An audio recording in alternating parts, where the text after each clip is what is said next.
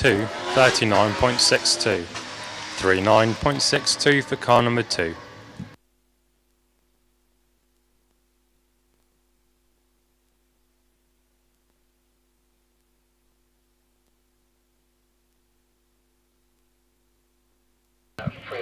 Time for car number 57A, 39.35. 39.35 for car number 57A.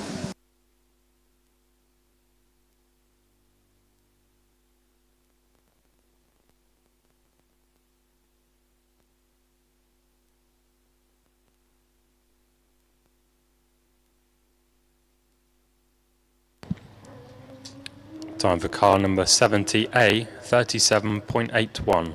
37.81 for car number 70A.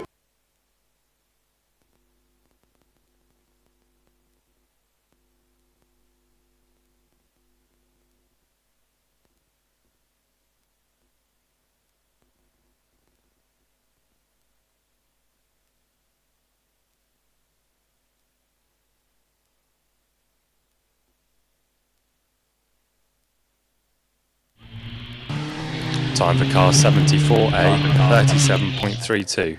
37.32 for car number 74A.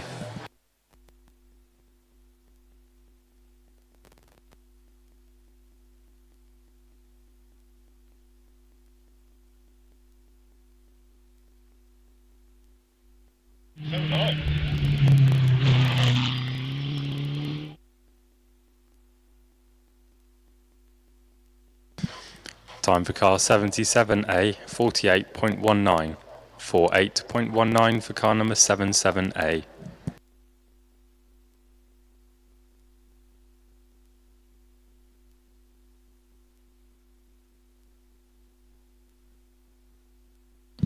Time for car 78A, 46.60. 46.60 for car number 78A.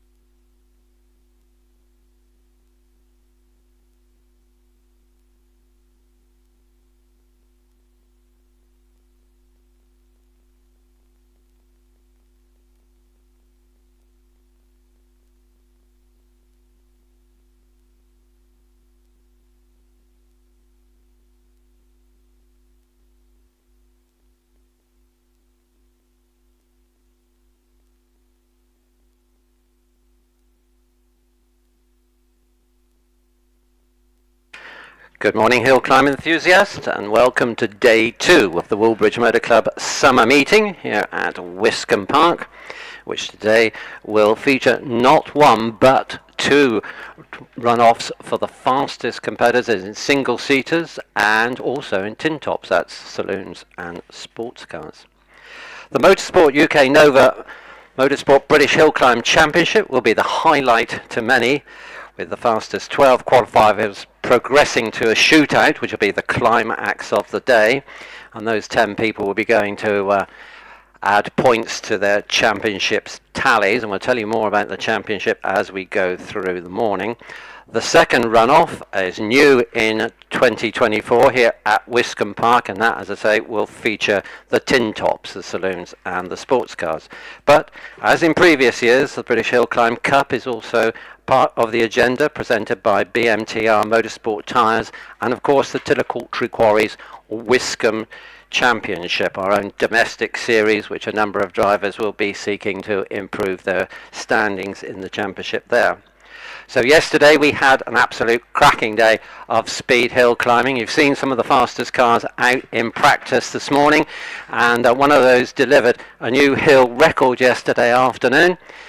Conditions were good, and as they are this morning, so are we looking forward to the possibility of, if not a new hill record, the top drivers getting close to that as they work through the day with their qualifying and then the top 12 runoffs, which will be in the course of the afternoon. So just to give you a bit of background to the situation here, in that we have 2 events running as one basically. There's a national permit type event, and an Interclub. So the national really caters for everybody who's following the British Hillclimb Championship, the Hillclimb Cup and the Tim Top Challenge. And the classes in the program there are running in alphabetical order, A1 through to M. And then we have the Interclub event, which is more for Southwest drivers. And here in the program, their classes are denoted by T, T1, T2, T3. The national class headings in the program are printed in blue, and the Interclub type event is in black, so you'll be able to distinguish the two. Now, the only other difference is we've had one practice run for each of the classes, or each of the events, the national and the Interclub. The national competitors have started their second practice run, and then we will have the Interclub, the local boys, out, and they will start to take their first timed run.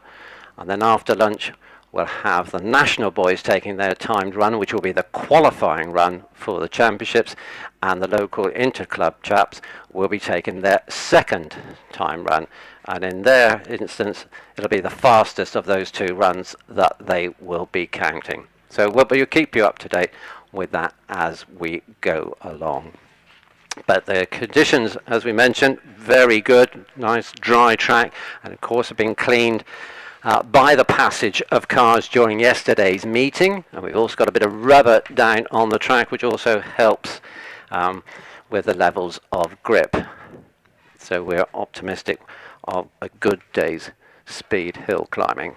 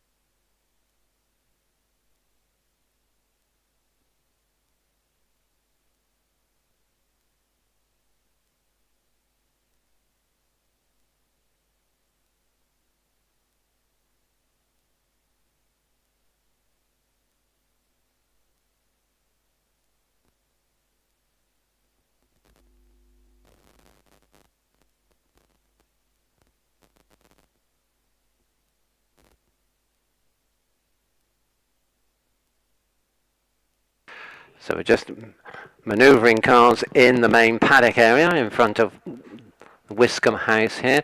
Now the paddock area is open to all you spectators. There's no additional charge. So during the day, please come on down. You can feed in through the bridge next to the start line and into the paddock area where you can. Peruse the cars, talk to the drivers, and we've also got good selection of catering and of course a licensed bar. And there's a nice south facing slope where you can view the lower portions of the hill as well. So yep, put that on your agenda sometime during the day to pop in and have a look around the paddock area.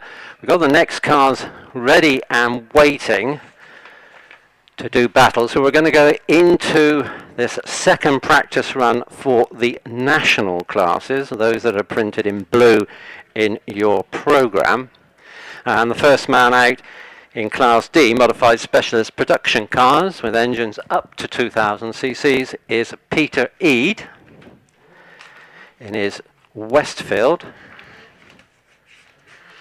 car that Peter has been campaigning for many years, originally with his brother Robert, and then I think Peter went off and had a little dalliance with single-seaters, but has come back to the trusty Westfield, which is powered by a Dunnell 2-litre engine, Dunnell being a particular engine tuner.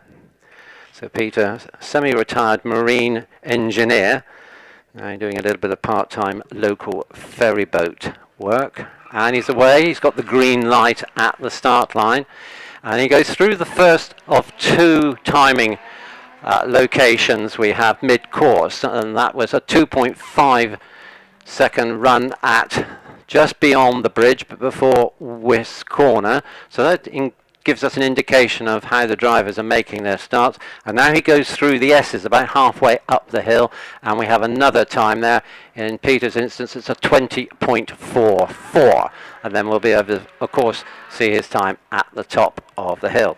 He's followed up this 915-metre course at Wiscombe Park by Derek Kessel, another very experienced driver from Saltash, workshop manager for a plant hire company. And you may well be thinking that, yeah, that car's got a bit of a mini look about it, but there's something different. Well, there is indeed. It's a fiberglass mini body which has been lowered, so the whole thing looks very squat, and that's placed on a space frame chassis with a Mini Cooper S1360cc engine. So it's a little bit different, as we see cars from the Sports Libra Saloon class out on the hill, and the white Skoda Fabia R5 is driven by Einan Price. This 1600 turbo machine is up against a 2-litre similar machine from Scott and Roger Moran in this class, but we've seen Einan take his practice run already, handbraking it and sliding it through Martini, Saul Bench. Might well be doing it at Martini, but I definitely witnessed it at Saul Bench. So that sort of gives us his indications back that in his origins he was a rally driver, and then he became single-seater hillclimb driver, and then goes back to this Fabia R5 rally car. And Roger Moran is next up in his 2-litre Fabia R5. This is a works-built car built by Skoda, originally for ice racing, and then was employed in stage rallying. Followed up the hill by the Legend 34 Coupe of Yan Yo from Exeter. This machine powered by a 1250cc Yamaha engine. But let's give you some times. The time for Einan Price, number 51, sub 40 seconds with a 39.84. 50 Derek Kessel, that was that low line mini, he clocks 43.03. And car number 48, which was Peter Eade, of course, with the Westfield, he's in the top paddock on a time of 42.05. We now have Roger Moran in the top paddock with a time of 40.40, car 52, a time of 40.40. As waiting on the start line, we have Mike Lee with his distinctive Force LM03. Mike, another driver from Saltash, a previous British Leaders champion, has campaigned single-seaters, an OMS 3000M, a Caterham R500 and a Lincar single-seater, but comes back to this Hayabusa powered Force LM. The Hayabusa motorcycle engine is in fact supercharged. So this is chassis number 3 of only 3 that was built by Ian Dayson of Force Racing. Off the line in 2.48 seconds then goes Matthew Price with the Radical SR3, 1600 cc's. But let's pick up some times for Yan Yo, car number 55. He's posted a 43.09. Dave Bickley with his SR1 Radical running as 56 records a time of 44.40. And then the Paddock Mark 20 driven by Robin Nicholson, car 57, stops the clocks on 42.41. Mike Lee powers the Force to the top under 40 seconds, and it's a 39.68. So not quite on the pace of Samuel Nicholson on 39.35, but this is purely practice, so it's just the drivers getting used to the conditions, etc. And they'll come out to do battle proper after the lunch break, in fact. So Matthew Price, car number 59, has a 41.23 second climb to his name, and the last to run in Class F for Sports Libre cars up to 2000 cc's is Alan McDonald in his 1300 supercharged Force SR4 at number 60, and he has a time of 40.52. Across the parkland then goes Nigel Pitt with the OMS 3000M, moves us into the racing car divisions, and this particular class, Class I, features cars from 600 to 1100 cc's. Time for the stunning SBR Chrono in the hands of Simon Bainbridge. Big car for the confines of Wiscombe Park, but Simon pedalled it to the top in 41.36. So Nigel Pitt quickly over the finish line. That's car number 68 in a time of 37.45. So we have 3 37-second climbs from Ben Harmer, Jonathan Flesher and Nigel Pitt. As away off the line goes Will Kerr with his 750cc turbocharged OMS 28. Meanwhile, James Moore with his 1 litre Empire completes his second practice run, car number 69 in 37.12. So that's 4 drivers in Class I that are covered by just 7/10 of a second. So around Wisk Corner, having launched in 2.24 seconds, goes Gary Warren with his Empire Eva 1 litre machine. Gary's travelled down from Aberdeen to be with us this weekend. An oil and gas well servicing engineer by profession, and our local driver Ed Hollier is in amongst the British Championship contenders here with his 1 litre Force HC. Ed qualified in the top 12 runoff yesterday. Unfortunately finished 11th, so just missed out on the points because 12 people qualified for the top 12 runoff, only 10 score points. So Will Kerr, car number 70, has a second practice time of 38.25 to his name, as off the start line goes Tim Thompson in the OMS 28 that he's sharing with Jonathan Flesher. Gary Warren then, car number 73 in the top, Paddock on 35.68. That's our fastest time in this second practice run in Class I. Tom Weaver, car number 72, we haven't got a time for that, but 74, Tim Thompson through the S's in 18.51, as Stuart Bickley launches his Force TA off the line in 2.68 seconds. Time for Ed Hollier, number 73, the man who's claimed numerous fastest time in the day here at Wiscombe Park. It's 35.68 for Ed Hollier.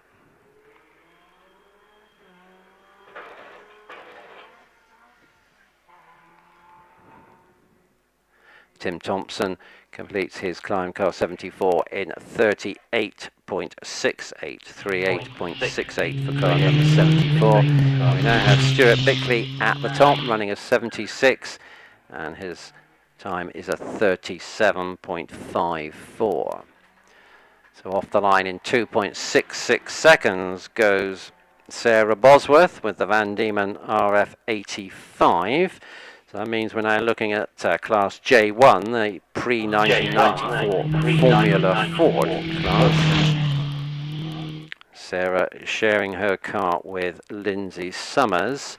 Now, some of the cars you will see have the letter A adjacent to their competition numbers on the side, and that tells us that there's 2 drivers sharing that one car. So the time for Caroline Ryder in her RF 86 Van Diemen car 77 is a 45.43, and Sarah Bosworth follows her up the hill, car number 78 in 43.19. So Sarah got the initiative in Class J1 at the moment in this second practice run for the national event incorporating competitors for the British Hillclimb Championship. So it's across the parkland now, and this is an example of an A driver, Liam Cooper, running as, sorry, not Liam Cooper, it's 88A Paul Jones running as 88A with the Force TA. So the A drivers tend to run early or late away from the rest of the class, so the car can be returned to the main paddock area and the other driver installed.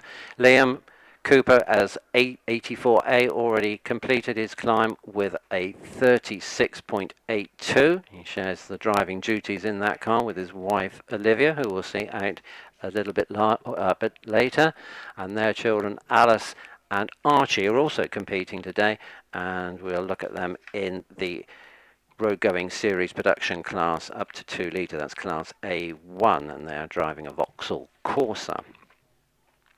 And Paul Jones makes it to the top, 88A, in a time of 40.62, 40.62 for 88A.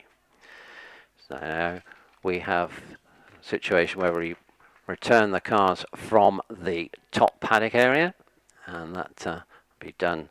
The course vehicle you'll see go up the hill, and once it gets to the paddock at the top of the hill, they'll start releasing the cars back down, and then that vehicle will follow them down, so we know we've collected everybody, and then the marshals respond with that. You'll see now, whilst nothing's happening on the hill, we have red flags flying at the marshals post. Now the red flags perform an important function here at a hill climb event, as when the hill is live and there's competition cars out racing, then if there's an incident, the marshals will show the flag and blow their whistles immediately. The flag will be in the line of vision for the racing drivers or the saloon car drivers or whatever, so that they know they have to stop. The whistle will attract the attention of the next marshal's post so they can get their flag out, and all the while another member on the post will be reporting the issue to race control, so that the event organisers know exactly what is happening and can deploy any services that are required, be it recovery, be it doctor or whatever. So that's the way, and then when everything's clear, the flags come in, again the whistles are blown to attract the attention of the next marshal's post, and then we're good to go with the next car on the start line.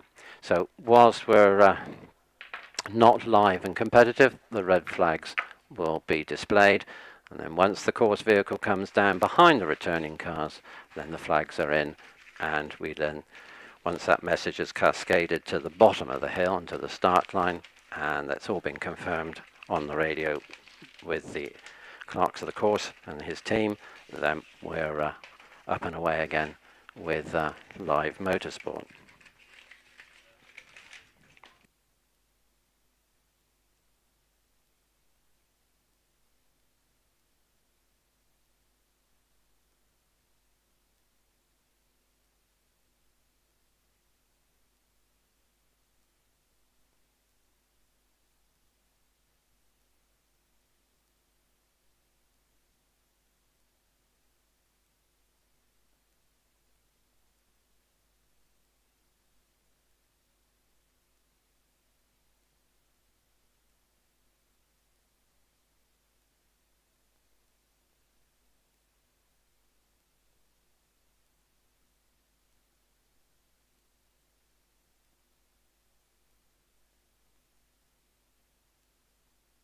So we mentioned a little bit earlier the success of yesterday with a new hill record, and that was posted by Matthew Ryder. Now we'll see in action on their second practice run, the national competitors' second practice runs, quite shortly. Matthew was running as number 3 and driving the Gould GR59 that he shares with the car's constructor, Sean Gould. But it was a 32.1 second climb that achieved the new record during the top 12 runoffs. and that eclipses the previous mark of 32.93, which was set at this meeting a year ago by the reigning champion, who we'll see in action today. That's Wallace Mingies with his 3.3 litre Cosworth powered Gould GR59M. But in hill climbing terms, the difference of 0.77 seconds, just over 3/4 of a second, is huge. When Wallace posted the new record last year, he did it by just shaving 1/100th of a second off of the previous mark. He'd held the record in previous years, as has Alex Summers, who leads the National Hillclimb Championship at the moment in his DJ Firestorm, and we'll see Alex in action as well very shortly as they start to, as the top drivers start to dial their cars in, ready for the qualifying run and the top 12 runoff later in the day. And a lot of the top cars have the benefit of quite advanced technology. If those of you who follow Formula One, they're all about data logging and launch control, and many of us now have traction control and launch control on our road cars. But of course, these are all very important factors in these specialist machines, and the data logging is very revealing for the technicians who can then, and the drivers who can review a run and just see if they want to make any different adjustments to enhance the performance. So the practice runs provide that function, and then when it's down to qualifying, the car and driver should be performing at their optimum. So Zine and Price coming back down over the start line back into the paddock with the 1600 turbo R5 Fabia, followed by the 2 litre version, which is going to be campaigned by Scott Moran and his father Roger. Scott will run as 2, and the old man, so to speak, will run as 52. And Scott gets the number 2 on the side of his car because he was second in the 2023 British Hillclimb Championship, a multiple winner in single-seaters across recent decades, but has stepped back from single-seaters this year and is campaigning the Skoda, but still keeps his number 2, as in the tradition in the sport. So when you look at the drivers who have competition numbers ranging from 1 to, I think it'll be 9 today, we haven't got number 10 here, but that signifies those finishing positions of those drivers in last year's series.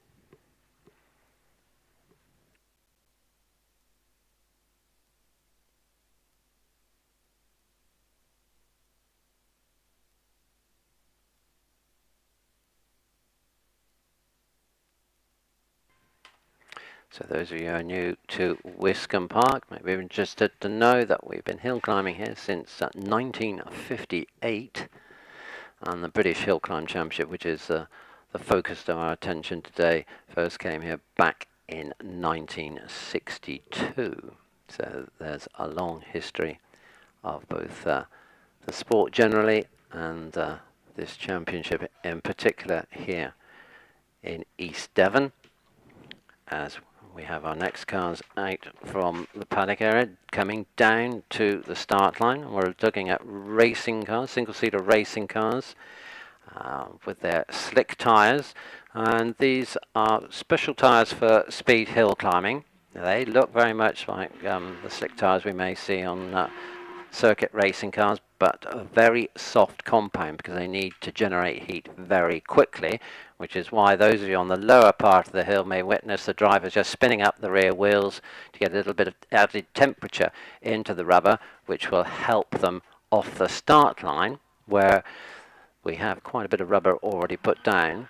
But then when they get to the left-hander at Wiscombe Corner, which is where Mr. Short is at the moment, then you have to be aware that you've got grip on the rear, more grip on the rear tyres than you have on the front. So you have to make allowances for that, otherwise you're up the bank. So number 81 on up the hill. Exeter driver Andrew Short contesting the 1100 to 1600 single-seater racing car class. He was off the line in 2.12. And the car following him up the hill is Gary Hill with his OMS 2000M. He was a little bit slower off the line in 2.35. But Short over the finish line in 36.56. 36.56. Although Andrew is concentrating on the British Championship rounds. He has in the past been a regular visitor here at Wiscombe Park, so certainly knows which way the bends go, so to speak. So Gary Hill, number 82, over the finish line in 38.16, as Mark Schlanker takes his fourth TA out of the S's in 17.48, and he's now coming out of Sawbench, along Castle Straight and into the braking area at Martini. A little bit of slide from the back end and over the finish line in 36.65. 36.65 number 83 Martin Shanker. Now we saw Liam Cooper post his time with the Force TA. Now it's wife Olivia from Exeter who's to take her turn. Olivia, the Wiscombe ladies record holder with the time of 37.03. Also was a part of the Team GB that contested the FIA Masters event in Portugal back in 2021. So Olivia launches in 2.24 seconds. Which is a 1600cc car. Up towards the right-hand hairpin at Sawbench. She was 17.61 out of the S's and now powering along Castle Straight, the fastest part of the hill, before braking heavily for the left-hand hairpin at Martini and clocking 36.56. 36.56 for Olivia, so she's a tad faster than Liam at the moment, who clocked a 36.82. 85 the next to run, Jason Tunnicliffe with his Empire Evo 3. He lines up on the start line. Now the driver's confronted with a traffic light system here, red and green lights only, no amber. So they're held by the red. When the light's gone green, which it has, that means Jason can make his start in his own time. Now, interestingly, he's not done a good start, and the car has launched off the line and stalled. But the rear wheels have passed the start line. So I think he will get a fail for that. If he could have arrested the forward motion of the car before the rear wheels pass the start line, he would get a restart.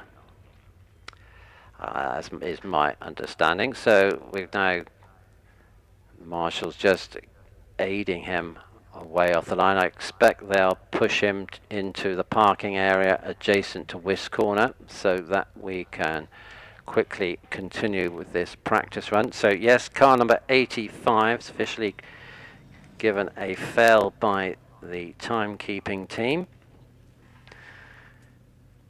Talking of timekeeping, one point to draw your attention to, on the front of the cars is a vertical strut or bar, and that is critical in breaking the timing beam so that we get the times that we've been seeing here this morning accurate to the nearest 100th of a second. And that is why you'll see, if you're in the environments of the start line, you will see the marshals helping to adjust the car positioning on the start line to make sure that everything is there to optimize the time for the driver and the work of the timekeeping team. So we're looking at next to run Andy Greenan with his 1600cc Empire Evo. He's waiting just outside of the tyre warming area, so he may well just start the car up in due course and spin the rear wheels up to get a little bit of heat, as we were mentioning a little bit earlier.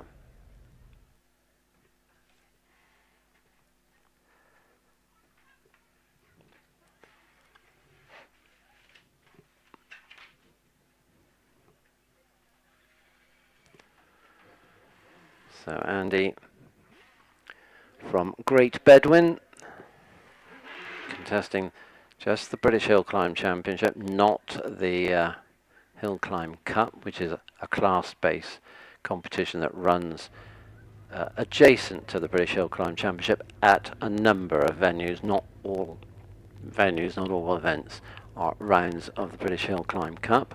The same can be said for the Tin Top Challenge, which is visiting Wiscombe here for the first time in 2024. The series was inaugurated last year and now has been expanded throughout this season, proving very popular, as you will see when we get the qualifying and runoffs going with those Skodas and the Porsches that they'll be looking at it. The Subaru Legacy of Stephen Darley is another one that's be looking to qualify, as will that mighty SBR Chrono in the hands of Simon Bainbridge. So away off the line goes Andy Greenan, launches in 2.16 seconds, feathers the throttle over Bunny's Leap, lets the car settle on the suspension before braking heavily through that right-hander in the gate, then attacking the S's in 16.92 seconds.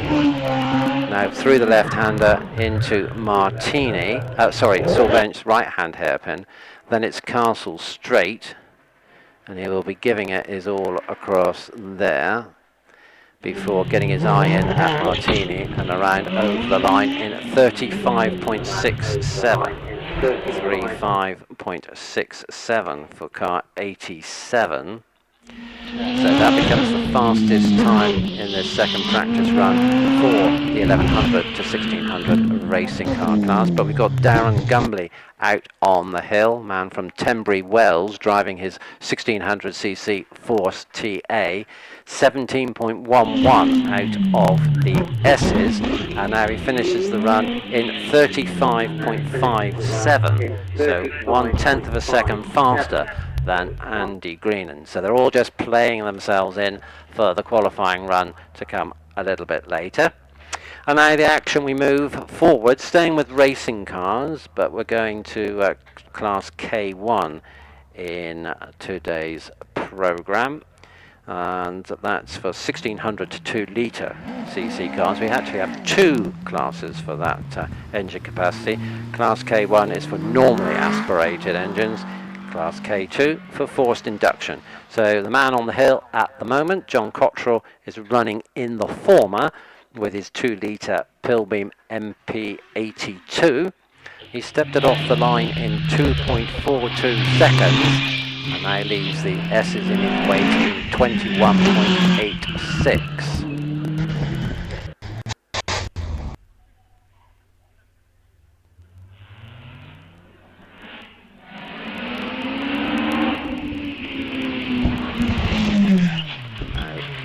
Castle Straight, as away off the line goes Jonathan Varley with the GWR Predator, car number 94.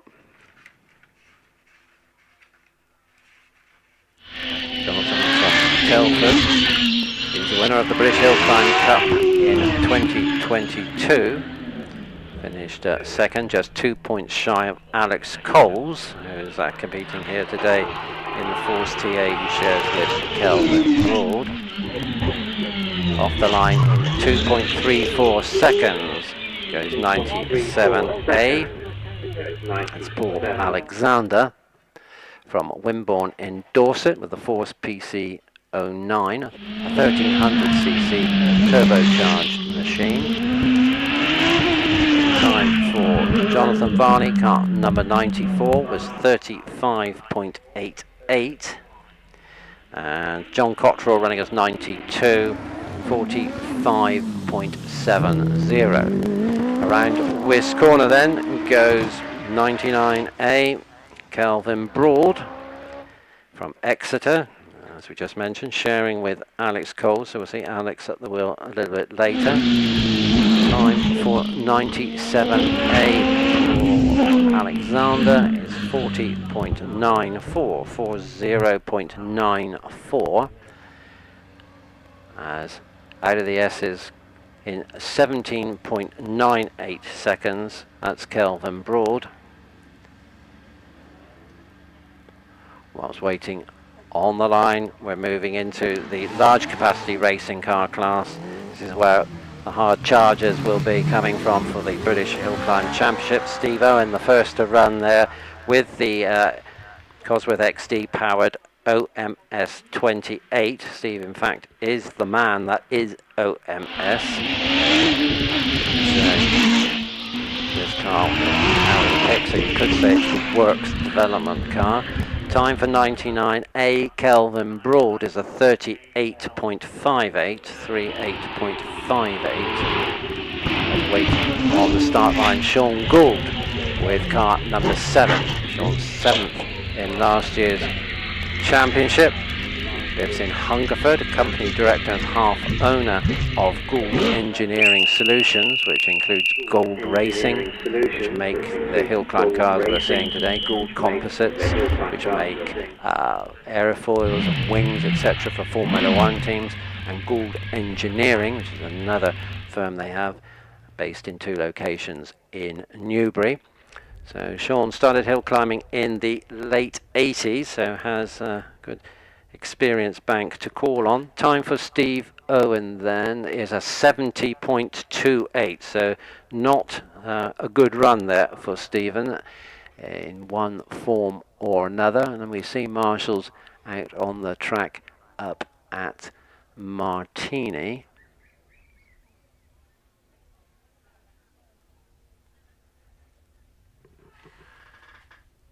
So it could well be that Sean Gould would have received the red flag and may well be looking at a rerun. A lot of sweeping going on up at that left-hand hairpin at the top of the hill.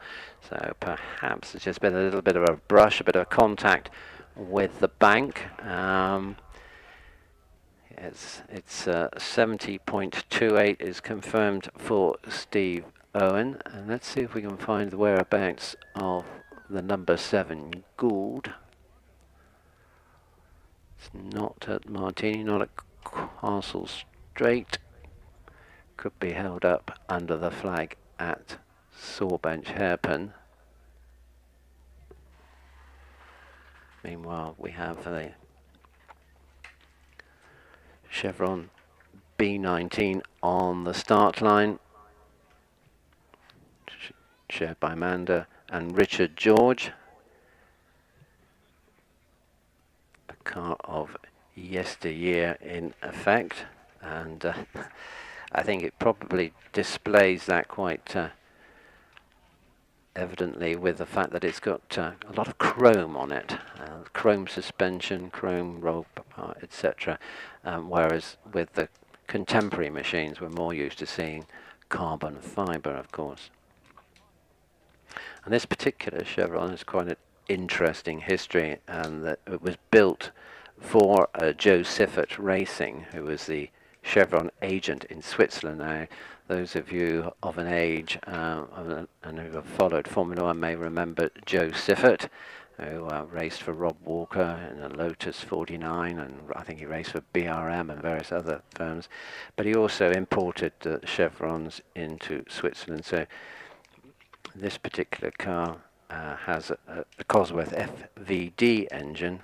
Of only 6 were made of this specification, and 2 of them went to Joe Siffert Racing's, and this particular car retains the original engine and gearbox, so as such is a remarkable piece of racing history.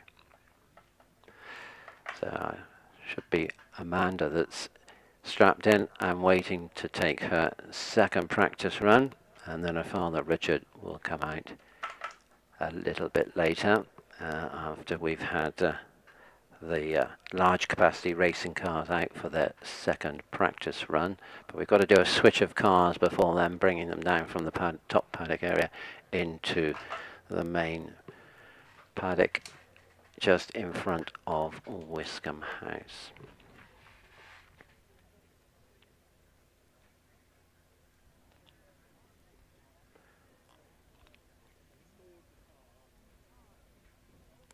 I think I might just be able to see Sean and the Gould on the exit of Sawbench.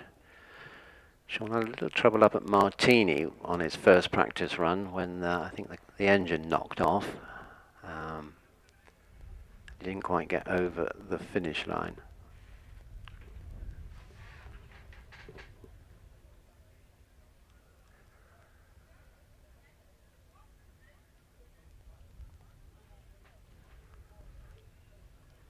Marker posts up at Martini, leaning at quite an angle, so they've obviously been receiving quite a bit of contact from competitors this morning.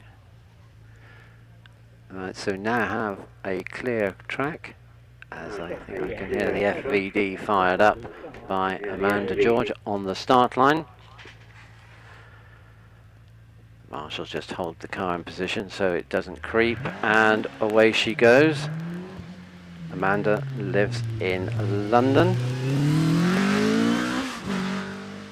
and launched in 2.72 seconds. Cars competed after it left the ownership of Siffert Racing, competed in many international hill climb circuit races. On the continent, they have the habit with hill climbs and even mountain climbs, as they're sometimes known, of closing public roads, and the length of the course can be numerous kilometres, a little bit more than the 915 metres we have to play with here at Wiscombe Park. But 22.51 for Amanda at the S's, and that translates at the top of the hill to a time of 45.79, 45.79 for Amanda George. So Jason Tunnicliffe fired up the Evo from its parking position and back into the paddock area. The racing continued through till 8 o'clock. Lost the benefit of that second practice run with that stall, but at least he lives to fight another day when we come out after the lunch break with the qualifying run that leads through to the top 12 runoff of the British Hillclimb Championship. So the course vehicle already departed from its position on its trip up the hill to recover those cars in the top paddock, and then we will be back with the final classes in the second practice run for the British Championship contenders.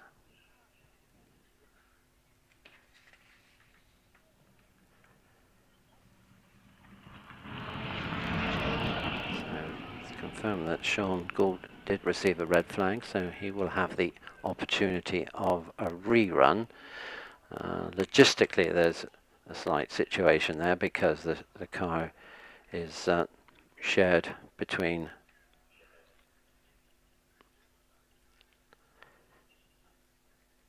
Sean and, of course, Matthew Ryder. So we've got to try, and if he wants to take a rerun, we've got to adjust that into the running order.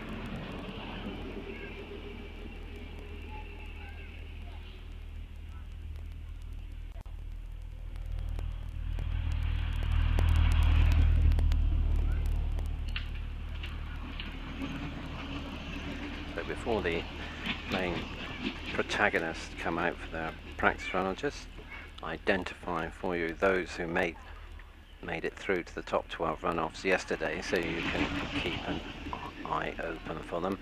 And as we mentioned, Matthew Ryder was the fastest with that Gould, which just come back down the hill in the hands of Sean Gould.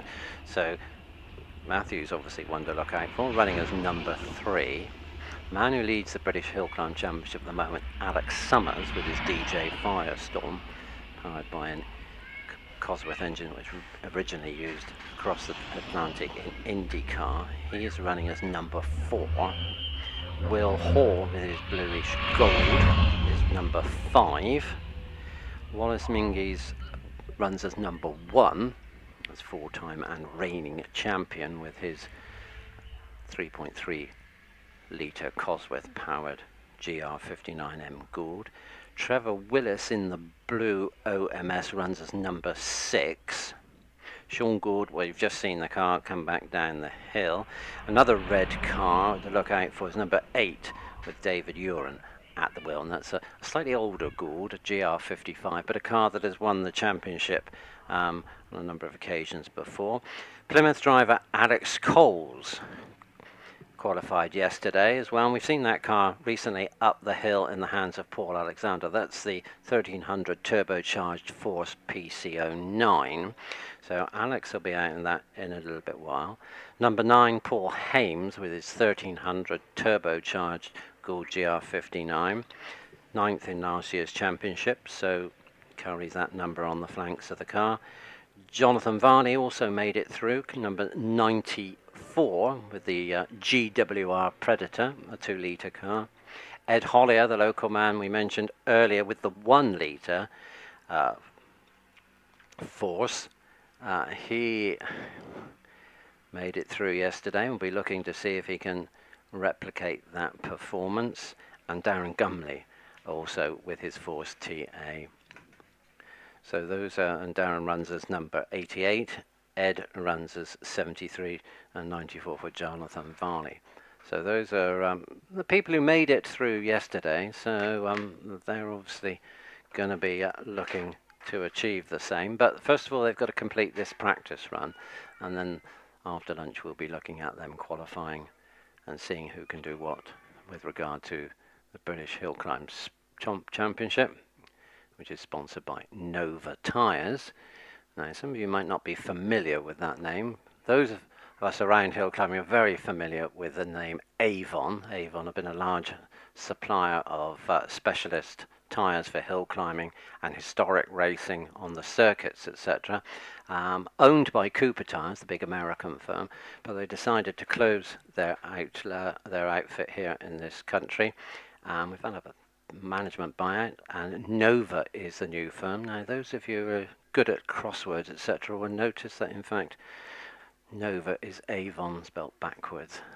So it's now Nova who are the sponsors of this British Hillclimb Championship, and it's one of their dealers, BMTR, who assist with the British Hillclimb Cup. So course vehicle back down the hill, parking up in its standby position. So once it's safely out the way, we shall be calling the next cars down to the start line.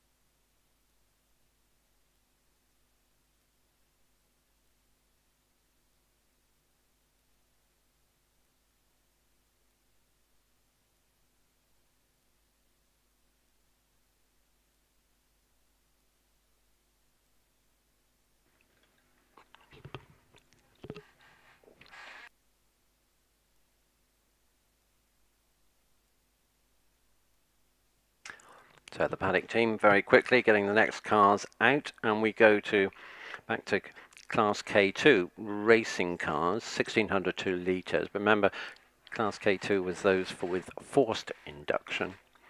And car coming down to the line is the Empire Wraith of William Luffridge, running as car number 98. Indulges in a very brief spell of tyre warming. Lines up on the left-hand side of the start line. Whether there's a particular thinking in that, we'll see. Green lights are on. Williams away, off the line in 2.11 seconds. It's a little bit close to the bank on the outside of Wiscombe, but saves the issue, and then delivers the power across the parkland over Bunny's Leap into the gate, getting a little bit close to the bank on the approach to the gate, but all is well. Into the S's in 18.01 seconds. Now up through that very testing section of this hill, the S's out into the right-hand hairpin and sword bench. 18.01 was the time at the S's. Frank Martini slides the back very slightly to collect a time of 36.76. 36.76 for car number 98.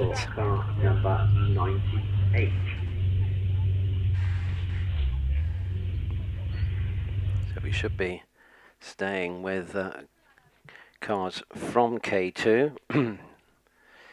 Numerically next to him would be Alex Coles, but the car's just come down the hill from the run that's been put in by Kelvin Broad, so got a bit of a driver's swap over to do. A quick check of the car as well, and of course there may well be an issue that there has to be a liner or a different seat put in because of the different size or different proportions of the relative drivers,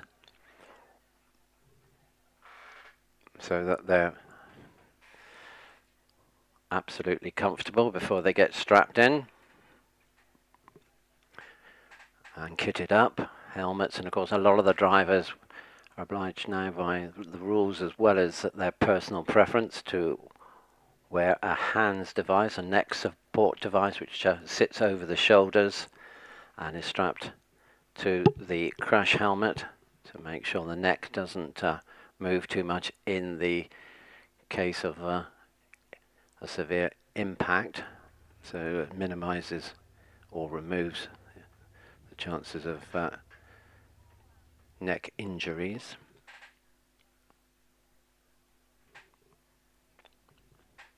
So I can just see coming down through the paddock now, the next man. We've got engines fired up and running.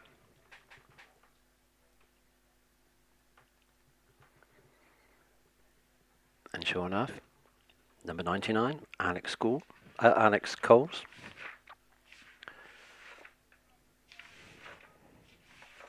On his way down to the start line. Alex from Plymouth, started motorsport, first drove a racing car in 2020 at Kerborough in a sprint event. At that time, Alex was 15 years of age. His father Neil had been a hill climber for a number of years, so he knew all about it. Then started on the hills in the following year with a Van Diemen, and in 2022 won the British Hillclimb Cup, sharing a Formula Ford Van Diemen RF86 with Caroline Ryder. Both the car and Caroline in action today. In that season he set 16 class wins, 6 new class records, including here at Wiscombe Park, and of course took the British Hillclimb Cup title at the end of the day. And his Formula Ford record from that year still stands at Wiscombe here today, 43.94. But that's history. I'm sure Alex is looking to the future and see if he can get in the top 12 later on. Again, 16.75 of the S's with his 1300 supercharged Force TA, so it's a Suzuki Hayabusa unit, as many of the six-seaters and sports cars use. It's all about power to weight ratio, and across the line goes the Plymouth driver in 34.82. Alex Coles, car number 99, 34.82. So the fastest runner in that class this morning. His qualifying time for the British Championship runoff yesterday was 34.39. So he's close to that, but remember this is only practice. Now we're looking at Paul Hames from Farnham in Surrey at the wheel of this 1300 turbocharged machine. It's called GR59, the chassis, 1300cc Suzuki Hayabusa with a twin turbo to try and enhance the performance at low level and at low revs and high revs. And out of the S's in 16.63 for the man from Farnham in Surrey, who graduated to single seaters driving a Formula 3 in Delara. Started with the Gould in 2014, and the time not all gone well. It's a fail for Paul Hames, and the car is in the middle of the track on the exit of Saw Bench. The right-hand hairpin might well have been a little bit of too much power too soon. We've already seen Jim Faulkner climb the bank on the exit there in the earlier practice runs with his Westfield. Bit of a tank slapper as he came out. Thought the back went out sideways, he collected it, went back out the other way and then climbed the bank. But the Hames machine pushed into the escape road at Saw Bench. So hopefully there's enough space there that the car can be parked out of the way, or are we? No, I think we're going to try and turn it around and send it back down. We have the course vehicle arriving on the scene to supervise issues.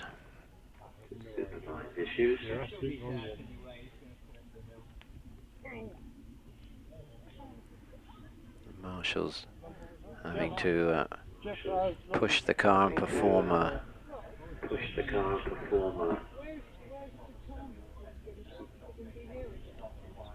multiple turn. So as Clark, of course, just telling Saul that the incident vehicles and the doctor have been scrambled, but that has not been needed. No problem for Paul, and the car has been pointed up the hill, and he's making his way into the top paddock. So hopefully not only is Paul okay, the car will be in good fettle for later in the day.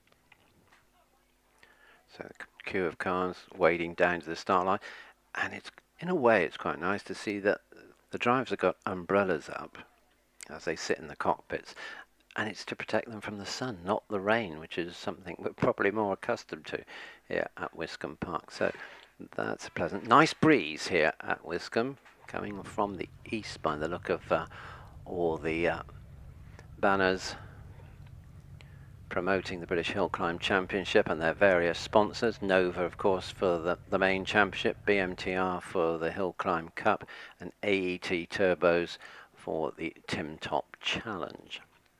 So on the line, ready, fired up, preparing to go is Richard Alexander with the Force PC09. Richard from Blandford in North Dorset.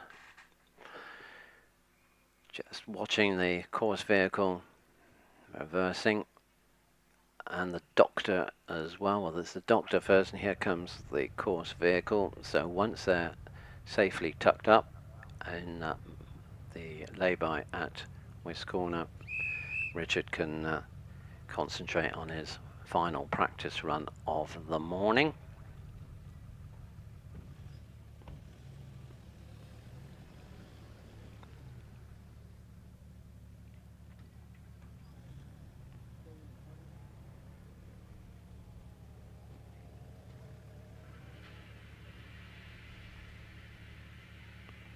Engines are fired up. We're getting close to action again. Richard Alexander held on the red light on the start line. Start line marshals telling those in the queue to start up, and we'll be looking at Paul Croot moving on down towards the start line with his V6 Jaguar powered OMS 26, which is turned out in the colours of the Wild Jaguar Formula 1 cars, but Alexander launches in 2.26 seconds with his 1300cc turbocharged force through the S's in 18.12 as he flicks through the right and left out of the S's into Saw Bench, where we've got some pictures now, and he makes this a very neat transit from Saw Bench to Castle Straight. Gives it all the power he can before he gets on the brakes for Martini and finishes his climb in 40.60. 40.60. Already Paul Croot is out of the S's in 18.99. Paul from Saltash, retired garage owner by profession. Originally an S-Type 3-litre Jaguar V6 motor, but with a great many modifications. And now Jack Cottrell takes the Dallara Cosworth away off the line in 2.38 seconds. This was originally a Formula 3 circuit racing car, been overseen by DJ Race Cars, who put the Cosworth XD Indy car in the back, so it's a 2.65 litre car producing upwards of 500 brake horsepower, 17.17 in the S's, as away off the line we have car number 8 powering up the hill, and that's of course Dave Uren with the GR55.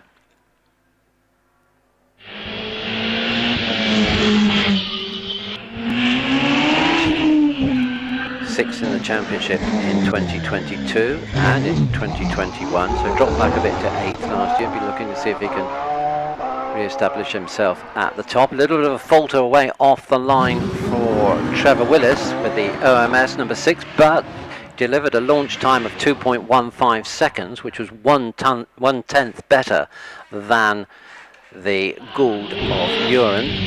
Willis 16.55 in the S's as Will Hall prepares for his start.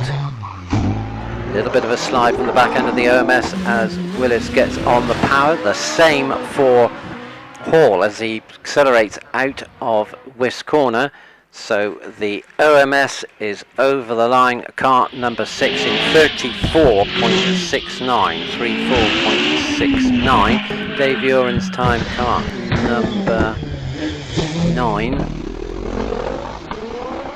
We got that at the moment, so we'll look and see how we're doing with car number 5, Will Hall, that 4-litre Judd powered GR59 delivered into the top paddock on 33.59, 33.59 for Will Hall from Stourbridge. So the 4-litre Gould Judd V8 in the Gould, delivering about 670 brake horsepower, something of that region. And now Alex Summers, the man who leads the British Hillclimb Championship in 2024, had a stellar 4 runoffs in the Channel Islands last weekend, victories at Booley Bay, 1 victory there and 2 in in Val de Terre,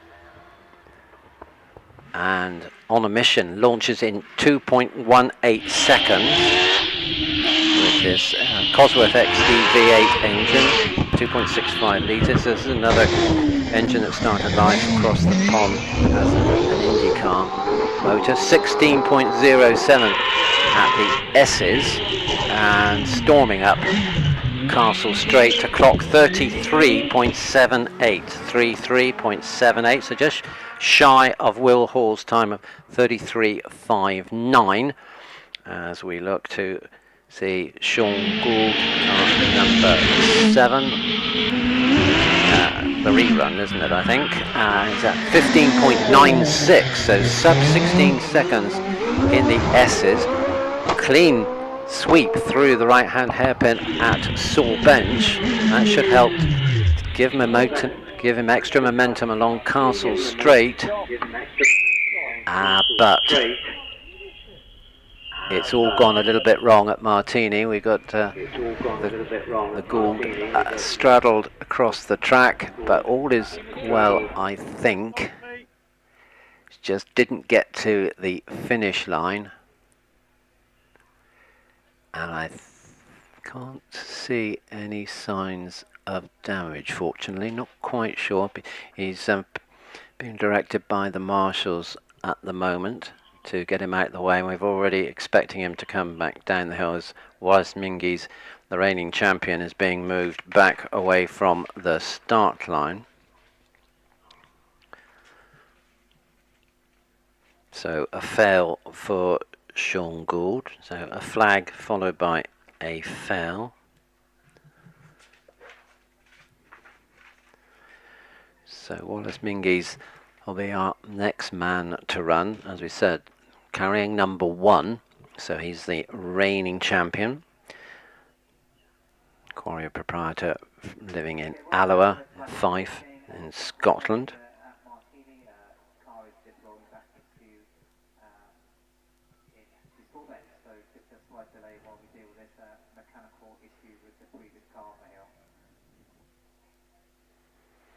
Won the British Hillclimb Championship 20, 21, 22 and 23.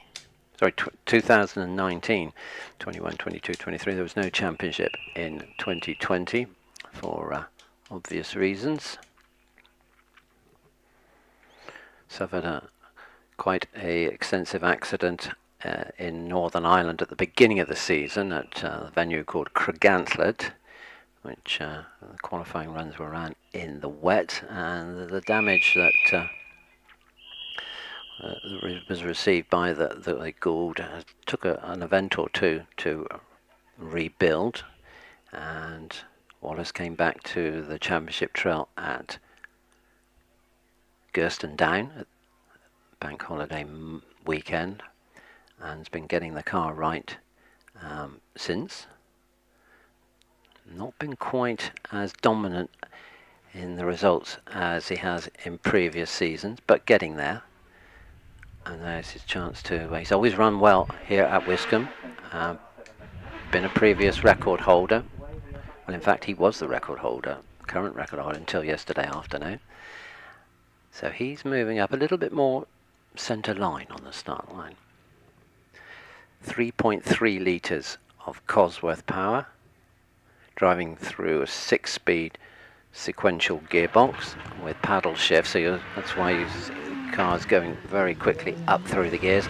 Launches in 2.13 seconds on the prodigious power of the Cosworth, now delivered over Bunny's Leap through the gate into the S's, quickly through the timing split in 16.72, just picking up his apexes as he approaches Saul Bench, mindful to keep it away from the bank on the exit. He now plants the right foot on the pedal and rushes around Martini in a 34.56 for Wallace Mingies. And now from contemporary cars we go to the Brabham BT30X in the hands of Andy Tippett, with this 3.5 litre V8, and he's competing in the sports racing and racing car class for machines built prior to 1971, along with Amanda and Richard George and their Citroen B19, and it's that car that's now off the start line in the hands of Richard George. So Andy Tippett, car 107, through the S's in 21.31, as Richard George comes through the S's himself now. Tippett completes his run, car 107, in 43.54, 43.54 for Andy Tippett. Richard George around, continuing along Castle Straight,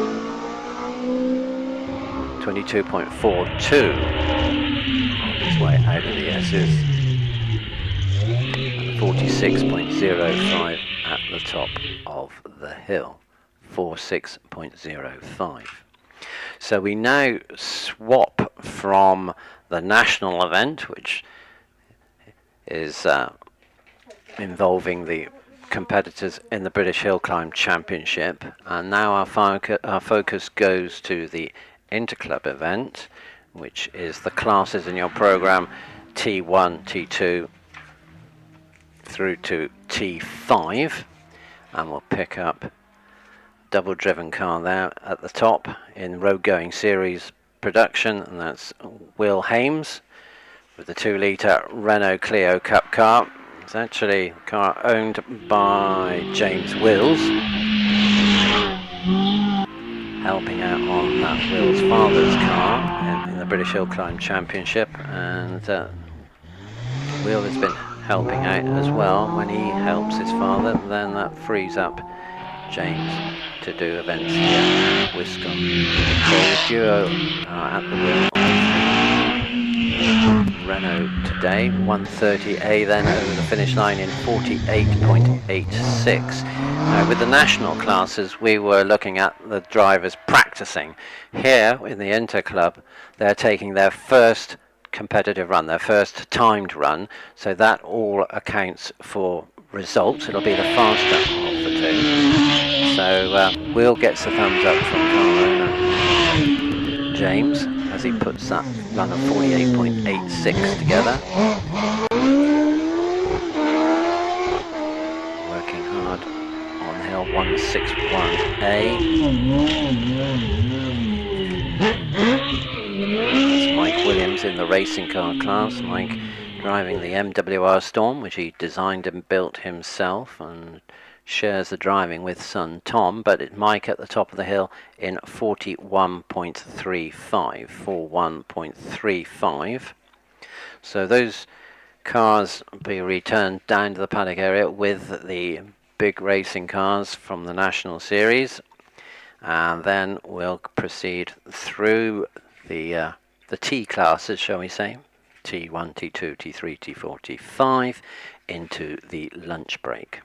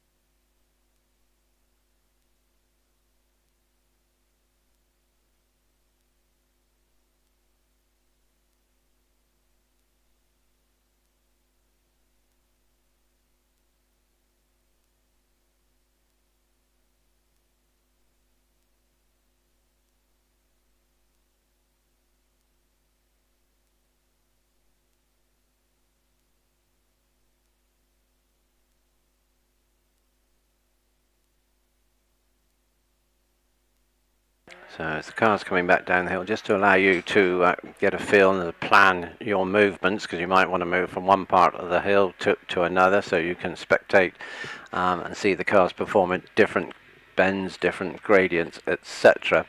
We're now about to embark on the timed runs for the Interclub classes. Then we'll break for lunch.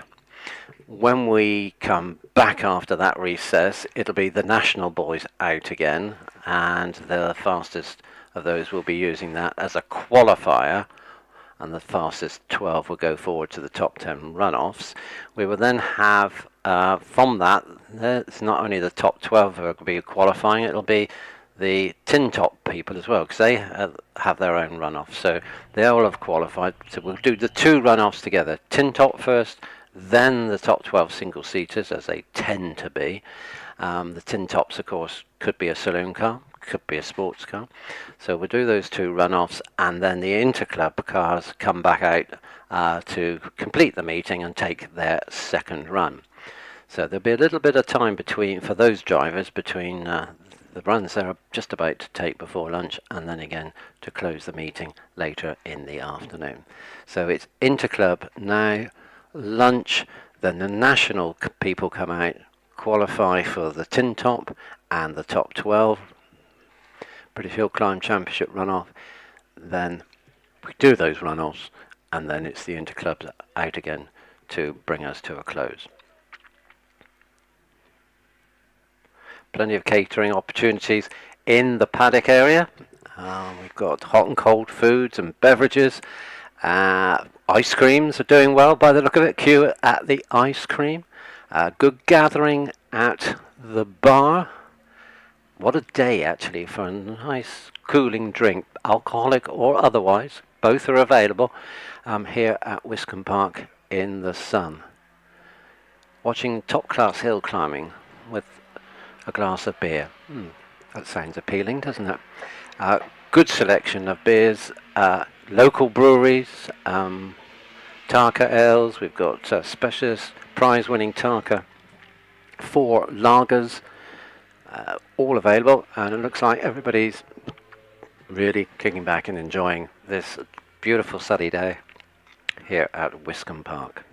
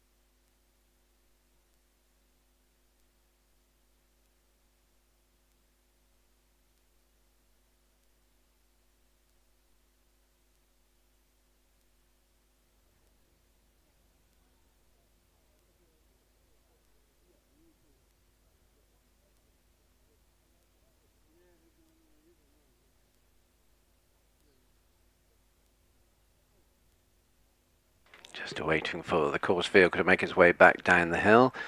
Those of you who may have spectated at the top of the hill and worked your way down will be familiar with the crossing at Castle Straight. That opens up in between each batch when the cars are being recovered from the top paddock. Then that access opens up so that spectators from the top of the S's spectator enclosures can then migrate to those above Castle Straight and vice versa. So when that's happening, the course vehicle has to stay in location to make sure that operation is complete, the gates closed and secured before it can make its way down.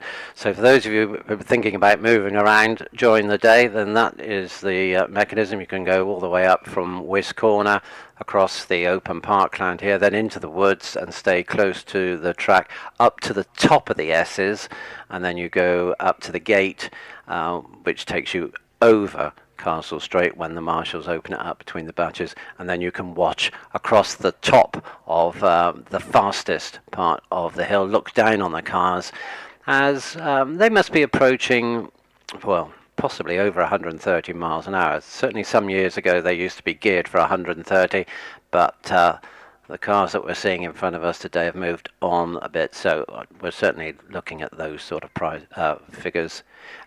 Likewise across the parkland here, which we call Wis Straight, from the left hand of Wiscombe after the start through to the gate via Bunny's Leap, cars about 125, 130 miles an hour there.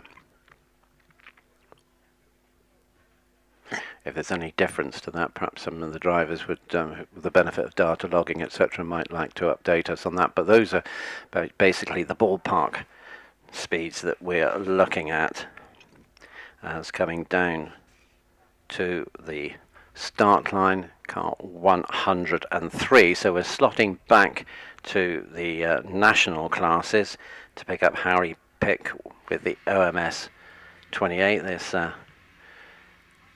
XD Cosworth Indy engine powered machine lines up in the middle. We've seen Steve Owen take his second practice run, but that wasn't without problems, not the competitive time he would have been hoping for. So they'll be looking to see if Harry gets the car to the top without any problems. 2.79 seconds off of the start line. Carrying good speed across the parkland. Harry from Leamington Spa. Picking up his apexes through the S's in 18 seconds. Now on up to the right hand hairpin, saw bench, neat and tidy. Drifts it within a hair's breadth of the bank, all neatly controlled, and along Castle Straight before getting on the brakes and around Martini in 36.45, 36.45 for Harry Pick, car number 103. More big banger entertainment as we look at number 3, Matthew Ryder, the new hill record holder as of yesterday afternoon. Obviously this car, it was also driven by Sean Gould, so Matthew running a little out of class, but 2.25 as he now really employs the power of the 4-litre Judd across the parkland. Picks up the apex going into the gate, neat and tidy. 16.07 at the S's. We'll be seeing, I would anticipate, 15-second runs later in the day. Turns in, tight line through saw bench hairpin, and then delivering that prodigious power along Castle Straight before Martini, and he's a 33.90. Matthew Ryder, 33.90. And just to remind you that yesterday he posted a new record of 32.16, so there's a bit of time to come. We also have Alex Summers in the 32s as well, a 32.94. So that's something to look forward to with relish as we go back to road going series production cars in class T1, and around this corner goes Julian Rinaldi in the 1 litre turbocharged Ford Fiesta, in which he currently leads the Telecortry Quarries Wiscombe Park Championship, heading up 5-time winner Ian Engelhart, who we'll see later at the wheel of his Vauxhall in Westfield. So from Julian Rinaldi, who's a local garage proprietor and lives in Lyme Regis, and his saloon car, we go to the sports car. That is the Mazda MX-5 in the hands of Christopher Wells. Unfortunately, we look like we've lost car number 119, Chris Bryant. Had gearbox troubles and he was hoping to spend yesterday rebuilding the gearbox so that he would be able to come and partake today, but possibly the rebuild didn't go quite as he might have hoped. Car 118, 51.38, 51.38 for Alan Sydenham. Workshop controller lives in Tiverton with his 1300 Nissan, and a very patriotic Mini Cooper S off the line in the hands of John White. This is of course the BMW version, 1600 cc. John from St Austell. Meanwhile, time for car 123. That was Michael Sutton with his Toyota Corolla T-Sport, car 123. That's 47.74. Car 112, Chris Wells, stopped the clocks on 48.59. And Julian Rinaldi, the man who leads the local championship here at Wiscombe Park, car 120, down on a 46-second climb, 46.58. So he will be looking to do his position on the top of the table. Loaded good. He, in fact, led the championship for most of the season last year and then lost out in the last few events. So we'll be hoping he can keep it all together through to the end of the season and be crowned champion. So car 124, John White then, the BMW Mini Cooper S at the top in 49.41, as James Wills prepares to take his run with the Renault Clio 197 Sport, involved in motorsport technical sales as a profession, lives in Axminster.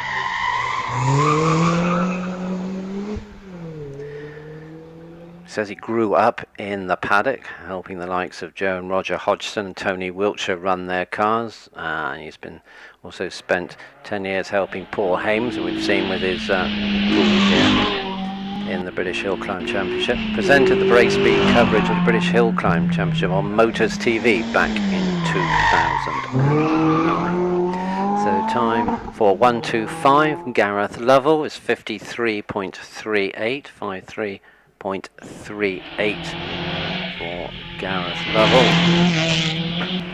And way off the line, the very rapid Audi A3 Quattro in the hands of Anthony Wright. Anthony, Wiscombe champion back in 2016. Launched this four-wheel drive car off the start line in a time of 2.42 seconds and leaves the S's in his wake in 20.64.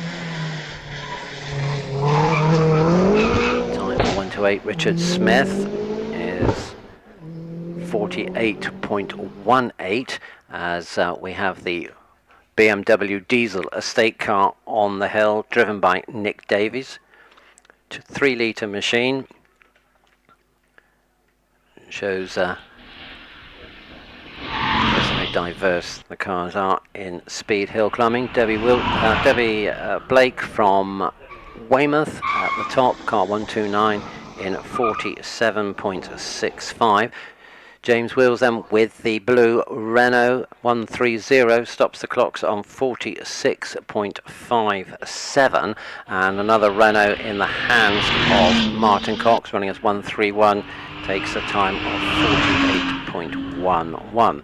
So Anthony Wright then powering to the top, fastest man in Class T1 road going series production cars with a climb of 43.47.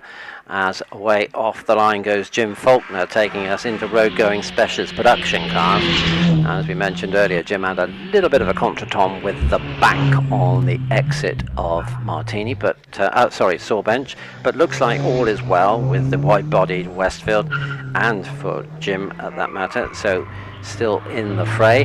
Nick Davison with the BMW state car, 50.46, car number 134, time of 50.46, and another BMW we should be looking at is car 135, but doesn't look like we've got him at the moment, so we'll fast track to John Wells then with 136, the Mini Cooper S, and a time of 46.77.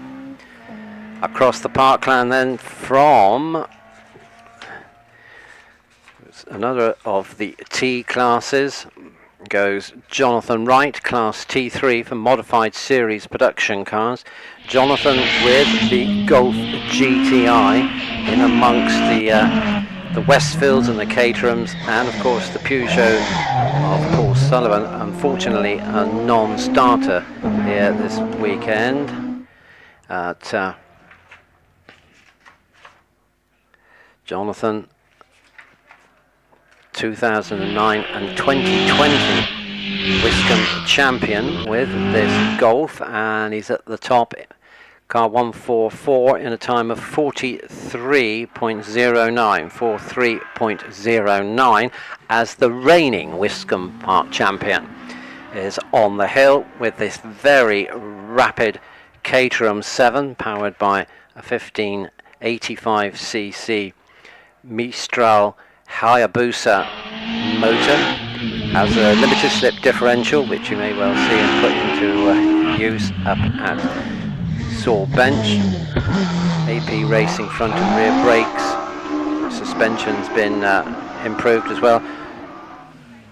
Car has no electronic aids, and he still uses a conventional gear lever. So time for 145, Jeff Blake with the Westfield Vauxhall powered machine. 145 is 41.81, and Paul Reynolds running as 146, breaks under 40 seconds with a 39.03. As we move into Sports Libre and Rally Car division, that's Class T4. What a mixture we've got here. Mark 1, Mark 2, Escorts, Darien T90, Peugeot 205, Legend Ford Coupe, and of course, bringing it all to a close later on, the Pilbeam MP43, a massive 5-litre V8 powered machine. So Mark Linforth having a little bit of a problem earlier on with his Mark 1 Escort 2-litre, which may have well brought his day to premature. And John Simpson then, man who's campaigned Mark 2 Escorts and Westfield sports cars as well, now with a 2-litre Mark 1, car 151 makes a time of 46.74. Mark 2 RS 1800 driven by Stuart Haskins in the top paddock on 46.39, so just nipping Simpson there in this first official run of the Interclub runners. Andrew Phillips then, class winner in fact here at Wiscombe Park earlier in the season with his Peugeot out of the S's in 20.89 and completes the climb in 43.02. Tim Porter with the Darien running his car 153, clocks a time of 44.50.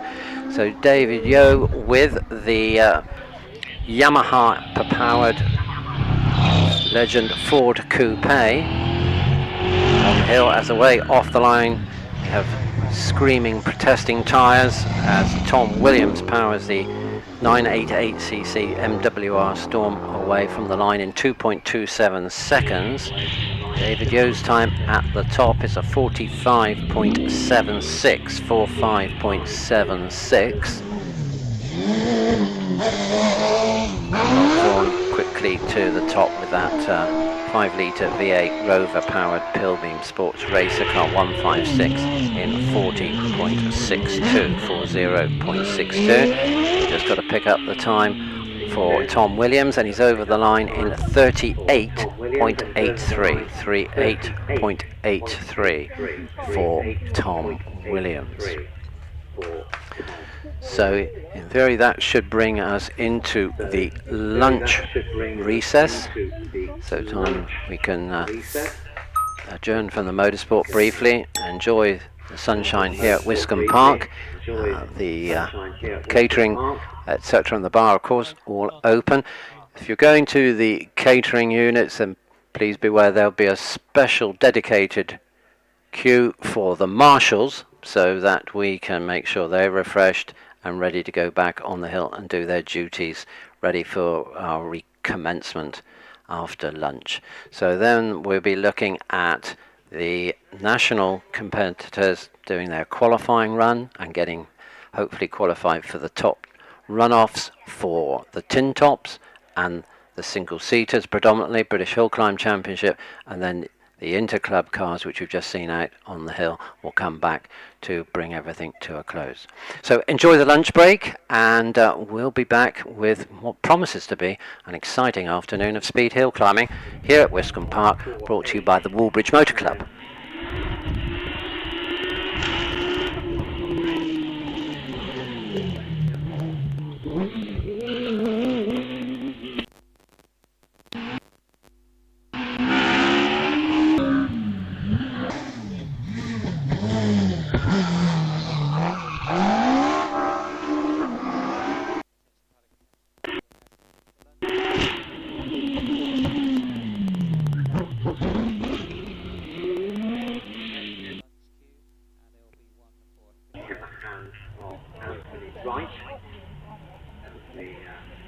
Wiscombe champion back in 2016.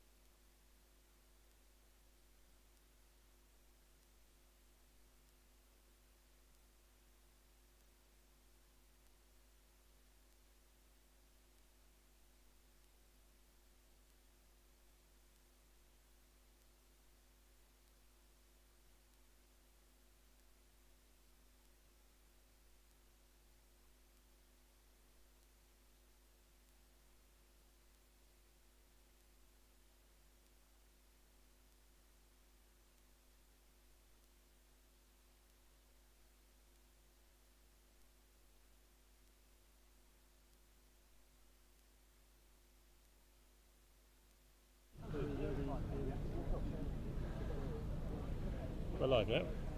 Cool, brilliant. Live then in the paddock. I'm doing this because we haven't got Dave, so you're stuck with me. I'm not very good at it, bear with me, but let's try and talk to some people. So cars we got here, these are all of our single-seaters in the single-seater paddock. Let's try and find some people we want to talk to, or who want to talk to us. That's going to be more of a problem. Let's see who's not busy.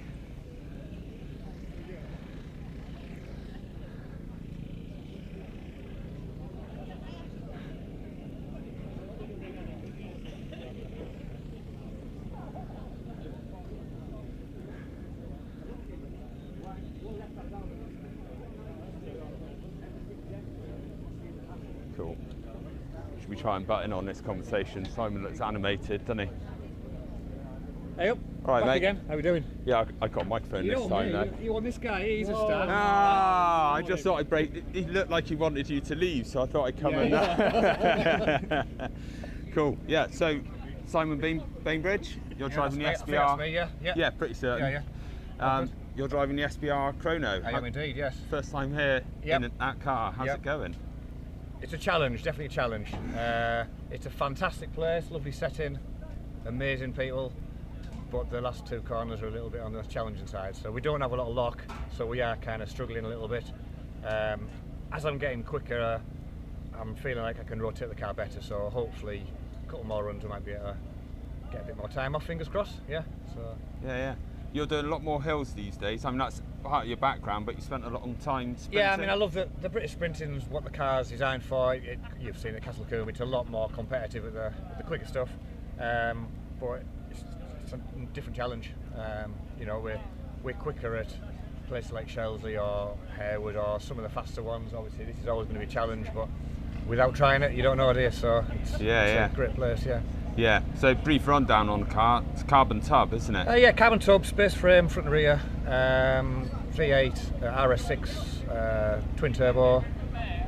We run about 750 normally. We're only about 600 today because I'm not that quick. There's no point in risking breaking something really. So yeah, gearbox in the middle, rear wheel drive, 940 kilos. So power to weight's pretty good. Yeah, good enough even with 600 horsepower. Nice place to be to we have struggle to on. drop down. We struggle on, yeah. Cool. Aspirations for today? Well, I'm in a tin top challenge, so I think I was 6th yesterday. Yeah. Be nice to get a couple more places. Realistically, the Skodas they're really quick here. I think they're very nimble, and obviously with Hillclimb champions behind the wheels, they've been up here a few times and they're fantastic pedallers. So that's going to be a challenge, but trying to get a bit nearer. We'll see what happens. Yeah. Yeah, I hear. I was told through the grapevine that they go into launch control in the hairpins coming out, so that's giving them a bit more. Yeah, I think he was on a I saw him handbrake round Sawbench, and that looked fantastic. It was just a very gentle, controlled, quick in, just helped it rotate, and then bang on the power, and he was shot up down the straight. So they're all great drivers, to be honest. And if you know the hill, that's obviously worth something as well. So. Yeah. Have you been here before at all? I haven't. No, first time. So wow. It's just trying to get up the hill in one piece and enjoy it and see where we end up really. So yeah. Nice one. Cool. All right. Well, thanks for having a chat and get him next. Yeah. Get him next. Oh right. Okay. Come on then. Yeah. Brilliant.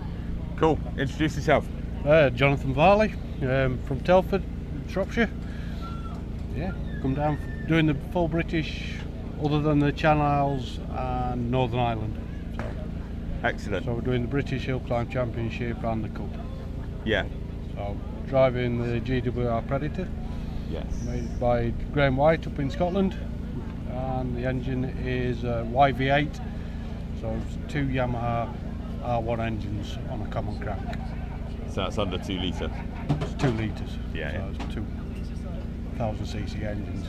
So it produces 380 brake and it weighs 380 kilos all in without the driver. Put the driver in and that throws it out a bit. 390, yeah, give or take, yeah.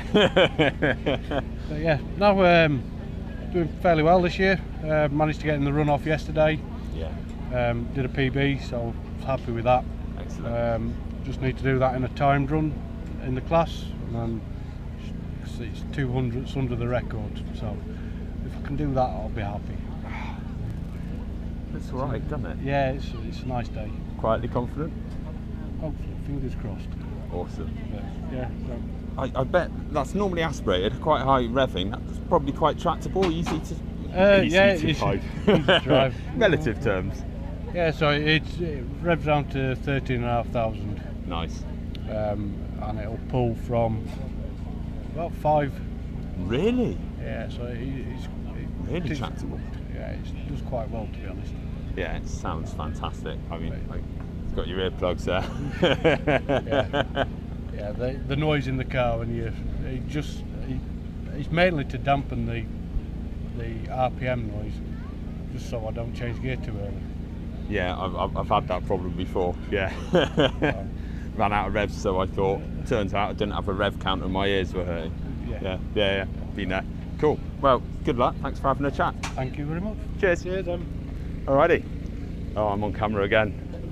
Don't fall over. Don't worry, there's nothing behind you. Right. Wander on then.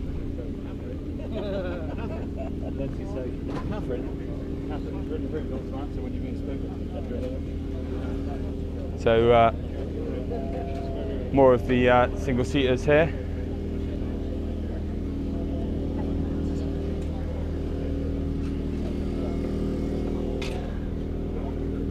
And we've got David Richards, Motorsport UK chief exec or chairman, I can't remember which.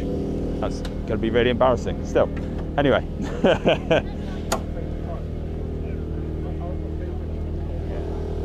So right up at the top end here.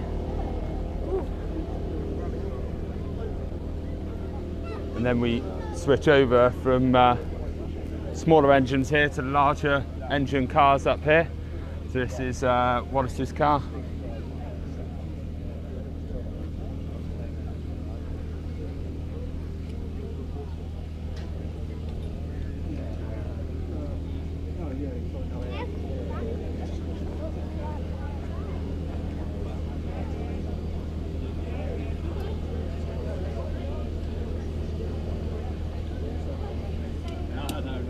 So you can see some work going on. Oh, hello. Ah, you're my microphone holder. How you getting on? Yeah.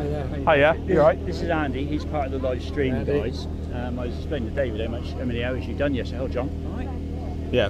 No pressure, but we are live at the moment. Oh, Timing. Cool. What do you want then? You want me to talk? I don't know. We were. You went for a little bit of an interview? Yeah, sure, no problem. This isn't staged. He's done this on me. I was just walking. You tapped me on the shoulder. Come on. I know. So, obviously, you want it to work. There we are. So, David Richards, welcome to Wiscombe. Thank you very much for coming down and joining us today. Yeah, thank you. It's, well, I couldn't have picked a better day for it, looking gorgeous, around and looking at the crowds and the people enjoying themselves here. It's spectacular, I must say. I don't know why I haven't been here more often. Yeah, well, perhaps we haven't invited you enough. Well, last time you reminded me, the last time I was here was 1976. Yeah. But we're going the opposite way down the hill in an RAC rally. Yeah. So that was. I don't remember it very well. You from were those with days. Tony Pond. I was Tony Pond. Yeah, That's right. in those But days. this is a very different scene today. Yeah, it's lovely, isn't it? And of course, we got all the top flight hill climb cars here and the top flight drivers. The nice thing is, as you picked up on already, it is very much a family orientated sport. It's great to see young kids around and fathers and sons and husbands and wives driving the same cars. Yeah. It's it is what proper grassroots motorsport's all about. Yeah. It's what we do so well in this country as well. And if it wasn't for events like this, you wouldn't have the likes of Lewis Hamilton, quite frankly. You're right. Yeah. So, have you ever fancied having a go at? Have you ever actually hill climbed? I don't think I have, but funny enough, I am building a car at the moment. Oh, wow. We have a little frog-eyed Sprite down in Cornwall, and the boys persuaded me that I should put a proper engine in it so we can do the odd local hill climb in it. So that's the plan for next year. We'll send you. So maybe I'll be here next summer. That'd be lovely if you are here competing, wouldn't it? Would. Maybe something slightly different, you know, and we don't see many frog eyes these days either. Well, wait for next year. Bright yellow one. Bright yellow, we look for that. So, obviously, you're, as chairman of MS UK, your time is fairly committed, and you spend a lot of time, I would imagine, at events and in the office organising things. So I think we're really, really grateful to you. No, for you don't sparing have the to be time grateful. today. It's me who should be grateful for all the people that make these events happen, because you know, without this sort of activity we wouldn't have such a reputation as we do. In worldwide motorsport, Britain and the British motorsport is seen as the leader, and it's great to be part of it, and for all of us. And but it is down to the grassroots activities like this on a day like today. And so often as not, it's raining. It's not quite the same for the marshals and people out there. You can't beat it a day like this. No, can you? you're quite right. Yeah. This is faultless. Yeah. So anyway, thank you very much for taking Delighted the time to be to have here. a few words. The guys on the live stream will no doubt put this out, and everybody will be at home thinking, "That's David Richards." Well, they should have. down there and meet They him, should have you been know? here themselves rather than They watching it on shouldn't they? television. Yes. Yes. That's wonderful. Lovely, David. Thank you All very right, much. not at all. Yeah. Thank you. You're going to run away now. Yeah, all right. Thanks for doing that. Cheers. So unfortunately you guys are stuck with me now. So that's the pro stuff done. So lots of talk there about how people have started in hill climbing and worked their way up.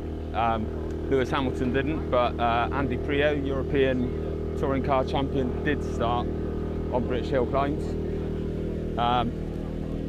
And of course you can too. There's standard car classes all the way through to the top stuff like this here.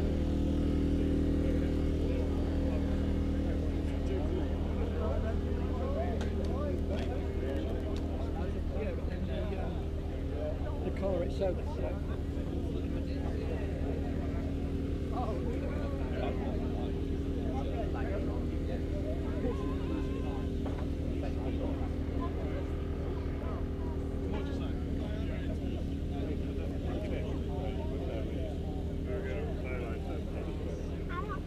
Come on, you're coming or not?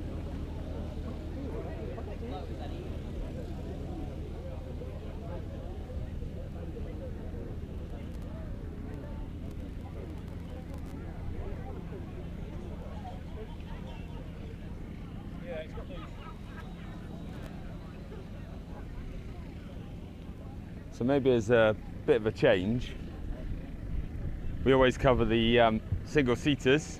Maybe if we wander through into the other paddock over here, mind yourself here, John, and we'll go through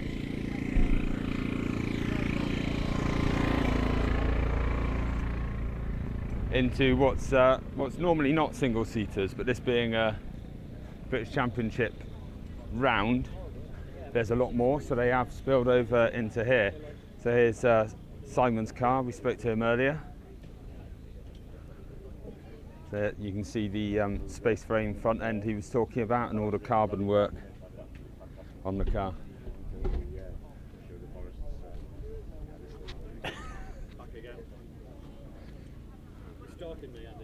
I am stalking you, mate. Yeah, no, it's all good. And then behind we've got the rear space frame and that RS6 engine. Oh, I probably do, yeah, but yeah, feel free. You go for it, you're right. All right.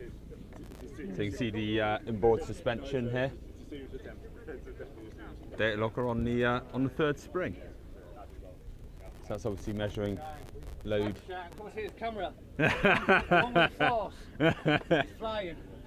No, no. You my runner now, Simon. Right, you're just going to bring people to me to interview.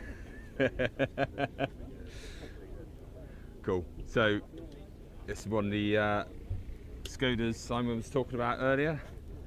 Pesky quick things.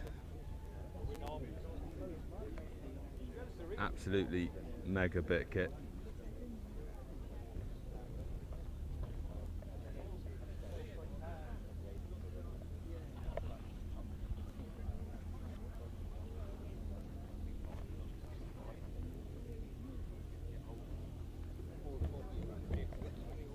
Legend by name, legend by nature. And just to give you an idea of scale, I'll stand by it. But yeah, it's teeny. I think they're 5/8 scale. Yamaha engine. I'm going to get blasted in the comments. Yeah. Yeah. I don't know. I have no idea what that one is. Yeah. It's a legend. Legends are bigger. They're just closer. normally. Oh, that's- So I hear. So if you want to drive this car, you can do on the Assetto Corsa simulator. You can download Wiscombe Park. Tom, the simulator guy in Germany, he's created the track and a skin for this car. It's quite good. Anyway, moving on to Sports Libre. Well, this is Sports Libre, in fact. So we got a Radical here.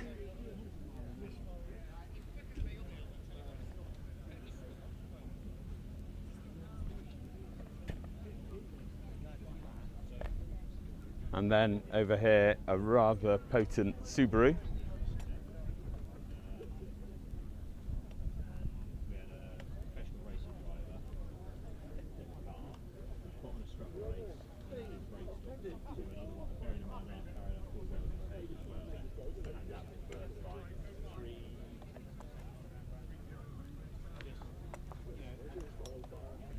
Cool, no pressure. I'm being followed by a camera. It doesn't feel weird at all. Here's the, we're in the specialist cars here. This is the Matea, which is Subaru based as well. Apple doesn't fall far from the tree, and it's downhill in this case. Parked next to Caterham and Westfield.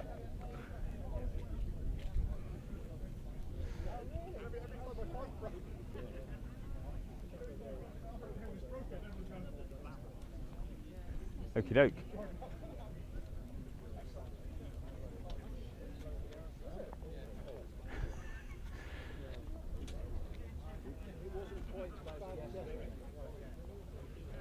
Don't know about anyone else, but this is one of my favourite cars. I'm going to stand next to it and pretend like it's mine. Thumbnail for the next video.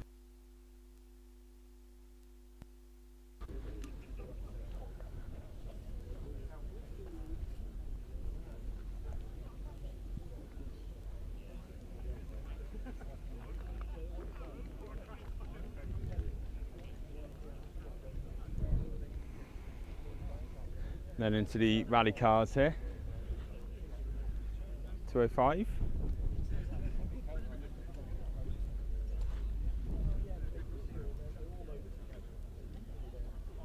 So this takes us into all the Wiscombe regulars here. We've got all the Interclub cars here, which going back to what David Richards was saying earlier, is the kind of stuff that you start in. Although maybe not quite this potent. And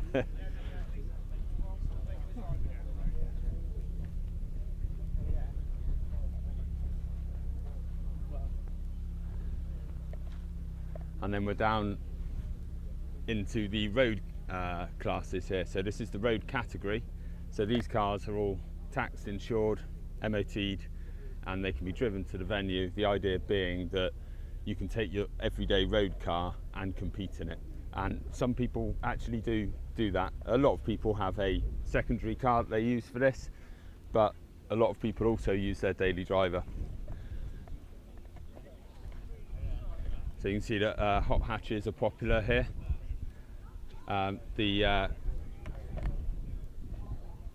The classes vary up and down the country. In this part of the world, there's a split at 1800cc and 2.6 litre. So you can see something like this S3 that falls in under 2.6 litre because it's a 1.8 turbo. But they're all bundled together today, so it's a scratch class.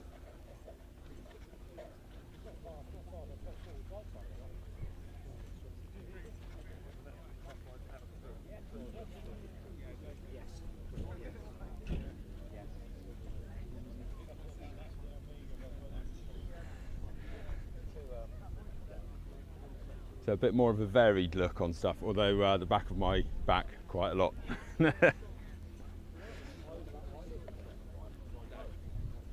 Fantastic Lotus here. That'd be quite fun to drive, I would have thought, up here.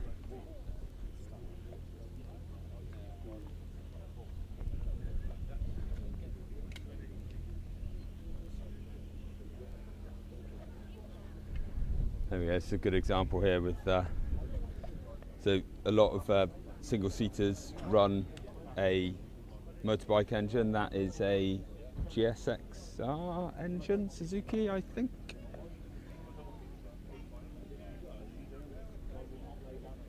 So nice and lightweight, a lot of fun to drive.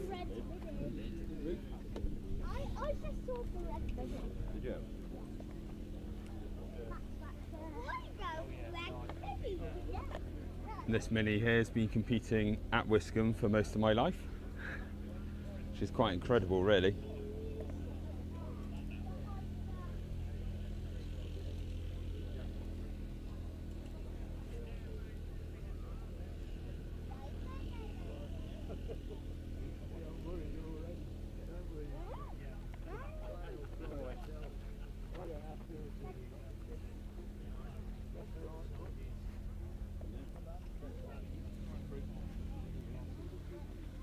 And keep your ears out for this one later on today. That is a V8 and it sounds absolutely wonderful. Whole thing rumbles off the line. The whole line rumbles.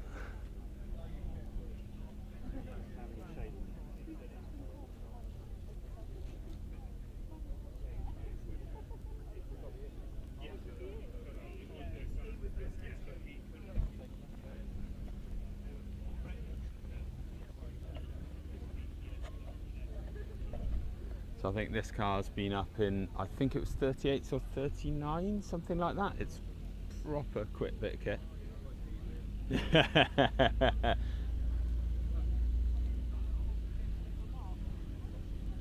Then we've got a Force here, which is a different take on a sports racing car with a central driving position.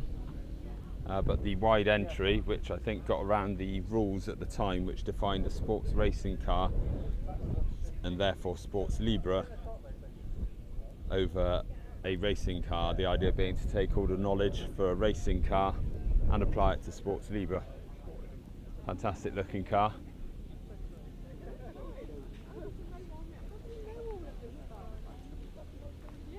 Now we're just walking through everyone having lunch.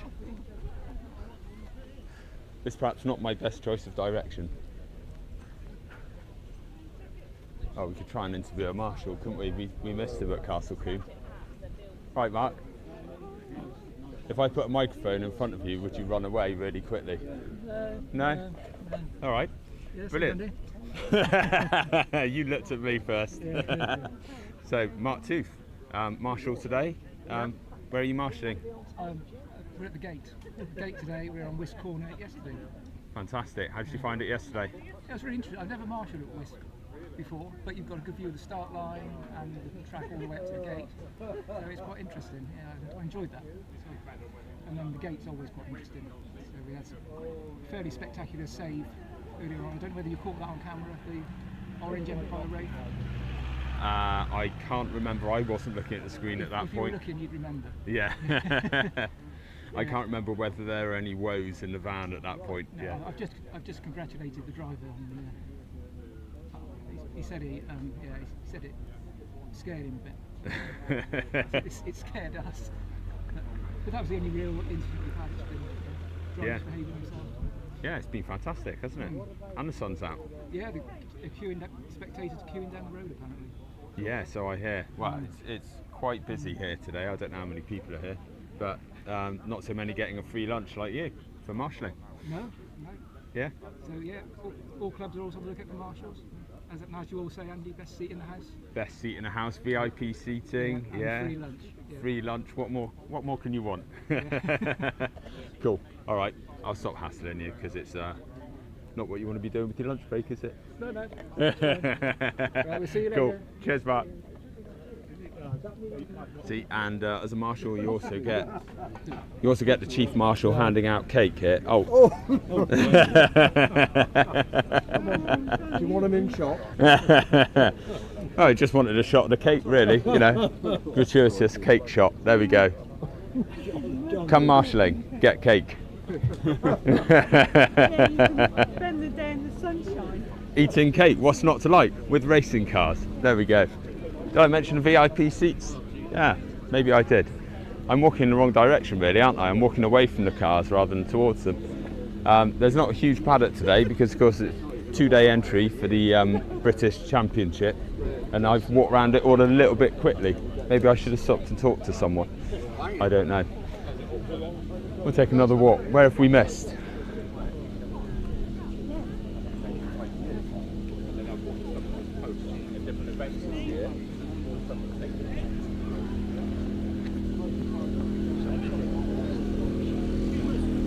I'm sure I must have missed somewhere.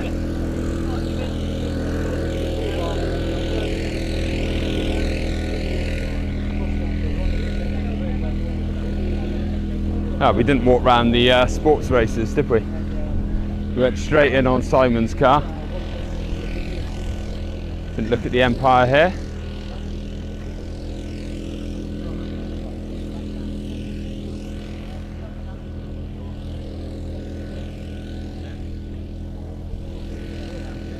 And helpfully, for the uninitiated, it's got the name in case you don't know what it is, which is quite handy.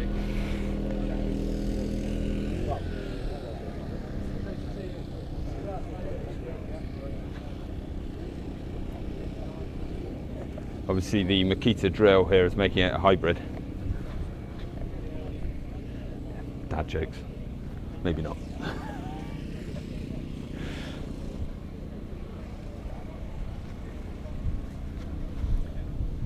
And another radical down here. Wiscombe Flymo apparently.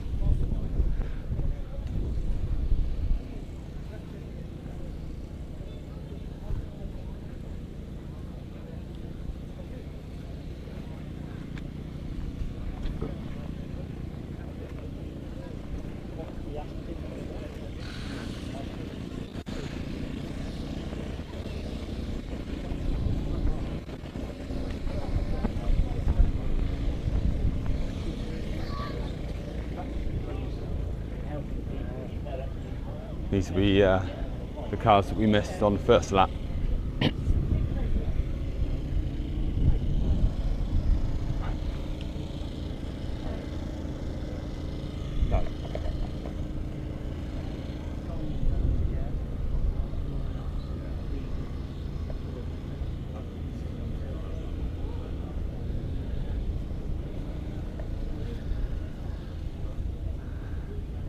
Gratuitous engine shot. Oh, back on me again.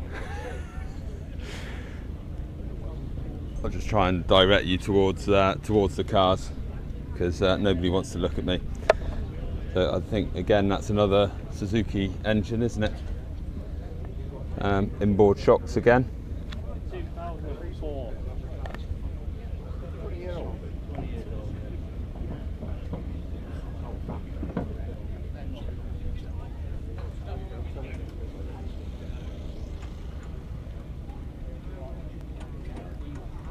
And another Empire here, similar to the orange one.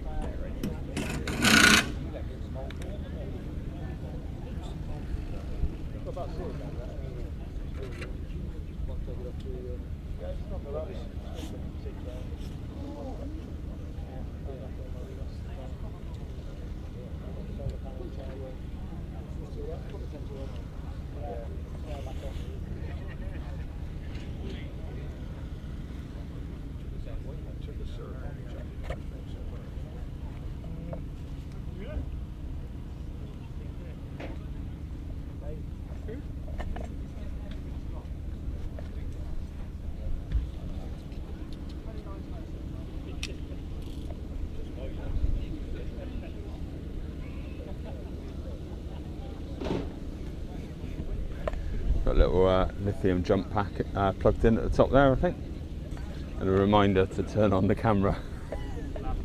Important stuff.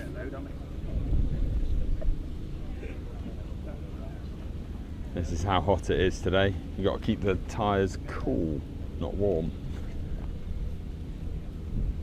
Fantastic colour, isn't it?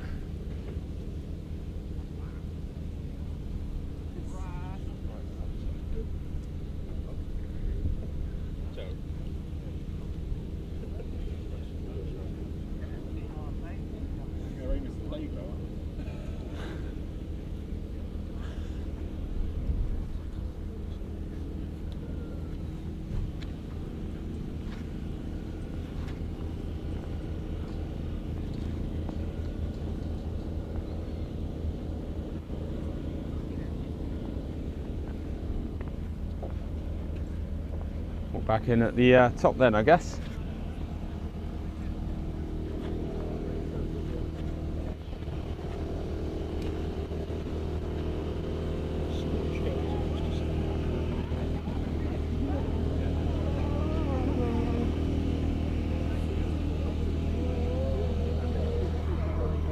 Should we talk about a little bit of catering in the bar and then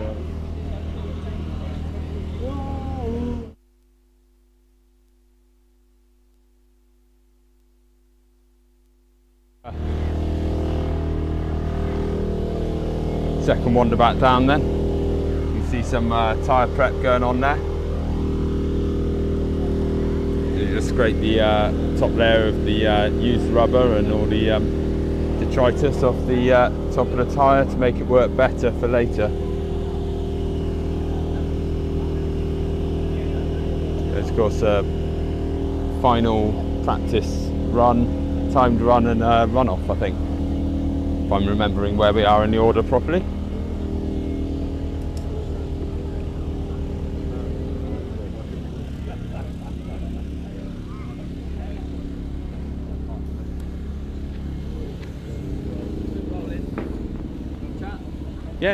Yeah.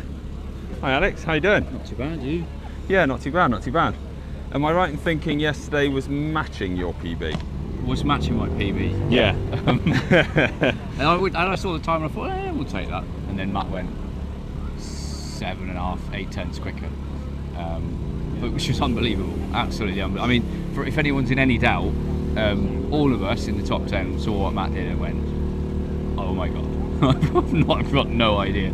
That was a stunning drive. That was a proper, yeah, do you know what I mean? Like, you just watch that and you go, I haven't got one of those in me. So it's obviously a shame for us from a championship point of view, but it's good to see that, you know, sometimes you just got to play fair play, round of applause. Yeah. So yesterday was mega from that point of view. Weirdly today, with it being so hot, it's sort of easier to get to a time, but somehow the car doesn't feel quite so good. It seems to be moving around a bit more and stuff like that. So yeah, but I'm sure he will have another very good look at the 32 today, and we'll try and be as close as we can. Yeah, I mean, I noticed there's a car over there with tyre covers that are reflecting the heat, not you know. Yes. Tyre temperature an issue with the temperature of the sun. Yeah, it can be. I mean, not so much with the fronts. But in the past we have put like wet towels and stuff on tyres. Here we don't get a lot. It's not a very high deg venue. By deg I mean, you know, tyres don't get damaged particularly. We took a set off after the runoff yesterday, and arguably they didn't need anything doing to them. Right. So yeah, I'm not sure I would put cold wet towels on today, but it is yeah, very high track temperature, very high air temperature relatively speaking. So, yeah. It's different. Yeah, I bet it's an absolute beast to drive that up here. Yeah, I mean, the numbers are pretty ridiculous. I just filmed the rear suspension for fun. Oh wow. With a GoPro, and then you watch the video and just think, oh my god, we're not doing that, are we? So it is interesting how even after 10 years of driving cars like this, still getting in first practice and mind blown. And you think, how am I ever going to get used to this? And then throughout the day you slowly recalibrate. And I think that is the hardest thing about hill climbing. You can't go off and do 3 slow laps. No. You don't have that opportunity. But we're doing about 130 before Bunny's there, which is not taking us very long from the exit of turn 1. But you know, where the car is, these cars, all of them, they benefit a lot over things like F1 cars because they don't have to carry the fuel. The regulations are very different. Obviously, side impact and rear impacts aren't necessarily a concern because we've got no other drivers on track. No mirrors, no things like that. So we're sort of 450 kilos without me sat in it. Quite a lot more with me sat in it. And somewhere under 700 horsepower. So the numbers are ridiculous. Eye-watering. Yeah, and we like it. That's 2 to 1, isn't it, in terms of weight for a Formula 1 car? These two weigh about the same as a Formula 1 car these days.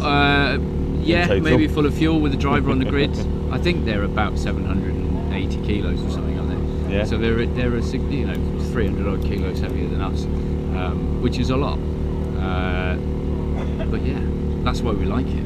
That's why we keep coming back. And it's narrow, isn't it? It's very narrow. This one is quite narrow, particularly through the gate. That's quite a tricky section because if you go too slowly, obviously you lose time. If you go too quick, you risk understeering, and that you either then got to back right out of it, or you're going to do some damage.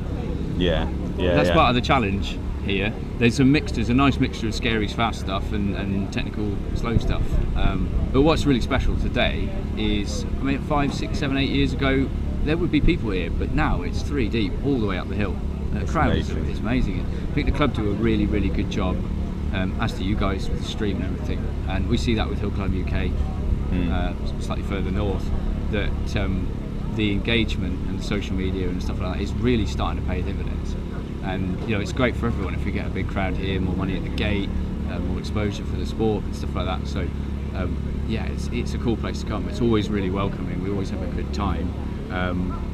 Yeah, and if I hadn't been beaten by 8 tenths yesterday, I think I'd be absolutely over the moon. I am anyway, because you know. You get to do it all again today. Yeah, we get to have another go. Yeah, it's a privilege. It always is. Great place, lovely people, and great equipment. So, yeah, very cool. happy. Well, thanks for having a No chat. worries. Thanks, buddy. Cheers mate. Take care. Cool. So there you go. That's the inside track on what it's like to drive one of these incredible cars up the hill. So he talked there about coming down and watching here. We do have some facilities here. You know, we are in a field, but we do have we've got the bar here on the left. That seems to be quite popular here in the sunshine. Yeah, and catering. So if you do want to come down, recommend you do. Come and purchase some food and drink, and cheers. Timing. And maybe perhaps if you know any friends who might want to get into hill climbing, share the link with them now. If you're watching and listening, it'd be really helpful. It'd help hill climbing immensely, I'd have thought. Maybe if Mike's listening, he can switch us off, and we'll come back for the time runs in a bit.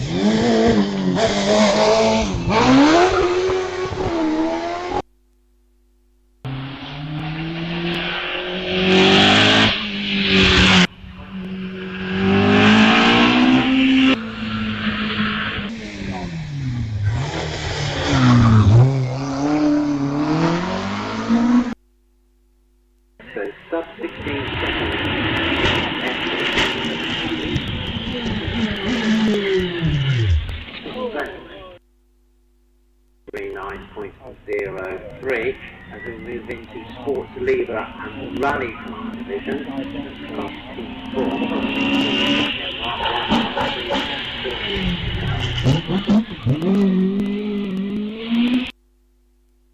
Development car.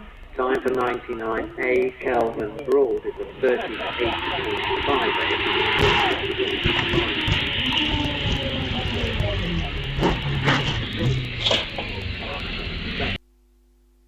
The F is in 17.48. He's now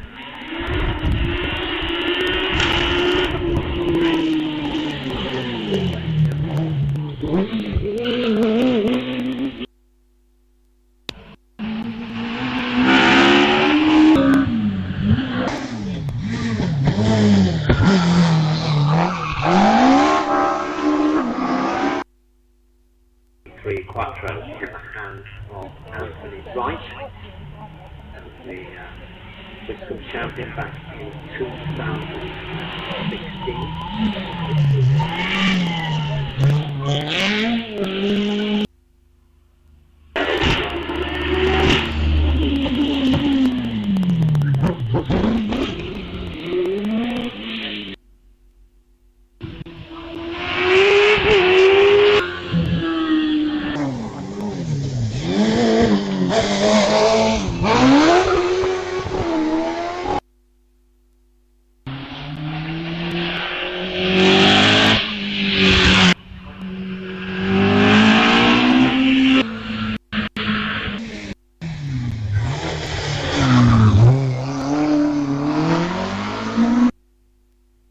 So sub 16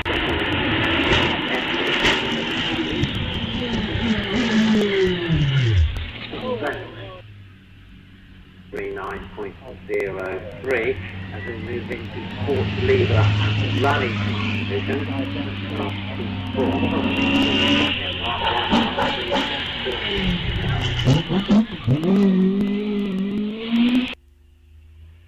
Development car.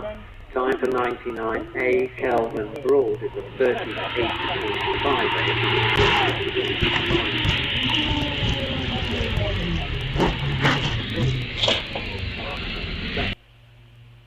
The F is in 17.48. He's now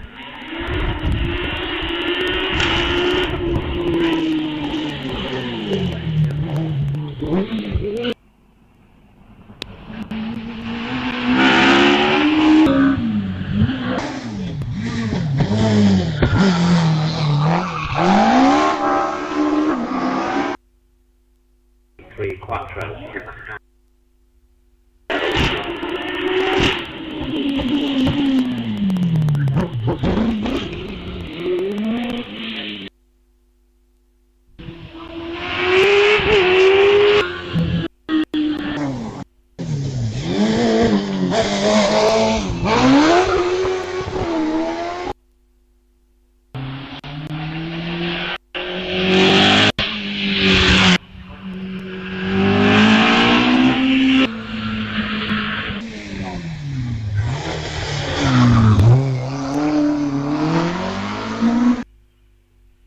So sub 16 seconds.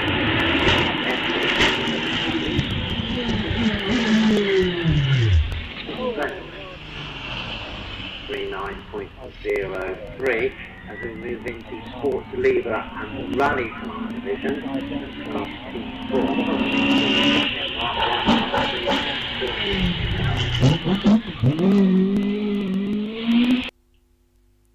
Development car. Time for 99A Kelvin Broad is a 38.5.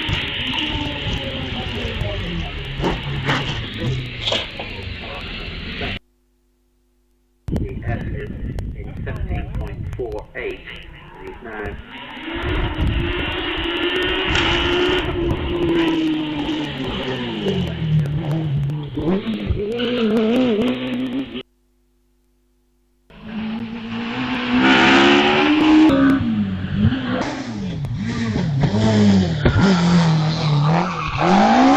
ladies and gentlemen, we're just getting prepared to get the meeting up and away again after the lunch break. You'll see traffic out on the hills. The marshals making their way back to their posts, and the officials doing a tour of inspection to make sure that everything's good and proper, ready for us to kick off with the action this afternoon, where we'll have the cars from the National Championship events coming through to do their one run, and that will be their qualifying run. So competitors in the Tin Top Challenge for the saloons and the sports cars, they can have a go at qualifying for that runoff, and the British Hillclimb Championship contenders can likewise do the bid for qualifying for their series.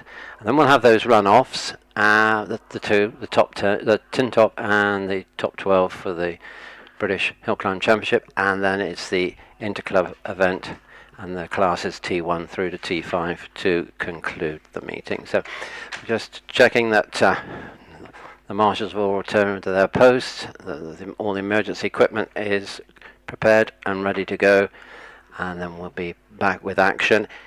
We should be looking at a start at about 10 to 2.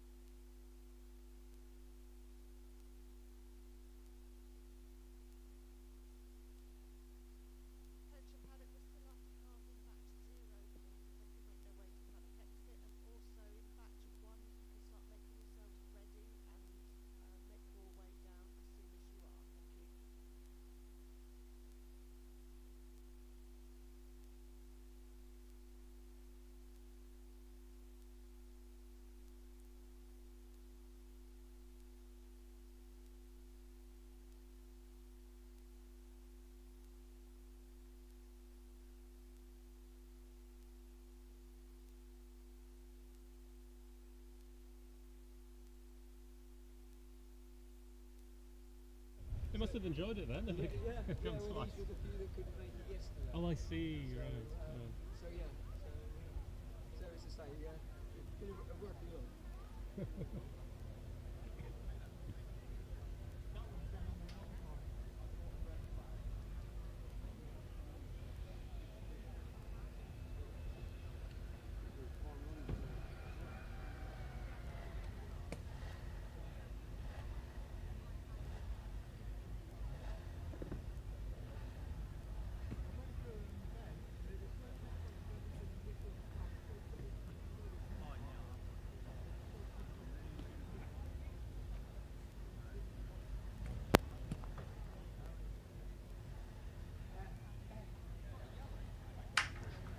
So the inspection successful, we're ready for action and away for the afternoon runs. And the first off the line is the Vauxhall Corsa from the Road Going Series production cars.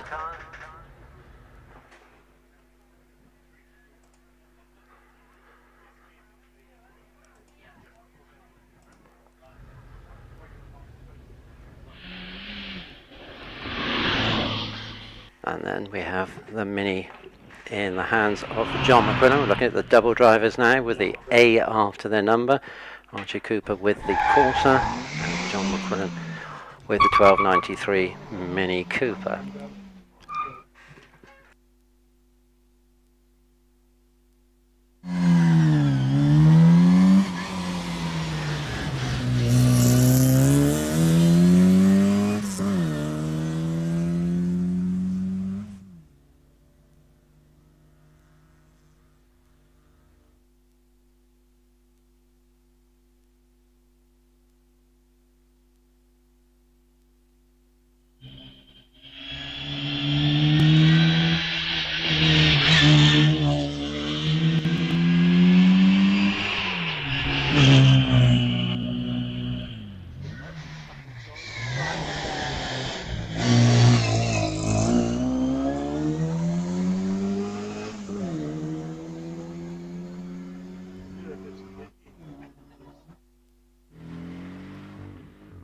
So still picking up the double drivers, having gone through Road Going Series production cars up to 2 litres. It's now the over 2 litre division. Mark Lawrence at the wheel of the 2.5 litre Porsche Cayman GTS. But let's look at those early times.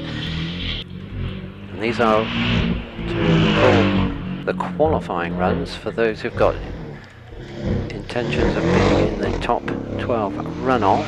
And 14A Archie Cooper posts a time of 58.98. It's also the run, of course, of those competing in the British Hillclimb Cup, looking to their fortunes in that series a load of good as well. John McQuillan, car 15A, clocks 56.55. While staying in that class, we've got the 1800cc Lotus Exige of Zoe Sherman, car 18A, who's over the finish line in 48.09. And then the last car out on the hill was the Cayman of Mark Lawrence, car 22A, and his official run time 45.86. So as I'm sure you're familiar with now, the A cars come back down the hill and get filtered back in to the running order, and then we'll go back into Class A1 Road Going Series production cars and run through with the rest of the competitors. And we're looking at James Hudson, local driver, with his Golf there, 1781cc Golf, and Jonathan Langmead as well, Golf professional from the Exeter area, with his Lotus Elise 135R. I'm sure they'll be battling their way towards the front of that class in due time. So now is the time, if you've been in the Paddock area and you're getting some lunch, to make your way back onto the hill to your chosen or favourite viewing place, be it in the S's, or Sawbench Hairpin, Castle Straight, and of course Martini Hairpin at the top of the hill. All those places are in the shade, or you can marvel at the speed as the cars rocket across from Wisk Corner over Bunny's Leap to the gate here in the parkland. And for those of you who want to enjoy the sun, well, then the paddock is the slope in the paddock is an ideal place to watch the lower part of the course here, the 915 metre course here at Wiscombe Park, where yesterday we had a new record set by Matthew Ryder, who will be out in due course with the Gould powered by the 4-litre Judd engine, and Matthew rewrote the record books with a 32.1 second climb, which was 3/4 of a second, just over 3/4 of a second actually, faster than the previous record. So that was in conditions that possibly weren't quite so ideal as they are this afternoon. So we look forward, and we've seen the drivers just dallying with their times this morning, just getting the cars dialed in, checking that everything's ready, and they can really get on the power, get a good quick time done on this qualifying run, and see if they can get into the top 12 runoffs, or the top runoffs for Tin Top Challenge and the British Hillclimb Championship.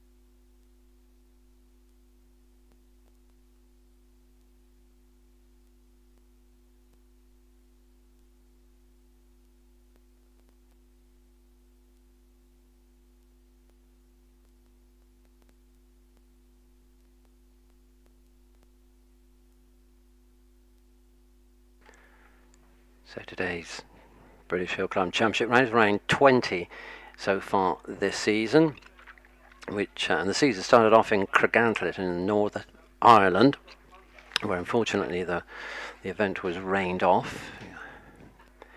The start of the season had already been postponed due to the wet weather during the winter and sodden and flooded paddock areas, but the season's come good and came underway at Harewood, so that's North Yorkshire. The championship circus then travelled south in May to Gurston Down in Wiltshire, just south of Salisbury, and then into the Midlands at the world famous Shelsey Walsh, a couple of rounds there before everybody travelled north to Scotland, towards Scotland and Doon. Then the agenda moved to Harewood, again back into North Yorkshire, before a trip across the English Channel to the Channel Islands and the Booley Bay course in Jersey and Val d'Isere across in Guernsey. And that was a cracking weekend of hill climbing for Alex Summers, who we'll see in action quite shortly, as he took 3 runoff victories, 3 out of the 4 in fact, the other victory going to Trevor Willis with his OMS 28. So we can update that with Matthew Ryder's win here yesterday afternoon, a bonus point for a new record into the bargain.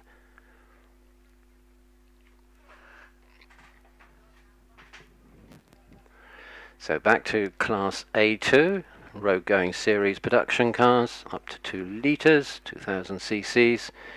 And now it's Alice Cooper out with the hard worked Vauxhall Corsa 1200. Brother Archie posted a time of 58.98. Fastest in the class so far, Zoe Sherman with the Lotus.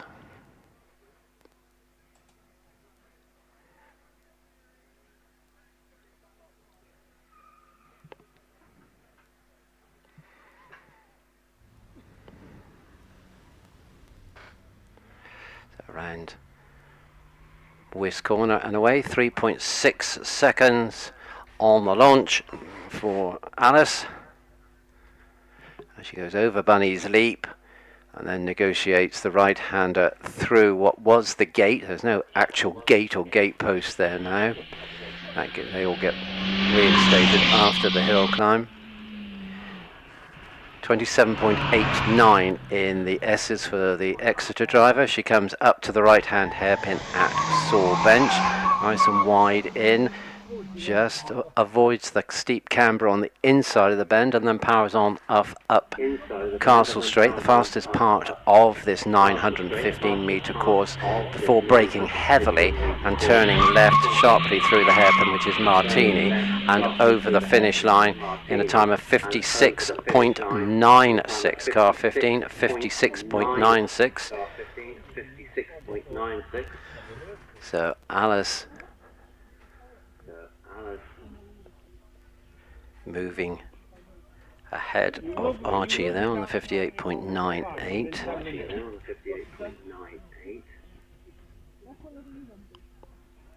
You will be bouncing off every wall. This is what I said. Picking up some of the other cars that were double driven, and the Mini Cooper back into action, this time with Mike West at the wheel. In different colours, and you pour water on the inside and make it I know rubbish things, lots of them. Followed down to the line by James Hudson from Ottery St Mary. Car looking pristine after a little bit of a contretemps at the gate earlier in the season, which didn't do the Golf any favours, but now refettled and looking smart as ever. Away off the line for Mike West with the 1293 Cooper, off the line in 3.28 seconds.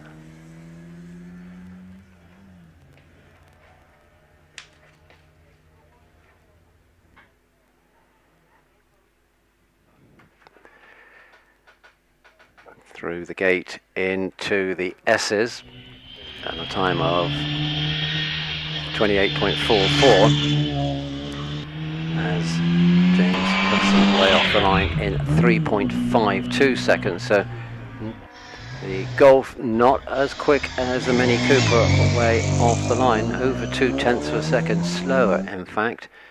But the enthusiastic driving style of James, I'm sure, probably will make that up, and he has taken 6 seconds off the Mini at the S. It's 22.05 for the Ottery driver. The Mini goes over the line in 58.78 for Mike West, as down to the line comes Michael Thompson with the Lotus Exige, shares with Zoe Sherman. So Zoe's time was a 48.09, and now Jonathan Langmead out of the S's with his 135R Lotus Elise in 20.62, as he's up to the hairpin, takes a wide line, oh, very wide line around Saw Bench, just avoiding the bank on the exit, but kept the momentum going as the Exige of Thompson is into the S's. Langmead over the finish line then with a 43.13 for car number 17. James Hudson then with car 16, the VW Golf, was 45.10. So Michael Thompson, the last to run in the class, cleared the S's in 21.11. What can he do at the top of the hill? As Robbie Birrell is into the S's. Time for 18 is a 48.13 for Mike Thompson.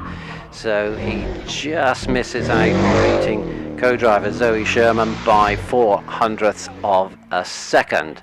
As across the parkland goes Tim Higgins with his Westfield SEI 2-litre car, contesting road-going specialist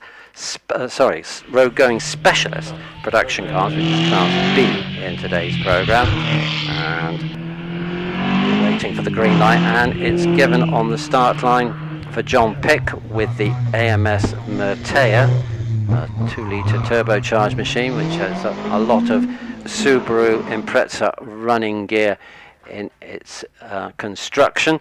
Car 22 at the top in 43.88, 43.88 for Robbie Birrell. As the tyres protest on the back axle of Richard Price's Caterham as he takes it off the line in 2.51 seconds. Meanwhile, Tim Higgins with the Westfield 2 litre, number 26, is in the top paddock on 47.77. John Pick also joining up there with the Mertea on 44.03 to take the lead in Class B. As down to the start line with the Ginetta G15 comes Andrew Russell, long-time supporter of the British Hillclimb Championship. Andrew, an engineer from Alresford, and as he prepares to take his run, Richard Price completes his with the Caterham 7 in a time of 41.96, 41.96 to take the lead in Class B. So Russell's off the line in 2.56 seconds as we see Mark Maynard out of the S's with the 1020cc Hillman Imp in 24.57 seconds. Another Hillman Imp on the line as we speak, about to depart, and that's the 1 litre turbocharged version of Eric Murray in this livery of duo greens, and rear engine, rear wheel drive, quick off the line in 2.38 seconds. As we see Andrew Russell, got number 34, should be completing his run anytime soon. It's the 47.73.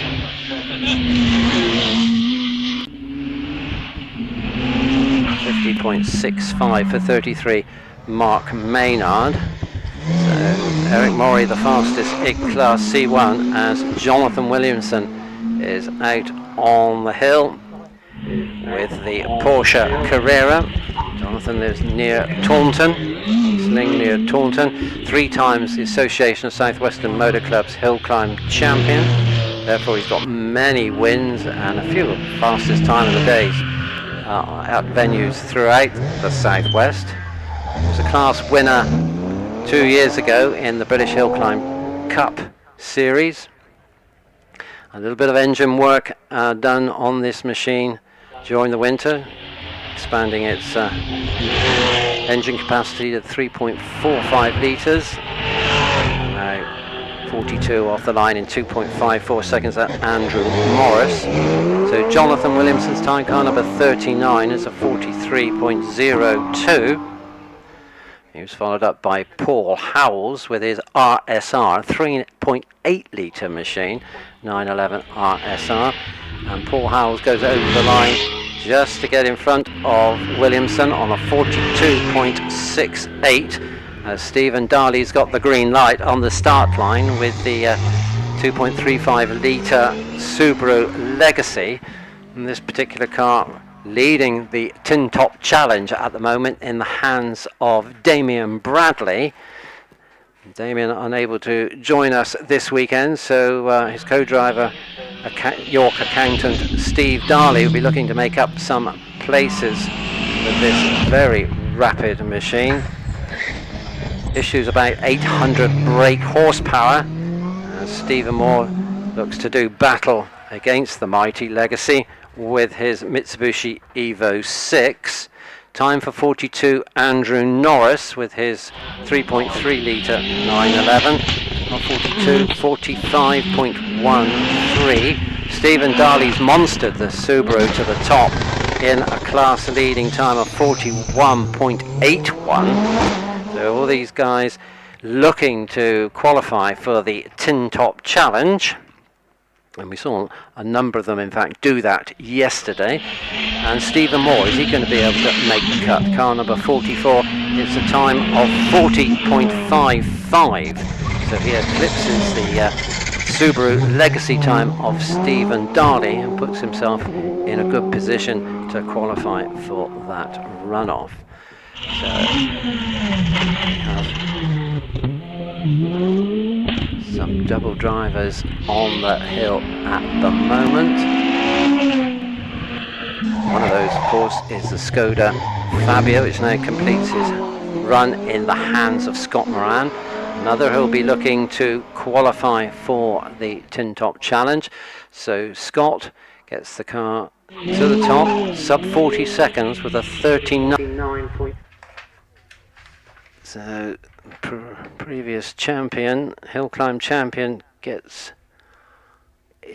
his act together, and yeah, he's improved on his qualifying time of yesterday. Yesterday he got into the Tin Top runoff in 39.89, and he shaved that down to 39.47 this afternoon.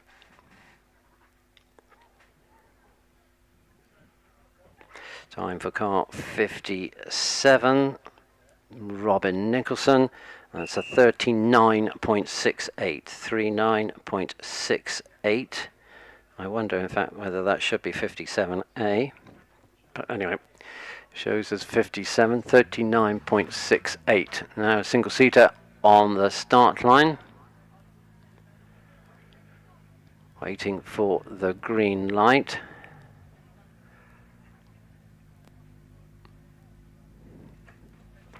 Just sorting out some timekeeping situations, and then we'll have the car away off the start line, and it's car number 70A, which is Ben Harmer, sharing the OMS 28 with Will Kerr. It's 748cc turbocharged OMS 28.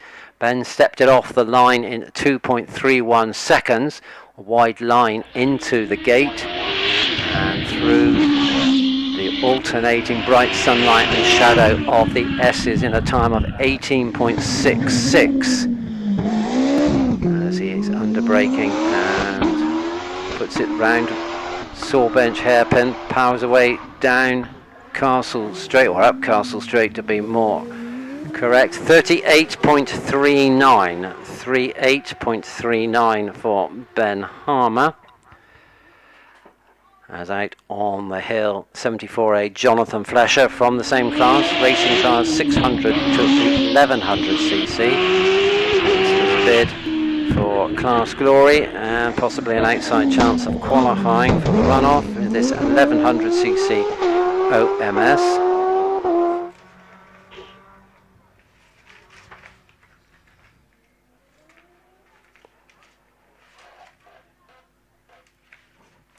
Time for 74A then. Jonathan Flesher is a 37.38, 37.38 as the Formula Fords are out on the track.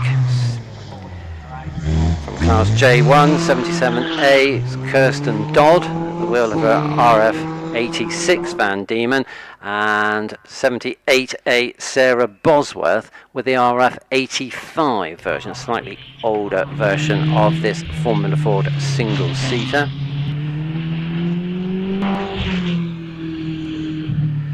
And Kirsten Dodd completes her climb, 77A in 47.45.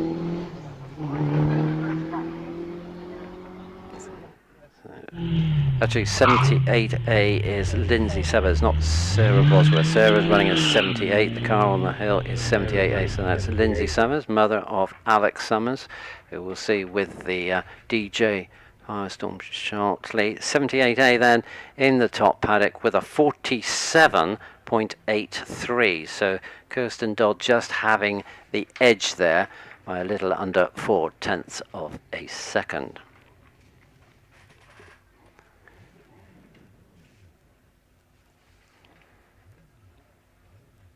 So Jonathan Langmead leading the way in Class A1 then with the Lotus Elise 135R, the golf professional from Kenton, with a time of 43.14. James Hudson in second place on 45.10 with the VW Golf.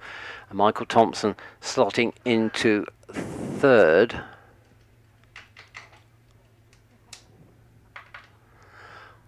according to my screens, on a time of 45.66.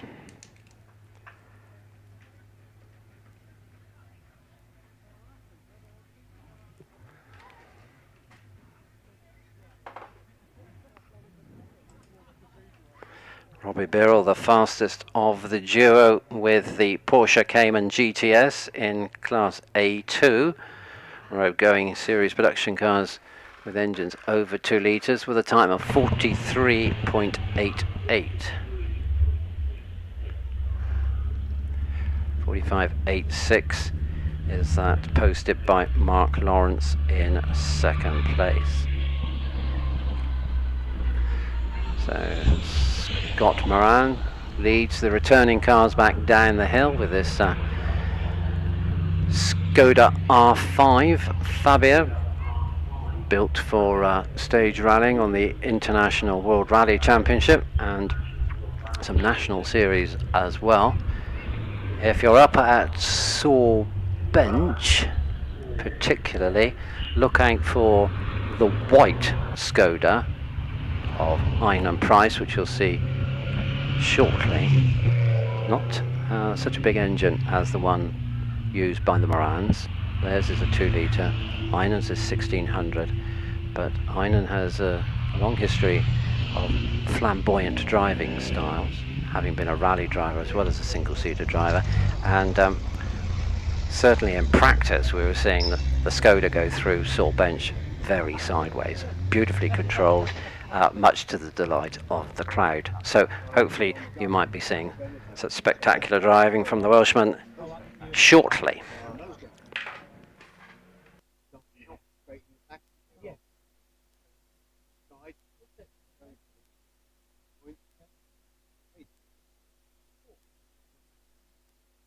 So on to Class B, road going specialist production cars, and we'll just look at the situation there. 41.96 is the leading time, and that was set by Richard Price with the Caterham 7, ahead of John Pick on 44.03 with the AMS Mertea, leaving Tim Higgins in third on 47.77. And then there was the battle of the Imp machinery, the 2 Hillman Imps against the Hillman Imp-powered Ginetta G15. And the fastest there, Eric Morey, with his 1 litre turbocharged Imp on a time of 43.81. And Andrew Russell in 2nd place, 47.03. And Mark Maynard in third, 50.65.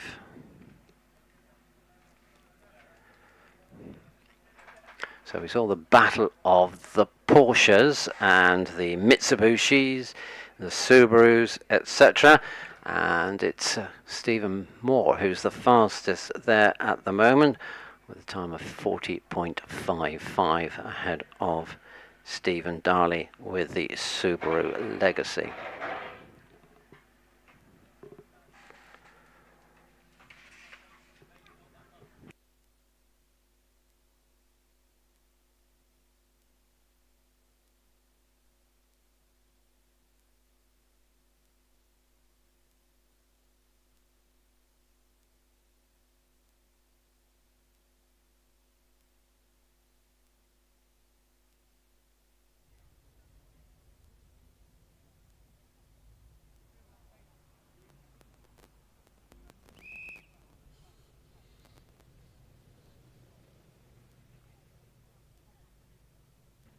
And so course car swiftly back into position, and no doubt we can call Peter E down from the paddock with his 2 litre Westfield.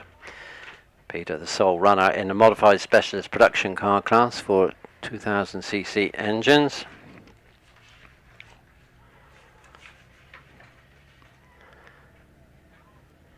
Peter, a semi-retired marine engineer who also works as a ferry boat operator. Car built up by himself. Originally it was an 1800cc road legal machine, and then it moved to a 2 litre in the then modified production classes, and has steadily evolved both in specification and along with the classes as they changed over the years. It's set up, lights go green, so the man from Saul Marlborough can make his start in his own time, which he does so, punishing the rear tyres as he spins away off the line in 2.47 seconds, and then unleashes the power of the Dunhill-tuned 2 litre machine over Bunny's Leap, and then braking for the gate, stays wide and turns in, picks up the apex and then clips the big redwood tree in the S's, clocks a time of 20.55 as he makes his way up through that left-hand kink into the hairpin at Saw Bench, and then it's Castle Straight, of course, as Derek Kessel's across the parkland with the Maguire Mini. This is the space frame chassis machine with a mini fiberglass body, hence the low-line nature of the car. It's not quite as tall, shall we say, as a standard Mini. Time for car 48, Peter Eade, is a 42.47. Not quite as fast as he was in practice this morning. And now Einan Price with the 1.6 litre turbocharged Skoda Fabia. Took it off the line in 2.21 seconds. Leaning on it as he goes up through the S's in 19.34 into Bench. And there we go, absolutely set up beautifully, turns it in, puts the power on, slides the back round, and then off up to Martini at the top of the hill. A bit more controlled through there, and 39.72 for Einan Price, 39.72 with the 1600 turbo Fabia R5 against Scott Moran's 39.47. But the Moran machine is back on the start line, this time with Scott's father Roger at the wheel. Again, Roger, an accomplished and champion in the hill climbing world, also rallies, historic rally cars, etc. So 51, Einan Price then 39.72, Scott Moran 39.47, with Derek Kessel, car number 50, clocking 43.29. So Roger Moran out of the S's in 19.36 as Jan Yo moves us into the Sports Libra class for up to 2 litre cars, class F, with this Legend 34 Ford Coupe, fiberglass body, powered by a Yamaha FJ1250 engine, limited slip differential, helps it get round those tight hairpins at Saw Bench and Martini, and it's around Saw Bench goes the Exeter driver, as we see across the parkland and into the S's, David Bickley with his SR1 Radical. So time for 52, which was Roger Moran back in Class E, is a 40.37. So not quite on the pace of his son Scott and Einan Price with his Fabia.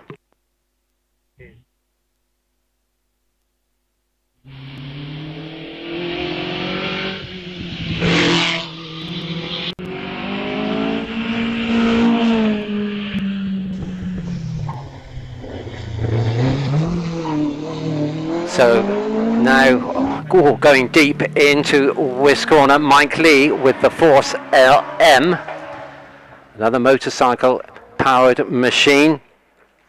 Mike, previous British Leaders champion, also has campaigned single seaters and Caterham R500 across the years, but this Force LM powered by a supercharged Hayabusa, way off the line. Have Matthew Price with his SR3 Radical 1600cc car. Let's pick up some times We go back to car 55. That was Yan Yo with the Legend. He clocked a climb of 42.49, so faster than he was in practice. 56, Dave Bickley, not quite on the pace of earlier today, 45.29. And Robin Nicholson with the Mallock, the Mark 20, car 57 on 44.22. Mike Lee then got to the top, car 58 in 38.63.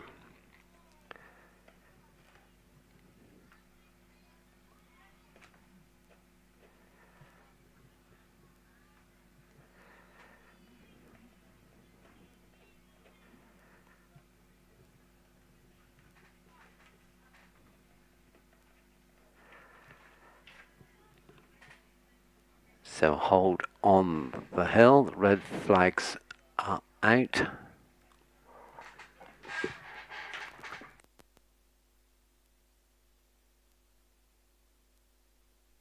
Marshall's out in the S's, where we have a car sitting in the track at an angle that the driver would prefer not to be in, shall we say. So that's likely to be Matthew Price with the RS3, but quickly sorted out. Marshall's just now brushing all the debris and mess away, so presumably Matthew was able to complete the climb. Granted a fail there for car number 59, Matthew Price, and we hold Alan McDonald on the start line with his Force SR4 1300cc powered machine. Those of you who have been watching hill climbing in recent years at Wiscombe may well remember Alan at his Evo Mini, which was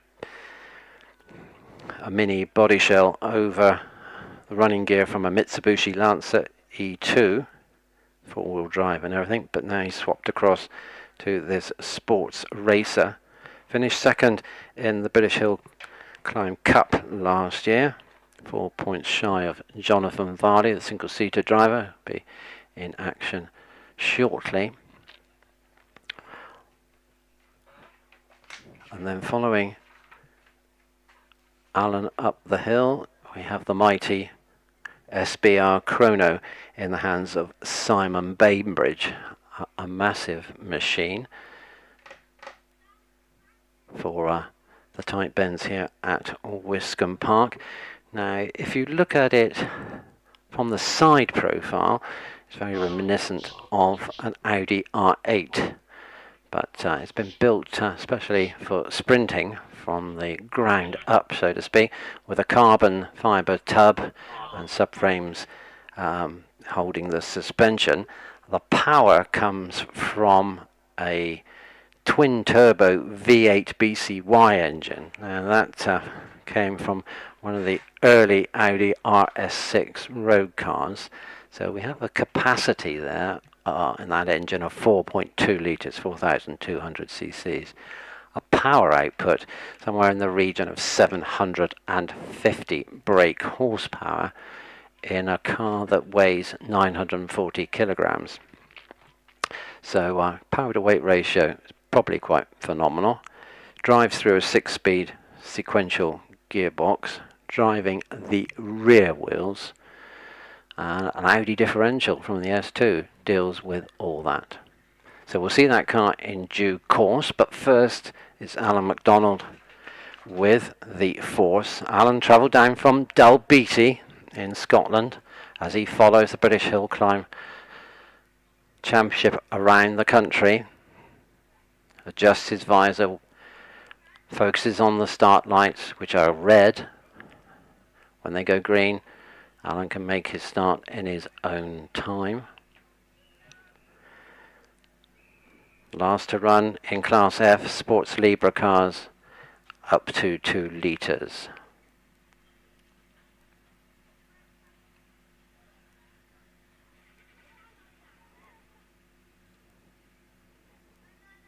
Green light on. Into gear.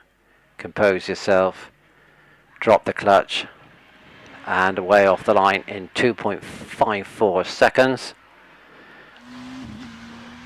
And then power it across the parkland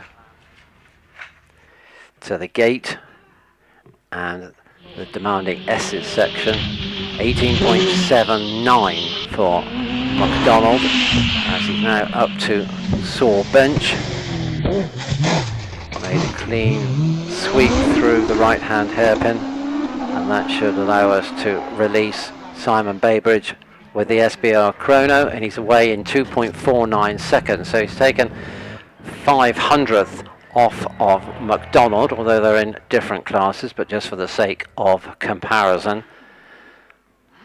Bainbridge keeps it away from the banks on the approach to the gate, gives the trees plenty of space in the S's, and 19.18 as he makes his way to sore bench. And we look at car number 68, Nigel Pitt, moving us into the 600 to 1100 cc capacity split. Oh, there's somebody who can count. That must be David Pearce. It is indeed. I will be with you shortly, Jeff. For welcome to us. Bit of chat. Welcome to you. Yep, indeed. End of this batch. No problem. Good to see you back here. Nigel Pitt then with the OMS 3000M, car number 68. Out of the S's in 18.30. Now we're looking at people drivers who have a distinct chance of qualifying for the runoffs. The smaller capacity, lower powered machines tend to make the cut regularly when the conditions are wet and it's difficult to put the power down. So today's dry, fast conditions probably favouring the more powerful cars, but we may be looking at some barnstorming performances. 68 then in the top paddock in 38.30 as 69 is out of the S's. That's James Moore with his 1 litre Empire Evo.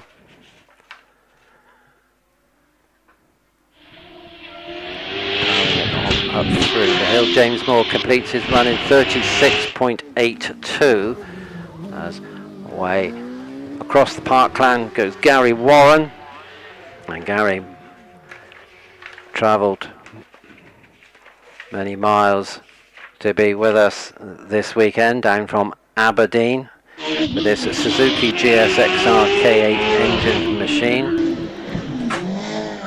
Weighs about 300 kilograms without the driver, as around Wiscombe we have 73, which is Ed Hollier, of course, the local driver from Columpton, a man who has probably more fastest time of the day victories here than he can remember, and he'll be looking to see if he can get into the top runoff.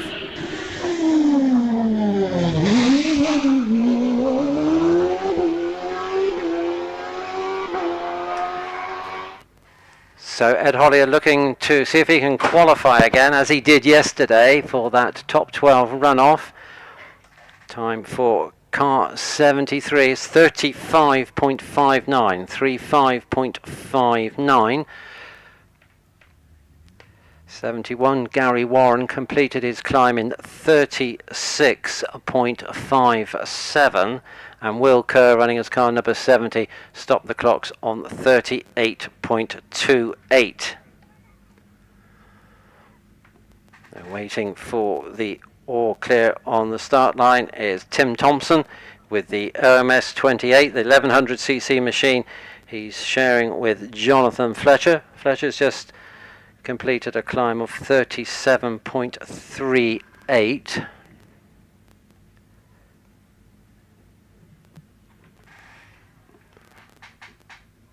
A few marshals just doing some work on the track up at the S's, but they've returned to their post, so hopefully we'll be clear, and we are. The lights go green. Tim Thompson from Harrogate is away off the line in 2.31 seconds. So 35.59, the fastest time from class I at the moment. That's 600 to 1100cc racing cars. Thompson out of the S is in 18.51.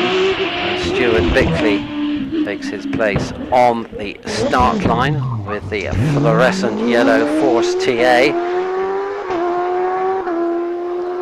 Suzuki GSXR, 1070 cc's, running on methanol. Stuart is a ex-karter, done a lot of sim racing, online sim racing, as Tim Thompson completes his climb in 38.38 for Tim Thompson. And now we pick up the remaining two drivers in the Formula Ford class. And first to run, Caroline Ryder with the RF86 Van Diemen. Let's see how Bickley has fared in Class I, and car 76 over the finish line in 36.49. So Hollier, the only driver in the 35-second bracket, into the 36s. Stuart Bickley is the fastest, so second fastest overall. Sarah Bosworth made her start with the RF85 in 2.86 seconds, now out of the S's in 21.12. Caroline Ryder over the finish line in a class leading 44.76, as striking out across the parkland goes Liam Cooper, which means we're now looking at racing cars 1100 to 1600cc. Liam at the wheel of the Force TA that he shares with wife Olivia Cooper, hail from Exeter. And we earlier saw Alice and Archie in their Vauxhall Corsa. Well, they are Liam and Olivia's children, so well into their hill climbing in the Cooper family. And 84A Liam over the finish line in 36.71, 36.71 for 84A. And the last car out on the hill, 88A, Paul Jones, sharing with Darren Gumley with the Force TA.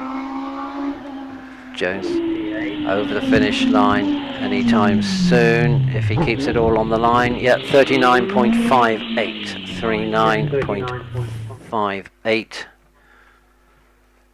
for Paul Jones, car number 88A.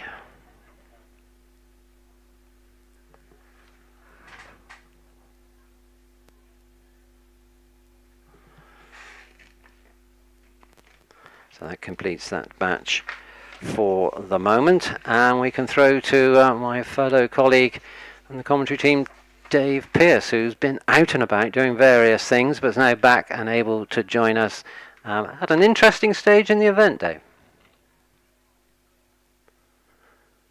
Or perhaps he hasn't. I'm almost there. Ah, there you are. I was having trouble with my switches. Ah, well. Yes, what a lovely man David Richards is. I'm with Peter Isaac, the MD of Wiscombe Limited. Peter, you... Wasn't it nice to see the chairman of Motorsport UK come down? And he was very complimentary about all the work that the Wimps had done to prepare the venue ready for us for this weekend. And let's hear a bit from you. Oh, well, thank you, David. Yes, I'm eating my ice cream. Yes, he's got to finish his ice cream, Jeff. So I'll quickly ramble on about. Yes, he seemed to be very quite impressed and interested in Wiscombe. He hadn't been really. Well, he has been here in 1976 for the RAC Rally, with Tony Pond in the TR7 V8, and I don't think he was taking much notice of Wiscombe in that stage, but because he was looking at his pace notes, I expect. But he was very, very happy here, enjoyed it, seeing the scene, and quite liked all he saw, I think. Yeah, it seemed a nice chap, Dave. Yeah, he said that he realises the hill climb community is like a big family. And then I introduced him to Olivia Cooper, and we discussed like her family involvement in Wiscombe, and Richard Brown, who sadly we've lost this year. And he was very impressed by the fact that it doesn't matter what level of car you've got, there is a opening for you to compete, isn't there? Yes, that's right. You're absolutely right. A big family sums it up. Everybody helps one another. It really is such a close community, friendly, happy community, which you don't possibly get quite in other branches or disciplines of motorsport. Yes, we're very fortunate to have our fun and games in this discipline, I think, don't you? We must thank the Chichester family for all their forbearance from putting up with us throughout the year. So Janie Chichester is here, but she's going to run away because she doesn't want to speak. But it's really nice. It's really nice. Thank you very much for everything you the family do to allow us to come and play in your front garden. Oh yeah, it's wonderful to be here and fantastic day and amazing that the record's been beaten. That's lovely. Thank you very much. As I say, if Peter wants to say another word. Yes, just to follow through, Janie invited down the family of Charles Lampton, who were here this weekend. Lucy, and she's the granddaughter with her great-grandson of Charles Lampton, who helped form the hill climb with Richard Chichester, his old army buddy during the war or after the war. And basically, without those two people, we wouldn't have Wiscombe today, without a doubt. Well, thank you for that, Peter. I'm going to be going up the hill in a minute, Jeff, because we're going to get ready for the runoffs. So if I'm down here, I'll chat to you next batch come down. But what a gorgeous day! It's cracking, isn't it? And you know, let's not spook it. But track conditions are good. We had a cracking day yesterday. New record. What will this afternoon bring? We look forward with great expectations. Yes. But it's interesting talking about Motorsport UK. Dave Richards, the top man there, who made his business name with a big firm called ProDrive that runs the Aston Martin race team, the Subaru rally team in the years gone by. So a man who knows motorsport in and out. And also the Motorsport UK, of course, who have their streetcar initiative. And hill climbing just touches the edge of streetcar, because that's really just a project to entice people to use their everyday road cars in motorsport. And you can just about do it at hill climbs. It's really sort of more based at auto tests and things like that, trials, but you can do it, and a number of people here do it. Indeed, yes, and very good it is to see too. Yeah. So I'm just going to get myself ready, and I'll catch up with you when we have the next batch coming down. David will be getting himself organised, and he will go up to the Sawbench hairpin to bring us the action later on, particularly in the runoffs, so that he can really bring the atmosphere and the action to us all on the rest of the hill. And just an interesting little note to put out, there's a gravel car park area in front of Wiscombe House. There's a Mercedes estate there, blue Mercedes estate, which has its headlights on.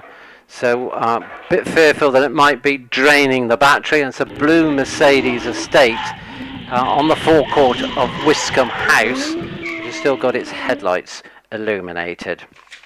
So the owner might like to go and rescue that, turn it off or whatever. Now, very quickly, we've just been handed the qualifying list for the AET Turbos Tim Top Challenge, the Top 10 Tim Top Challenge, and we have the qualifiers. The first qualifier was Eric Murray with his Hillman Imp on 43.81.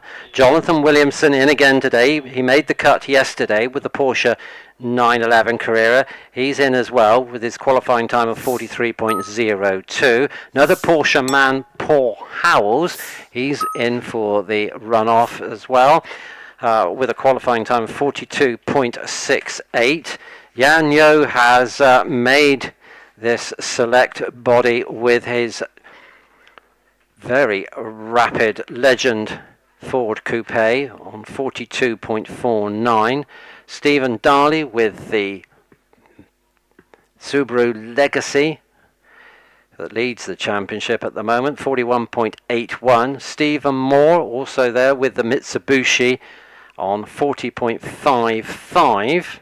Roger Moran, the fourth fastest qualifier, and he'll be the first to run when we get to the runoff, because of course the car has to go to the top, being brought back so that Scott Moran can get it, because Scott will feature a little bit later. So Roger Moran qualified on 40.35, and then the SBR Chrono, that massive sports car, made it in the cut, third fastest on 40.02. And then the two fastest qualifiers under 40 seconds on 39.72, Einan Price, the exuberant Einan Price with the 1.6 turbo Skoda Fabia. And then the fastest man so far in that class, Scott Moran, on 39.47 with the 2-litre edition of the R5 Fabia. So those are the qualifiers for the AET Turbos Tin Top Challenge. Runoff: Eric Murray, Jonathan Williamson, Paul Howells, Jan Yo, Stephen Darley, Stephen Moore, Roger Moran, Simon Baybridge, Einan Price and Scott Moran. So that looks like a good dust-up is to be had there when they all come out and give of their all to score championship points in that Tin Top Challenge. So we look forward to that. And of course the top 12 runoff for basically the single-seaters. And we have some of those coming down to Paddock exit now in their bid to qualify. And I think we've got the nose cone just pointing out from behind the beer tent of Andrew Short, or more particular the OMS CF07 that Andrew drives, and the Exeter driver coming down towards the start line.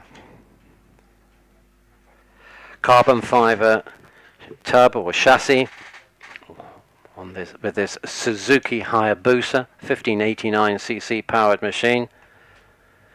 Been doing the British Hillclimb Championship for or as many rounds as he can in the last couple of years, and he comes from Exeter and is a retired commercial vehicle coach builder.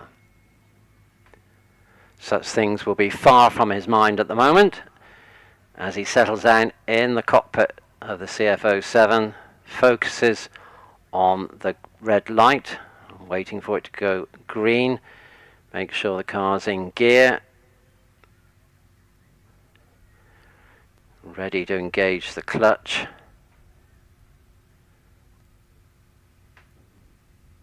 Lights are green. Short brings the revs up and he's away.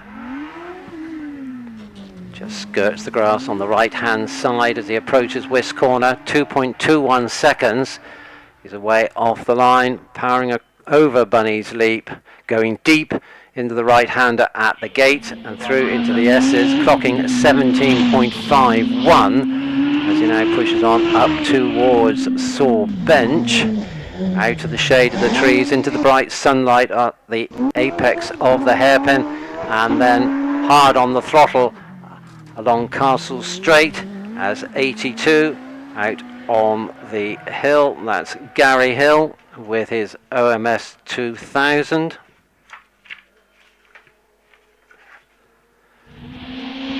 Launched in 2.49 seconds and waves goodbye to the S's in 18.83. Time for Andrew Sork, then car 81 is 36.63, 36.63 for Andrew Short, and for car 82, Gary Hill, it's a 38.47, so not quite on his practice form of 38.16. Olivia Cooper now on her way down to the start line with the 1600 Force TA. First started competing at the age of 19 in an MGB at the Cologne Sprint. Cologne, I believe, is a MOD or ex-MOD establishment near to Bath. And then she moved into single-seaters with a Jedi, loaned by John Corbin, the constructor of the Jedi race cars, and then eventually to the Force TA along with husband Liam in 2018. So the Exeter driver off the line in 2.17 seconds. Now got our eye in across Bunny's Leap and at the breaking point for the gate. Aims it through where the gate post would normally be into the S's, 17.5, and swiftly through the left-hander that leads into Saw Bench. Neat and tidy turn in there. Slides the back end under power as she accelerates up Castle Straight. Hanging on the brakes and over the line in 36.49. 36.49 for car 84.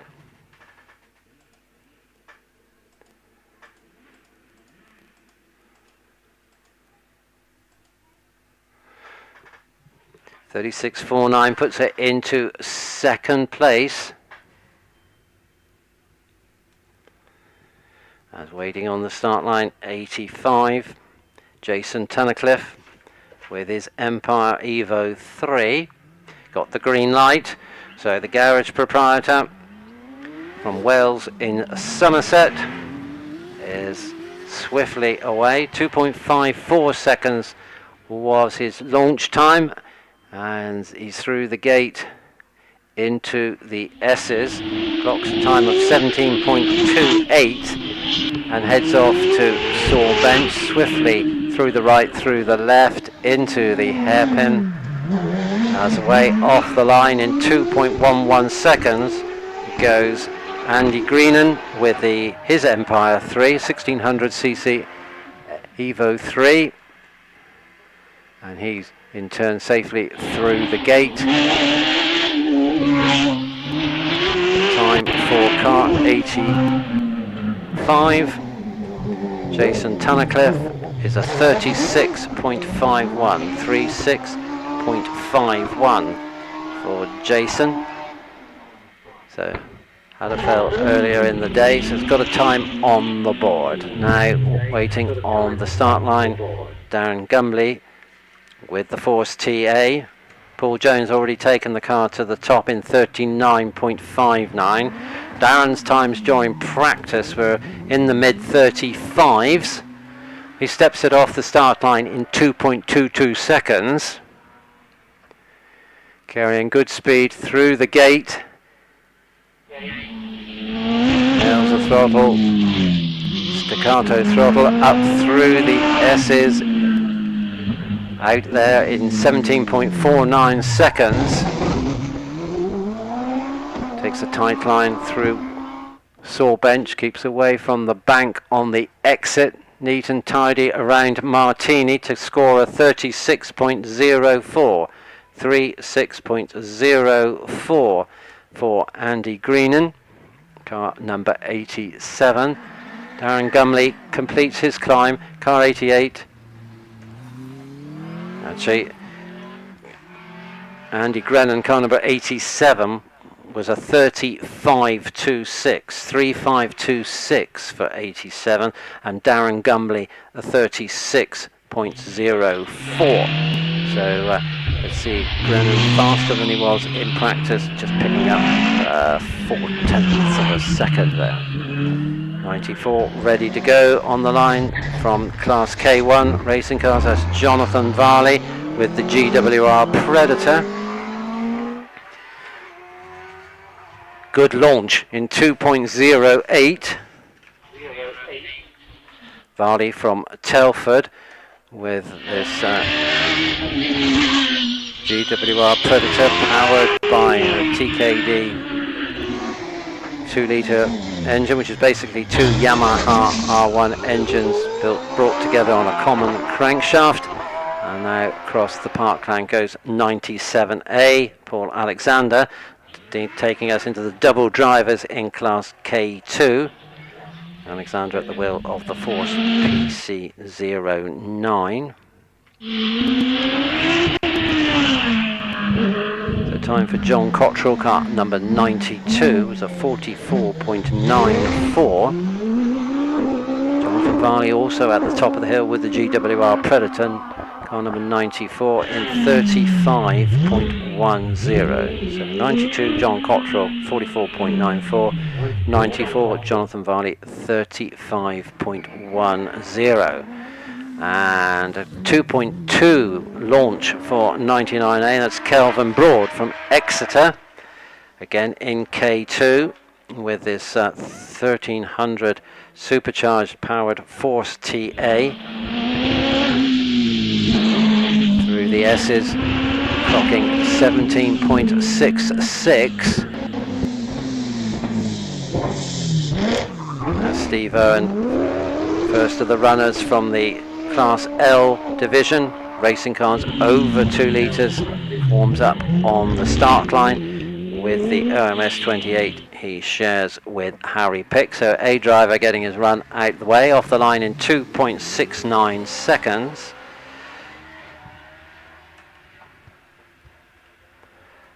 Time for Paul Alexander, 97A, is a 39.93, 39.93. And we also pick up 99A, which was Kelvin Broad, on 36.97, 36.97. So those two Force chassis brought back down in due course for Richard Alexander and Alex Coles to be installed. And now making his bid to qualify for the runoff is Sean Gould, double driving with Matthew Ryder, so he takes his run nice and early. Out of the S's in 16.16. Neatly round saw bench, and then works the 4-litre Judd V8 very hard to get to the top in 34.49. 34.49 for Sean Gould. As the car out on the hill at the moment, 108A, Amanda George from Class M Sports Racing and Racing Cars up to 1971. It's the time for Steve Owen, car 103A. It's a 39.59. 39.59. So Amanda over the finish line in 45.50. 45.50. So she's found over a quarter of a second and her practice time.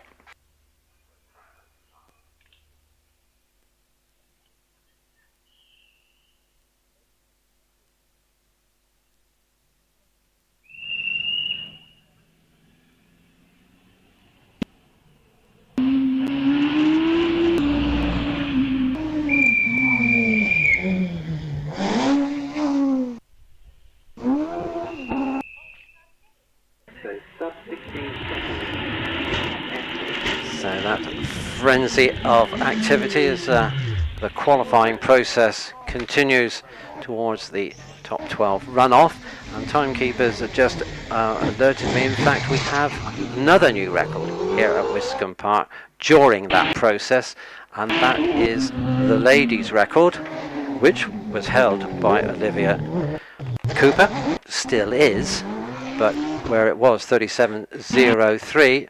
Olivia's just climbed in 36.49, so she's trimmed that by over half a second. So congratulations to Olivia, 36.49, the new ladies' record here at Wiscombe Park. May like to applaud her as she comes back down the hill and show your appreciation for such an effort. So new record there for Olivia Cooper.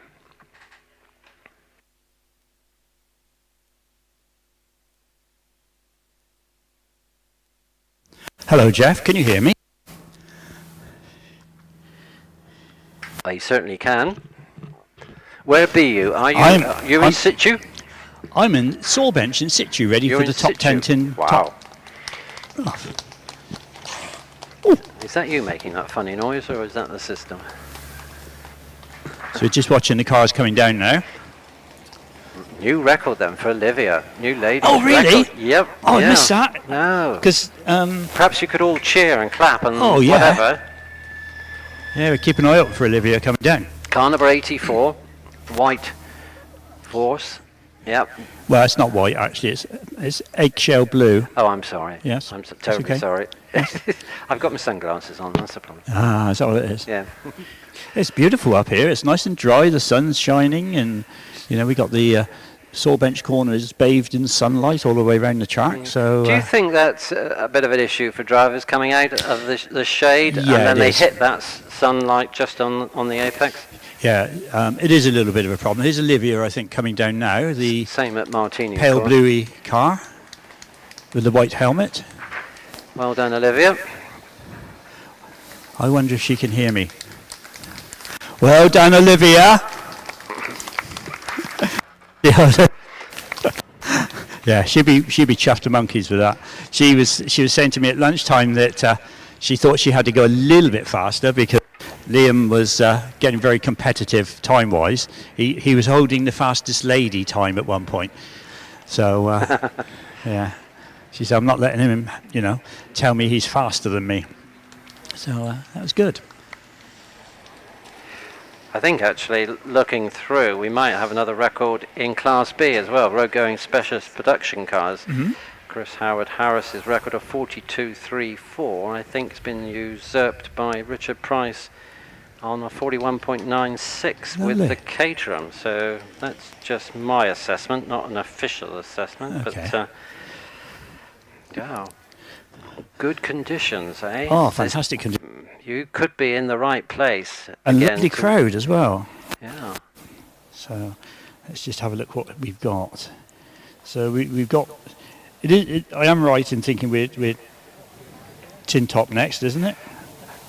Or we got another batch? No, we've got another. We've got to get everybody qualified first. Oh, that's all right. Oh yeah, well, I suppose we ought to do that, really, didn't we? We shouldn't sideline the stars of today's performance. No. We must let them have their chance, and then tin top challenge, top 12 British Hillclimb Championship runoff. Whoa! So, I'm in the right place now, then I can watch the big cars come up, which is lovely. Everybody needs to make sure they're at the edge of the spectating barrier so they get their place to see the action. So I'm just going to have a little wander around.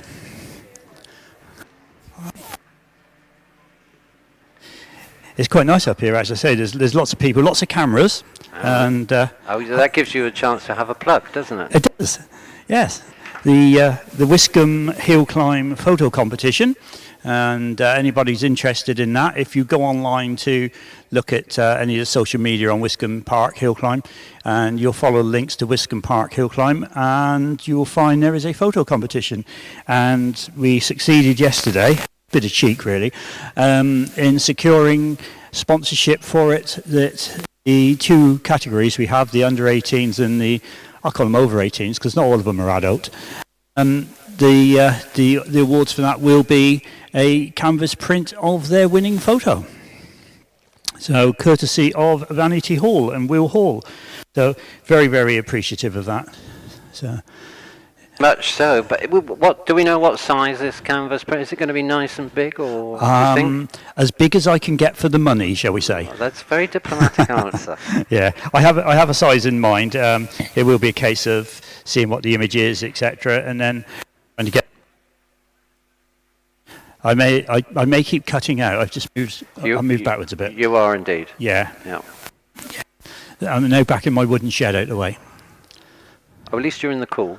Oh, it's lovely actually, up here under the trees. Nice bit of shade. Must be quite warm in that commentary box down there with all the glass. A tad warm. Yeah.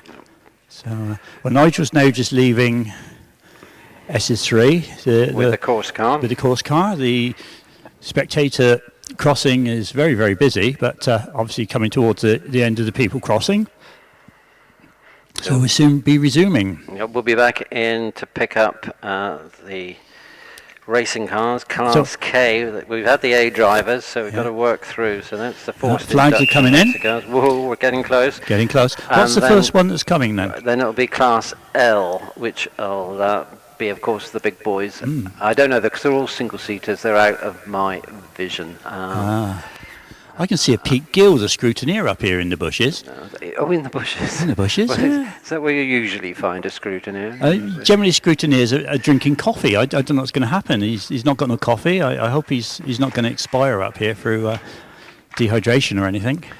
Or withdrawal symptoms. Withdrawal symptoms, yeah. Course vehicle back down, so we're ready to go as soon as we've got some competitors out from the paddock area.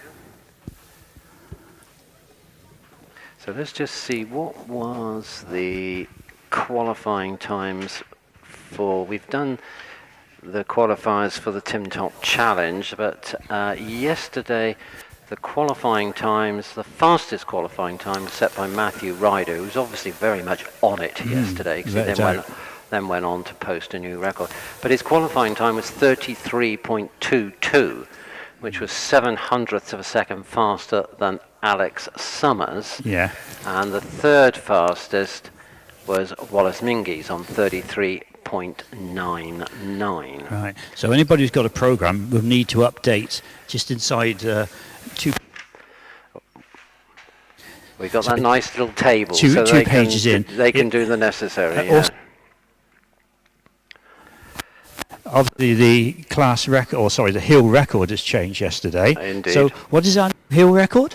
The new hill record is 32.16. So that's what they'll be looking to eclipse this afternoon. So that was a big chunk, over 3/4 of a second, pruned from the record, which is a massive amount in a hill, in speed hill climbing.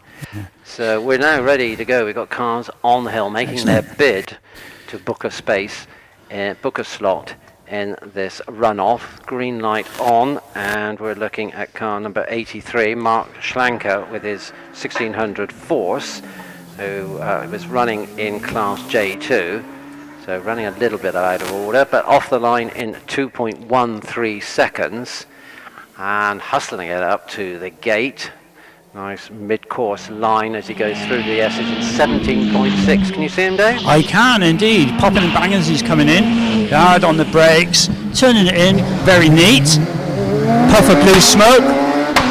As you can hear, a few pops and bangs as he's going through those quick gear changes, but there he is. He's now at Martini. So he was 36.65 in practice, 36.99 this afternoon, 36.99 for Mark Shankler with the Force TA. And the next man we're going to see out on the hill will be from Class K2, racing cars 1600 to 2000 cc's. And these are those with forced induction. And the car. Oh, I like a bit of forced induction. Well, indeed.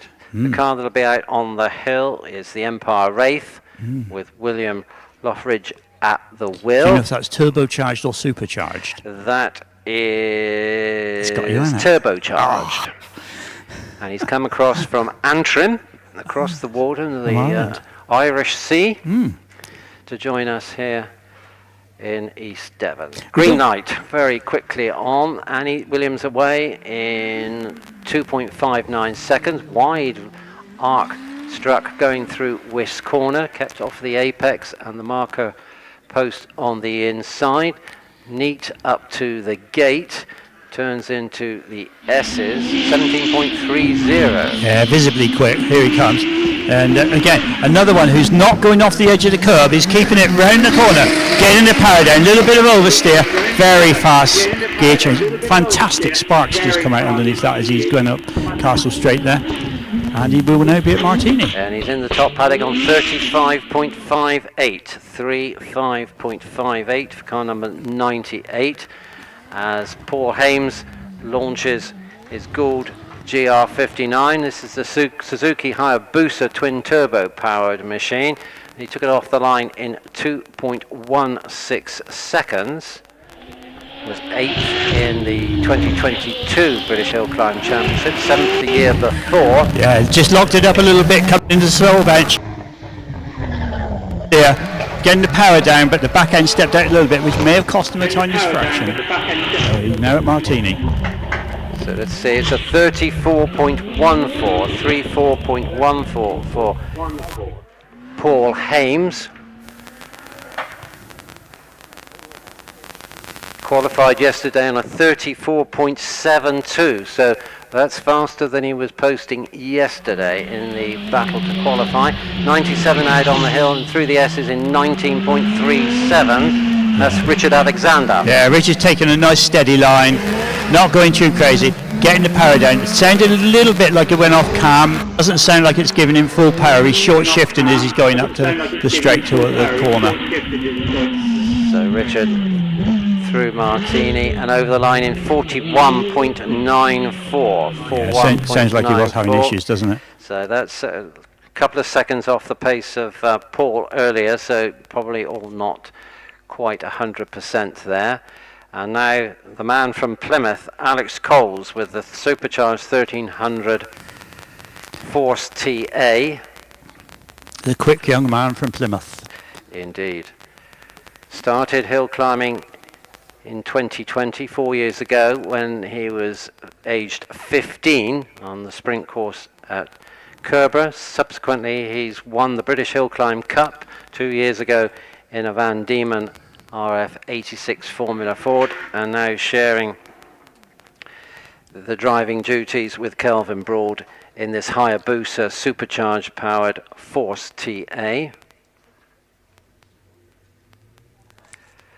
So Alex on the start line and away with the green light on 2.23 seconds as he now delivers the power over Bunny's Leap, lifts off the throttle, brakes, settles the car, turns into the gate, through into the S's and clocks 16.60. Yes, he's trying, there's definitely no doubt about that. He's really chucked it in the corner. Oh, I think he over-revved it there. I think he had it on the limiter and it's probably cost him a tenth or so.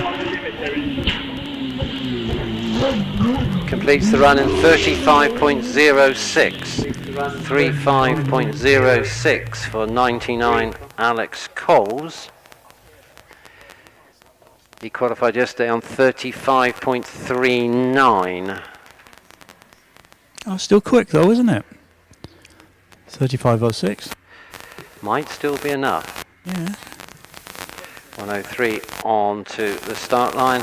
Harry Pick with the OMS, the XD IndyCar powered machine, 2.6 litres. We've seen Steve Owen put this up the hill in 39.59 in the previous batch. And Harry Pick eases it away off the line in 2.76 seconds.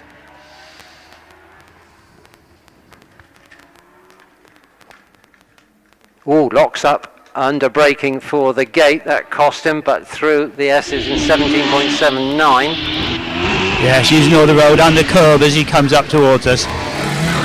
Put it in. Quite a bit of oversteer. The back end stepped out quite a way there, but nice and straight up Castle Straight after that to the hairpin at Martini. So Harry Pick, car 103 over the line in 36.40. 36.40 for 103. Very smoky Delara making its way off the line at the moment. That looks like Jack Cottrell, car 104. Originally a Formula 3 circuit racer. Now powered by the Cosworth XD. The whole package built up by DJ Race Cars. And away off the line, utilising the 500 plus brake horsepower, 2.36 seconds as he's up through the box and then braking smoothly, getting the retardation done before he turns into the right hander, and it's 16.99. Yeah, as he rears now, again keeping away from the edge of the curves, turning it in, the front lifts as he comes around in tight line at the saw bench, but no oversteers, straight out of the corner, straight up the No dramas at Martini and over the line in 35.63. 35.63 for 104. As across the parkland we have number 8. Dave Uren from Redditch with the GR55B Gould, the ex-Martin Groves car. Martin, a full-time champion, as I think was this car. Yes, the car that took him there. He's passed us here at Sawbench. He's on his way up now to Martini. Almost there.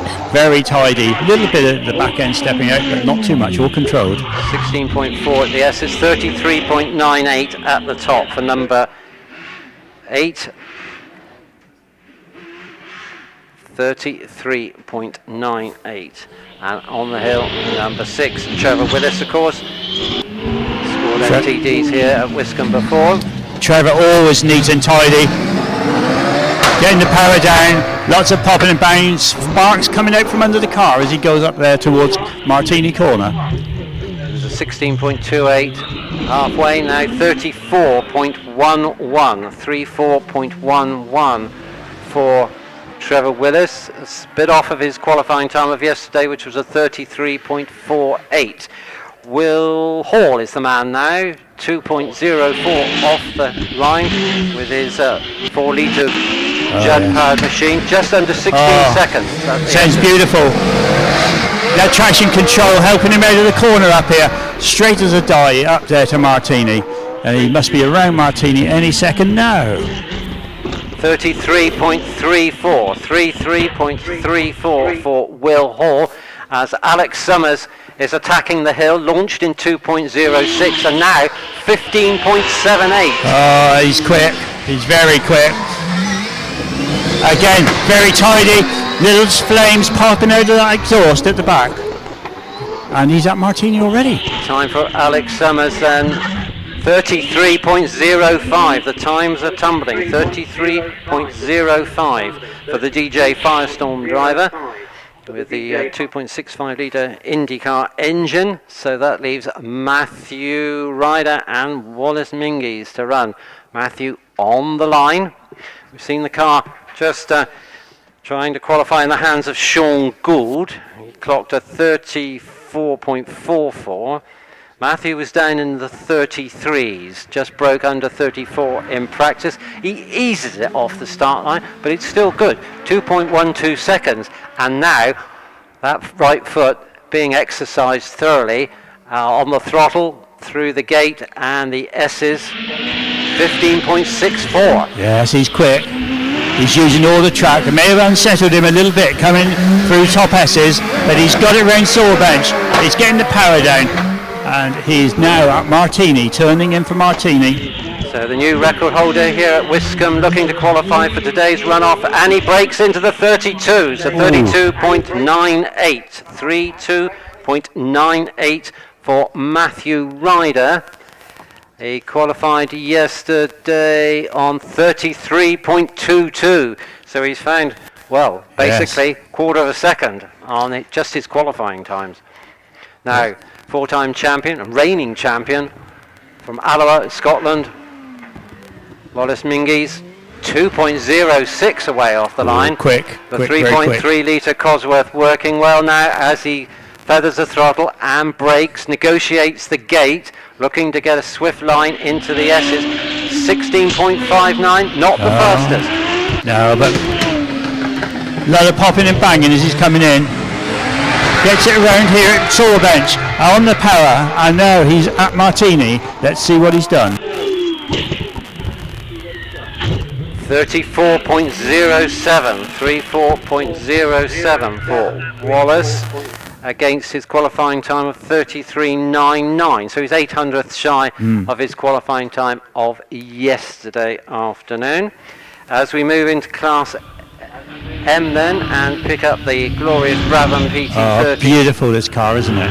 It's a cracking piece of machine. history here. Indeed. Repco Brabham. Sounds glorious. Oh, it is. I'm just going to listen to it. On the way up Castle Straight, as Dave listens to the exhaust tone, and away off the line is another gorgeous car, the Chevron B19. But Andy Tippett completes his climb in 44.38, 44.38. So not quite on his practice pace of 43.54.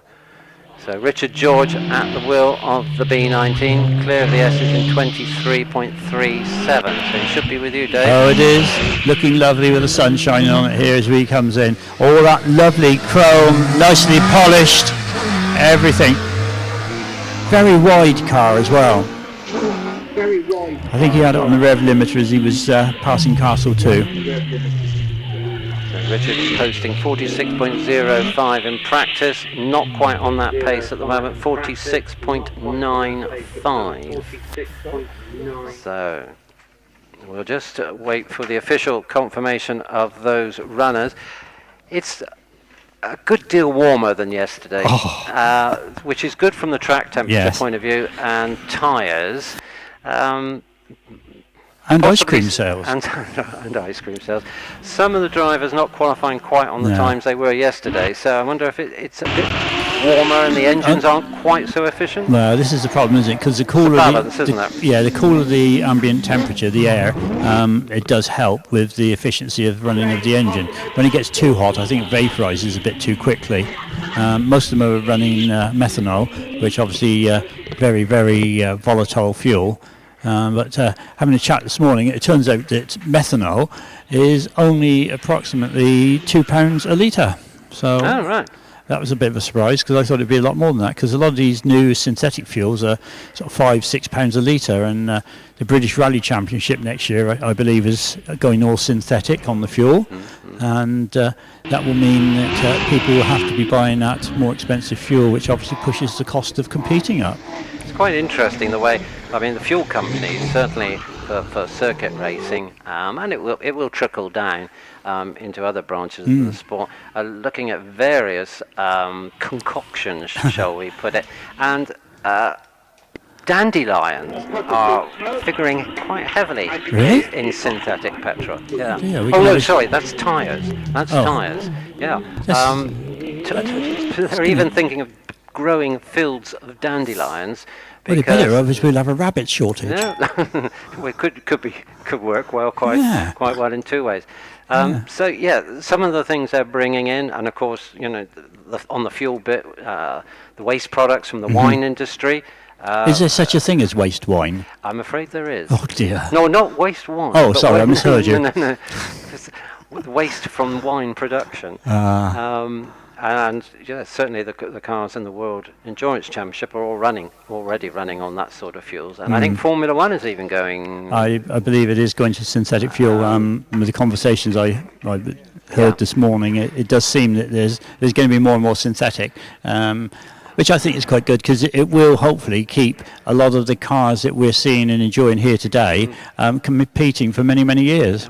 And eventually, hopefully, the development that motorsport brings, particularly at such a high level as the World Endurance Championship, World Rally Championship, Formula One, etc., the development will be enhanced and quickened, and then possibly we can get to the situation where it can be mass-produced for us all to use on a daily basis in an affordable manner, which is the problem at the moment. I think they can make it perform, all right, but they can't produce it in the volume that is needed. But yeah, I know we all talk about emissions as being a big thing, but obviously the manufacturer is a big consideration, isn't it? Indeed. Of fuels and things. But none of these are probably on the front of the mind of Paul Crute at the moment, as he takes his run with the V6 3-litre Jaguar-powered OMS. It's finished in the Jaguar colours when they were running in Formula One, is it? Yeah, Johnny Herbert days. Johnny Herbert. And Mark Webber as well. He raced for them, didn't he? 2.34 off the line and 18.92. Yes, and with me now. And Paul's taking a very sort of steady line. He's not doing anything silly, nicely around, but it lost a little bit of time there on saw bench. I think it just come off the cam, the power came down, and he had to get it back again. But a very neat, tidy run by Paul. And it's a 40.01. 40.01 for the man from Saltash, retired garage owner. And I got a course car. It's not going so quick. I bet he gets his tyres squealing now. No, he didn't. Oh, Well, he hasn't got you inside calling out the bends. That's the trouble. Encouraging him, you mean, or I've something. just got a list, an official list. Yes, indeed. And that official list is the qualifiers for our second runoff. And this is for the British Hillclimb Championship. Let me get a pen and paper out there ready. Are you ready? No. Okay. Has everybody else got their programs and their pens ready? Because there's a little panel for you to fill in the contenders, and then you can follow the action as it happens. Yeah. I'm ready. I'm not quite sure which page it's on, but there you are. It's there somewhere. Right. Are you ready then? Yes. Right. Time-wise, the first qualifier on 35.58 was William Luffridge with the in the Wraith, isn't he? Is that the Wraith driver? I think it probably is. On a time of 35.58. Andy Greenan's made the cut as well, 35.26. That's car number 87. Luffridge is car number 98. Greenan number 87. Next qualifying, Jonathan Varley, car number 94, and a time of 35.10, which is a good effort. Jonathan, of course, at the wheel of the GWR Predator. Sean Gould, number 7, next up on 34.47 with the Judd engined Gould. Another Gould ahead of him, Paul Hames, car number 9, on 34.14. Then Trevor Willis, 34.11 with the OMS. Wallace Mingies, the 5th fastest, on 35.07. Car number 1, of course. Dave Uren, car number 8, 4th fastest qualifier, 33.98. And then Will Hall, running as number 5, gets in on the action with a time of 33.34. Second fastest qualifier, Alex Summers, on 33.05, car number 4. And fastest man to qualify, as he was yesterday, Matthew Ryder, this time with a time of 32.98, compared to his qualifying time yesterday of 33.22. So he definitely is dialed in this weekend here at Wiscombe Park, Matthew Ryder. He's got his eye in, hasn't he? Most certainly. Yeah. So we'll all be very interested to see how that all develops in due course. Okay. So what have we got coming up? We got the tin top 10 now. I just about said it that time. I'm getting there. It's difficult, isn't it? It is difficult. You could get hugely, especially with my teeth, tongue-tied there. Yeah, we got the 2 runoffs. So next. Who we got in the top? The tin top. The tin top. What order we let's run through that at? again. Yeah. We've got Eric Morey with his Hillman Imp. Jonathan Williamson, of course, with the Carrera, which always makes a glorious noise. Eric, of course, in his 1 litre turbocharged Hillman Imp. That's the duotone green one, I think. Jonathan Williamson, of course, number 39. Eric Morey, number 35. Paul Howells also in the mix with his Porsche, car number 40.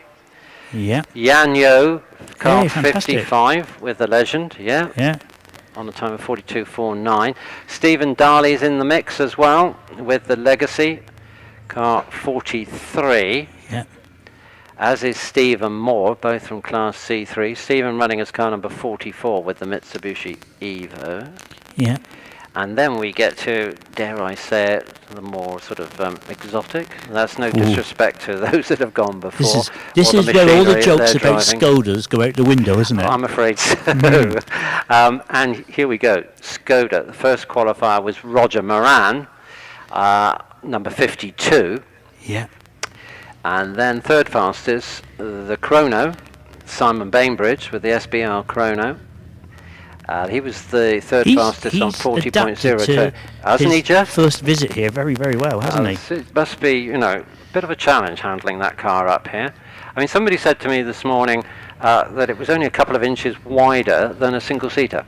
some of the big single-seaters. It does look bigger than that. But if that's the case, and I'm totally happy to accept that it looks bigger, doesn't it? It does, yes. But when you think about the wheels and the wings and everything on a single-seater, things like yeah, the under trays as well, quite wide on a lot of the single seaters. You don't really appreciate that because you look at the wheels and the wings, don't you? No, wheels and wings. Yep, indeed. Einar Price was the second fastest with his 1.6 turbo Fabia R5, car number 51. So I'm going to guess it's Scotty Moran. Are you fastest? You wouldn't be wrong. Car number 2. He qualified on a 39.47. So let's, can I see, 39.47. That's faster than he qualified yesterday. Ooh. So the two qualifiers for the top 12 runoff, the top runoffs, put it like that, both faster than they were yesterday. Some of the other qualifiers might not be quite on that same pace as yesterday, but the top boys, fastest, certainly are. Now, when we get to the runoff, you'll be looking for Roger Moran, car 52 first. Yeah, Roger will come up for indeed. Double-driven car. He will then take the car more or less straight back down. Yep.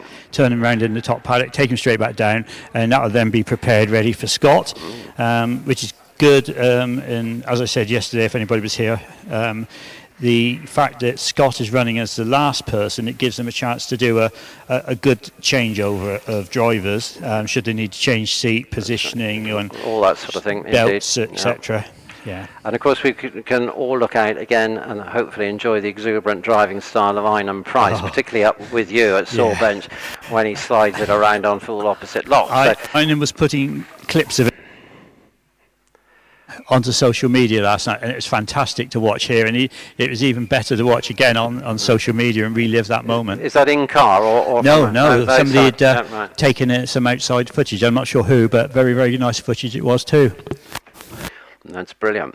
Now, before we get to all that excitement, yes, you know a bit about this as well. I've just had a visit from a gentleman we both know very well, who's not from North Devon, is he? No, funny you should say that. He's an author. Really? Yes, indeed. Yeah.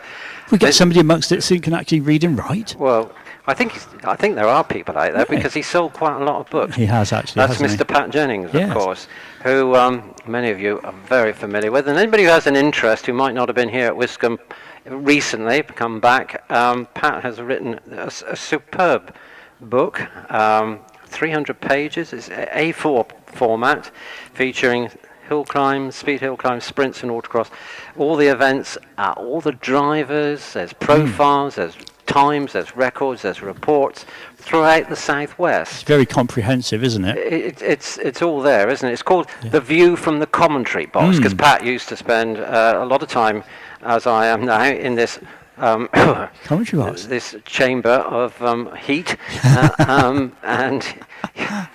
in the time, he's got a distinct advantage over me. He's got a memory, and he's actually put it all to use. Yeah. And this book is available at the moment, because it's the British Hillclimb Championship and it's such a super day. He's offering it at just £10. Wow. It was originally, I think, 1995 or something. So that's a deal, isn't it? That is a deal. That's a deal. And it's a deal not to be missed. If anybody's down in the paddock and Pat's just next to the beer tent. I'm sure that's a coincidence. Anyway, you reckon? Yes, Mr. Moran Senior. Fantastic. Out and off the line with the Scobia R5 in 2.27 seconds. So Roger making his bid for more points in the AET Turbo Tin Top Challenge, and he's out of the S's in 19.1. Yeah, so I got him. He's using all the course up here. Turns it in. You can hear that straight cut box pulling in. Very, very straight and tidy going up Martini Straight. Yeah, lots of popping and banging on the overrun as all rally cars lifts the wheel through Martini, and it's a 39.95. 39.65. Wow.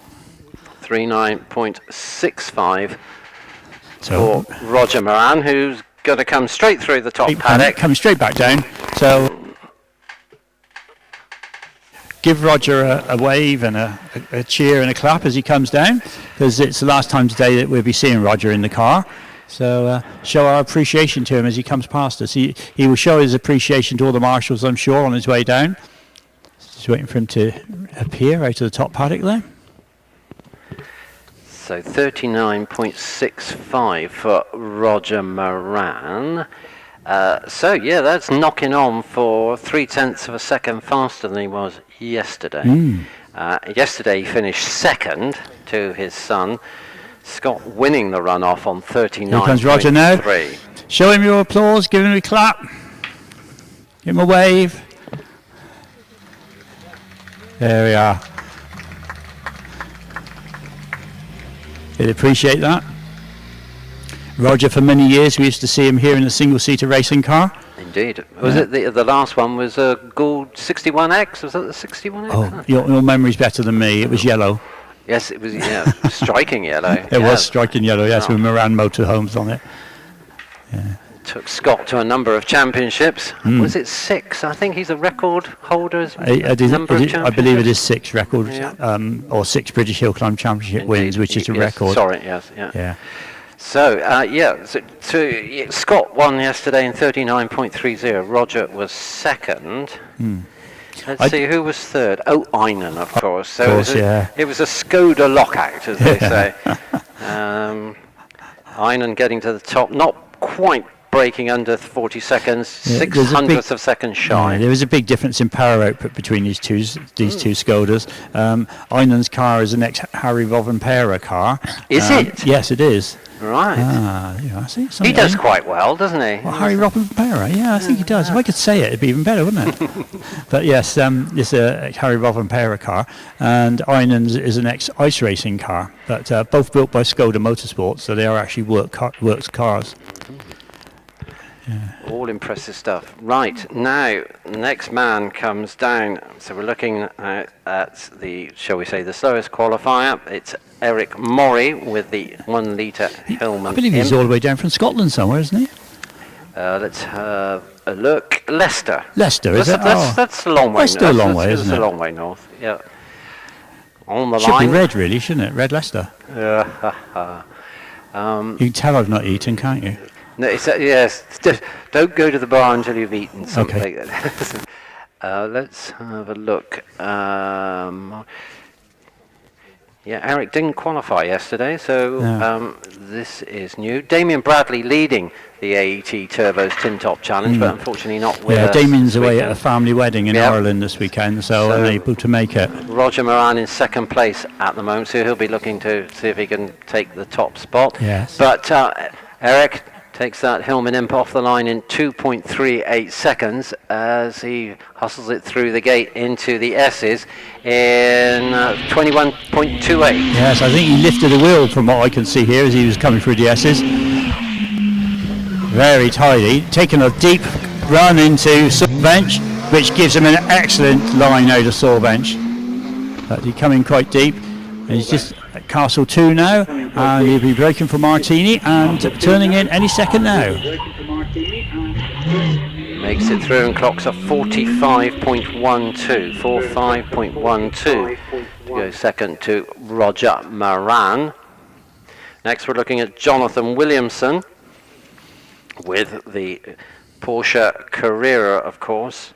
So we should see a good launch time from the Taunton driver, 2.22, the fastest so far, faster than Roger Moran. He even took 500ths off of Roger Moran.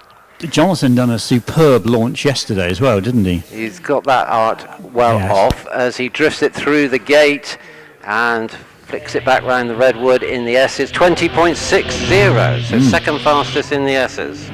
Yes. Jonathan, knowing the hill, been here hundreds of times, he's driven this hill competitively. Beautiful sounding Porsche that he has there. He's done a lot of work on it this winter, gone on to fuel injection from his carburetors, and wow, what a lovely car. Increased capacity, etc. 42.45 puts him into second place. Just edges ahead Mr. Howells of next. Eric Murray. Yes. Howells off the line in 2.33 seconds. With this 911 3.8 litre RSR over Bunny's Leap, 2.33 off the line, so he's 1100ths slower than Jonathan.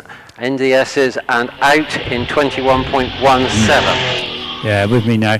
He's got a sequential box in this, which gives him a great advantage when it comes to gear changes. And he's round, nice and tidy, very fast changes as he's going up Castle straight up to Martini Corner.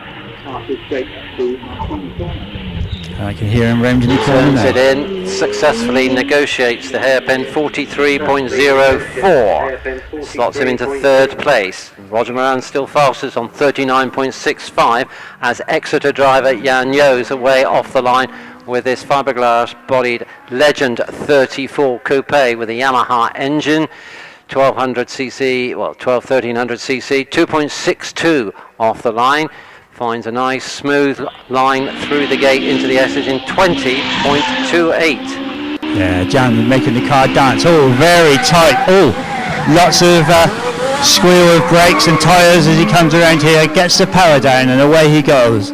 He's really trying, is Jan, at this moment. He's using all the track. Second fastest at the S's point and over the finish line in 42.77 puts him into third place behind Roger Moran and Jonathan Williamson. Jonathan Williamson on 42.45, Jan Jo 42.77. Stephen Darley waits, gets the green light and departs 2.52 seconds, so a tenth of a second faster than the Legend of Yo as he goes across the parkland. In fact, that was, yes, the second slowest launch so far at the moment, 20.27 in the S's, so 100th up on Yo. Yeah, tucking it in tight to the rhododendrons as he comes in past the S's. Trying to get very straight, nice, tidy, getting the power down. That four-wheel drive system working well for him.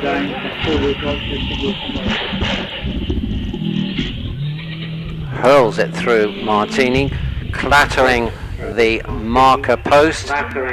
Stephen Darley, car number 43, clocks a time of 41.53, 41.53, puts him into second place ahead of Jonathan Williamson and Jan Jo, but trailing Roger Moran.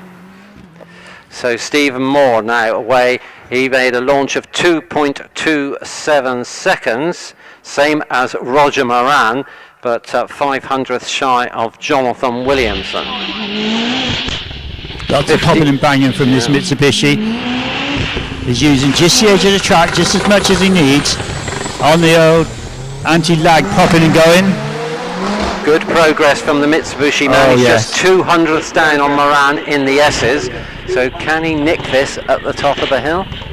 He powers it through Martini. Car number 44 is 39.81, not quite. 39.81 for Stephen Moore. Roger Moran still leads on 39.65. As the chrono is away, the SBR of Simon Bainbridge leaves the line in 2.47 seconds. Qualified on 40.02. Can he break into the 39s on this, his last climb of the weekend here at Wiscombe Park? Out of the S's in 18.63. It's quick. The fastest time of the S's. Yeah. Big car.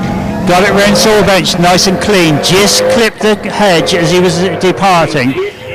And he will be at Martini now. Hard on the brakes and turning in. And over the line in 39.27. He goes fastest. Beats Moran with the Skoda. 39.27. That's a big car. His first visit here. That's some achievement. 0.3 of a second faster than Roger Moran. Einem Price with his 1600 Skoda, and Scott Moran yet to run. Price on the line and away. 2.27. Anybody up here with video? This is the one to video on the Sawbench hairpin. So we have, yes indeed, we have two starters of 2.27 seconds. So they're both 500th shy of Williamson. What's he going to be at the S's? Through there now in 19.28. So the third fastest. Here he comes. And he chucks it in, pulls the handbrake. Gets the back to come round. Oh, unfortunately, it oversteered just a little bit. Sorry, understeered just a little bit towards the bank, and he had to back off. Such a shame. That was looking really fabulous. And the time, it's a 40.52, 40.52, slots him quickly, I reckon, into 4th place. Roger Moran leading the way, 39.65. Bainbridge leading the way, 39.27. Moran 39.65 and Stephen Moore 39.81. As Scott Moran comes to the line with the Skoda Fabia, of course. Yeah, just looking at some pictures up here that Vince Feeney's just taken in. You can see that Einan's got the 2 inside wheels off the ground around Sawbench, as well as being sideways on the handbrake. Dave, we got our fastest launch from Scott Moran, 2.16 seconds. He's going for it. Let's see, he posted a time of 39.30 yesterday in the runoff, 18.71 at the S's, not the fastest. No. Second fastest. Very tidy though. To Simon Bainbridge. Scott getting the power down, keeping over to the right hand side of the track as he heads towards Martini, so he's got set up to be able to launch himself around the 38, 39, 39.20. 39.20 for Scott Moran. That is 0.07 of a second faster than Simon Bainbridge. That's all he needs. Indeed. And let's see, a 10th faster than his winning time yesterday. So an amazing effort by all those drivers, yes, which by my reckoning gives Scott Moran first place in the runoff on 39.20. Let's see if I can just verify this as I do it. And of course, Bainbridge, that superb effort to come through into second place on 39.27, so just 0.07 of a second splitting those two. And then we go to Roger Moran on 39.65 in third place, Stephen Moore 39.81 in fourth. And it's 41.53 for Stephen Darley, who's in fifth place. But then looking at 42.45 Jonathan Williamson, 42.77 Yan Yo, 43.04 Paul Howells, and Eric Murray 45. Now I've missed out a 40.52, which is Einan Price, so he must go in to fourth place. Fourth place, I think. Let's see what we. So Skoda, Chrono, Skoda. Yeah, but instead of being Skoda as it was yesterday, we've got the SBR Chrono infiltrating into that area. So that's a good scenario there. And a good warm-up, a good precursor to the top 12 runoffs. So it's good to, as they are coming back down, to give them a good celebration, yeah? Yeah, definitely.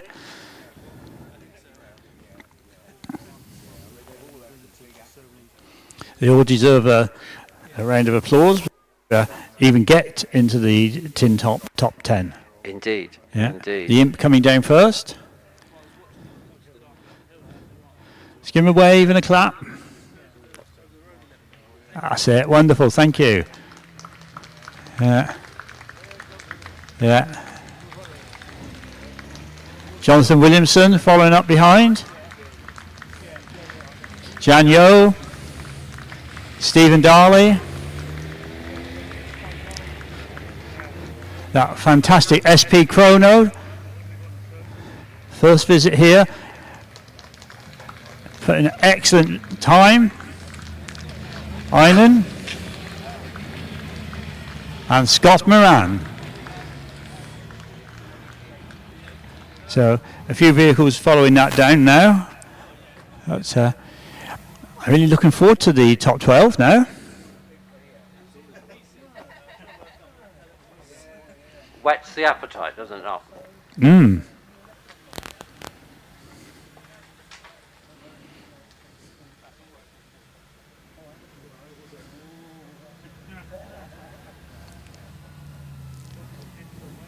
And of course, cars are just passing us. So a bit of improvement in pace over yesterday. Whether that might translate across to the single seaters a little bit later. I think it's going to, Do you? personally. Yes. Really? Yeah. What's the extent of a new record? It's always very hard when a new record's set on the Saturday for somebody to eclipse it on the Sunday. But the fact that it's been set on the Saturday gives them something to aim for.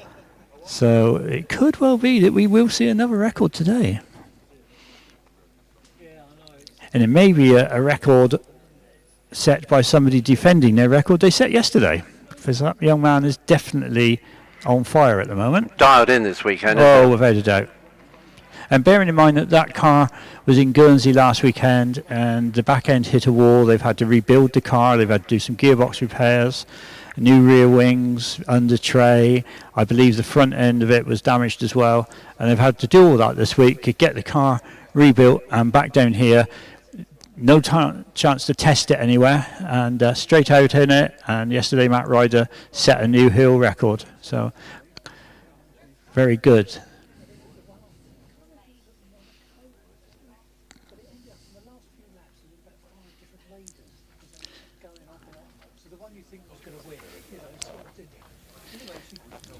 Still lots of people crossing up here. Jeff, is a lovely spectator crowd. Absolutely brilliant.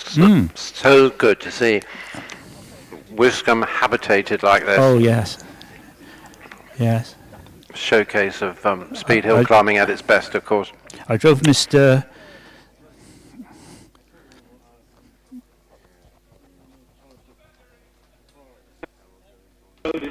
Richards.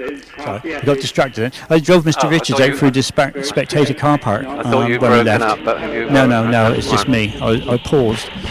And he was really amazed by how many cars there are in the car park.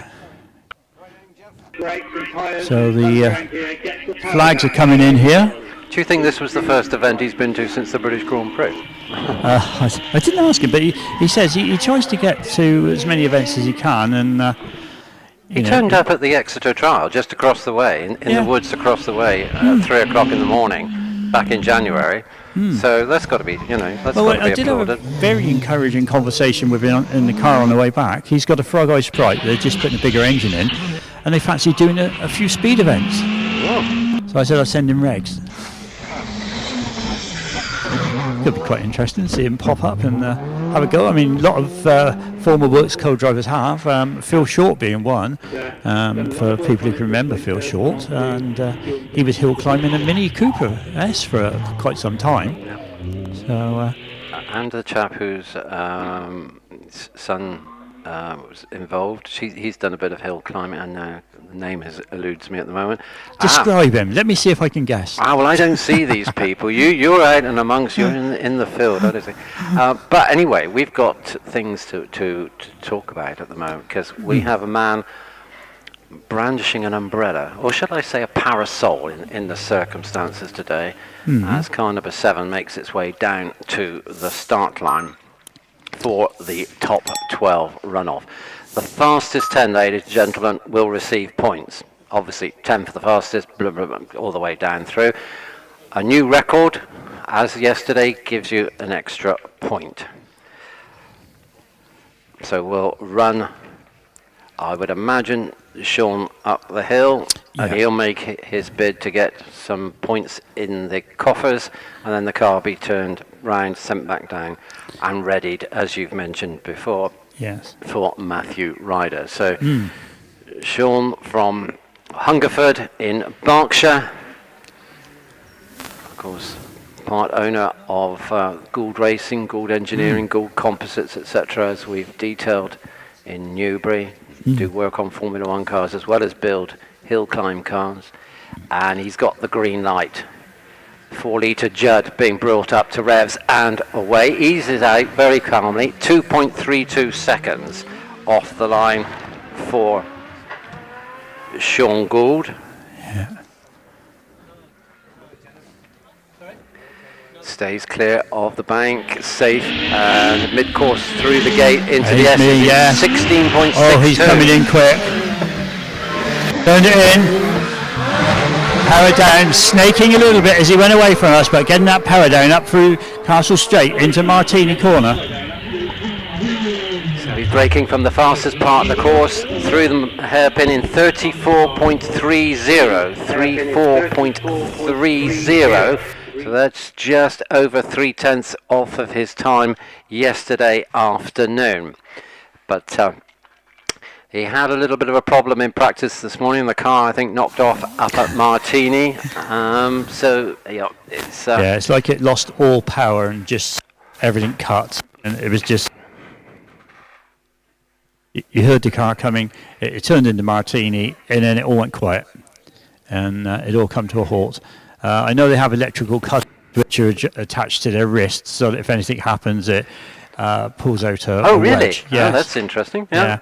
So that then is sprung loaded, so it closes and cuts the electrics on the car. So that could be what happened. Give Sean Gould a wave, everyone. Sean Gould currently lying 7th, well, currently before this weekend, 7th in the championship, not taking into account the points he would have scored yesterday. Yes, I think he would have been in a point scoring position, but probably not too many of them, unfortunately. He's had some good wins as well recently, or over the last couple of years, hasn't he? Up in the Midlands with the car. Yeah. Took a win this season up at Doon. Oh. Have you been to Doon, or are you threatening to go? I'm still threatening to go. Oh, right. And every time I have to go to Scotland, which happens a couple of times a year for family reasons, I get up there, and it's always the week before Doon or the week after Doon. I can never seem to get when there's a Doon on, especially hopefully I will make it up there at some point. I keep wanting to. It's a very challenging course. Looks it. As is, of course, Wiscombe Park. I think we're very lucky. We've got lots of, I'm going to say, natural edges to our course, but looking at Doon, they do seem to have a lot of Armco and more solid barriers. It's quite. So it'd be good to get up there at some point. Right. The Paddock crew working well, getting the cars out, and William Luffridge is the next man to run, qualified on 35.58. With the Empire Wraith, this 1300 turbo powered machine. Driver from Antrim. I think we've got the tyres all covered up, as many of them will. I expect to ensure they don't pick up any loose stones until they get down to the better tarmac adjacent to the start line. Yep, covers come off. And then let's see if he gets involved in any tyre warming. Is he going to warm them? Is it warm enough? I don't know. It is quite warm. I would imagine the track temperature is going to be quite warm most of the way up as well. We must buy one of those probes that you stick in the track so we can find out. I'll let you ask if we can do that. I don't think it damages the surface. Don't worry. Don't think it's anything like that. Right. So just We'd probably forget it's there and tarmac over it next time we tarmac it here. Marshall's just chucking back one of the tyre covers to the support crew of William as he's on the line with the green light. And off in 2.2, so that's our fastest launch so far, faster than Sean Gould with the 4-litre Judd power. And sparking from the under tray as he approaches Bunny's Leap. On the brakes as fleetingly as possible at the gate, 19.53. Yeah, it's with me now. Just keeping it up the middle of the track, not going to the edges too hard. Power down, very fast gear changes. Oh, wonderful amounts of sparks coming off the under tray of that. Hopefully somebody's got pictures of that. That was fantastic to watch. And into Martini. 13 sorry, 38.03. 38.03. So Sean Gould leading the way on 34.30 as Andy Greenan comes down to the line, having first of all, the first challenge, of course, is to qualify. He's ticked that box, and now let's see if he can take a nice haul of points away with him. On his way back to Great Bedwin with this Empire Evo 3.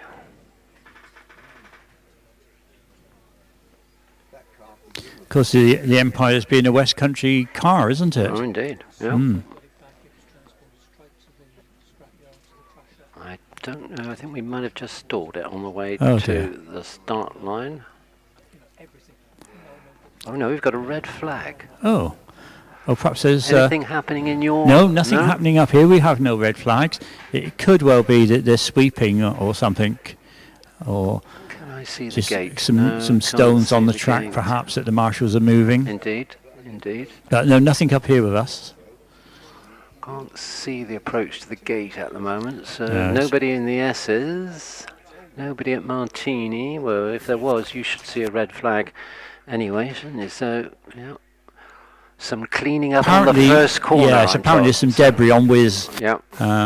Darren, the marshal up here, has just told me, because he's got just put control. up the comment on the live stream, because their cameras can see the start or see the bend.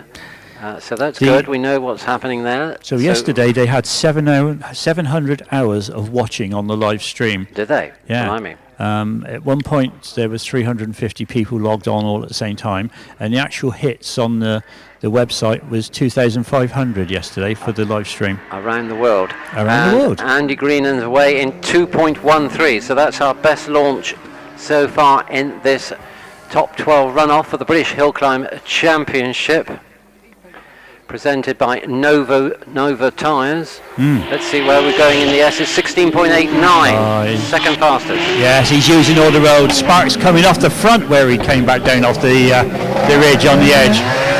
Getting that power down.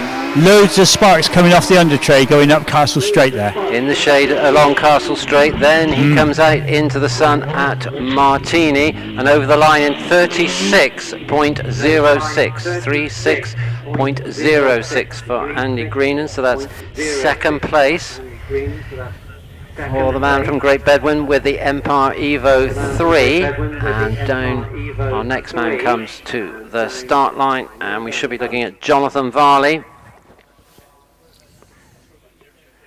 running his car number 94. That's the GWR Predator, of course. Jonathan from Telford. V8, isn't it? It's a combination. I think we've got, it's two Yamaha R1 engines on a common crankshaft. It is, yes. It's two motorcycle upper parts of the engine on a common crankshaft and crankcase. So 94 Jonathan Varley on the start line, ready to go. He set a time of 35.20 in yesterday's runoff. He was the second, so it's qualifier. He's away off the line in 2.18 seconds, so he's 500th down on Greenan. Let's see, how did he qualify? Varley qualified on 36.13 yesterday. Today it was a 35.10. Yes, he's already faster than yesterday, isn't he? 17.02. Very neat, very tidy. At the S's. Round daylight under the front wheels, bit of oversteer as he left the corner here, and he's almost on the brakes and turning in. A bit off the pace of his competitors at the S's, but a 35 at the top, 35.49, 35.49 for Jonathan Varley. So that's almost 3/10 slower than he was yesterday afternoon. As we look to Alex Coles now, the man from Plymouth, looking to add points to his championship tally with this Force TA. He shares with Kelvin Broad. 1300 supercharged Hayabusa power plant, launched in 2.12 seconds, so that's 1/100th of a second faster than Andy Grennan. That's our best launch. 16.33 at the S's. Yeah, he's trying. That's our fastest midpoint turn. Definitely trying. Brings it round Saw Bench. The back end steps out a little bit. He gets it under control and straight up Castle Straight. So Alex on the brakes through Martini, and he clocks a 34.50. 34.50.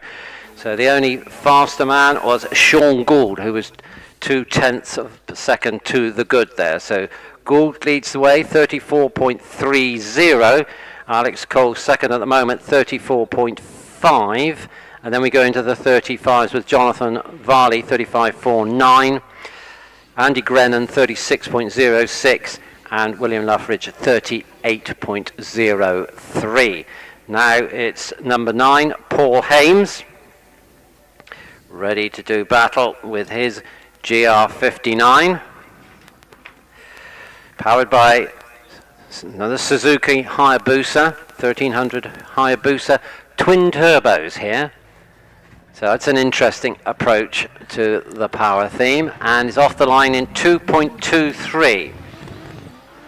So he's dropped a 10th on the fastest launch times.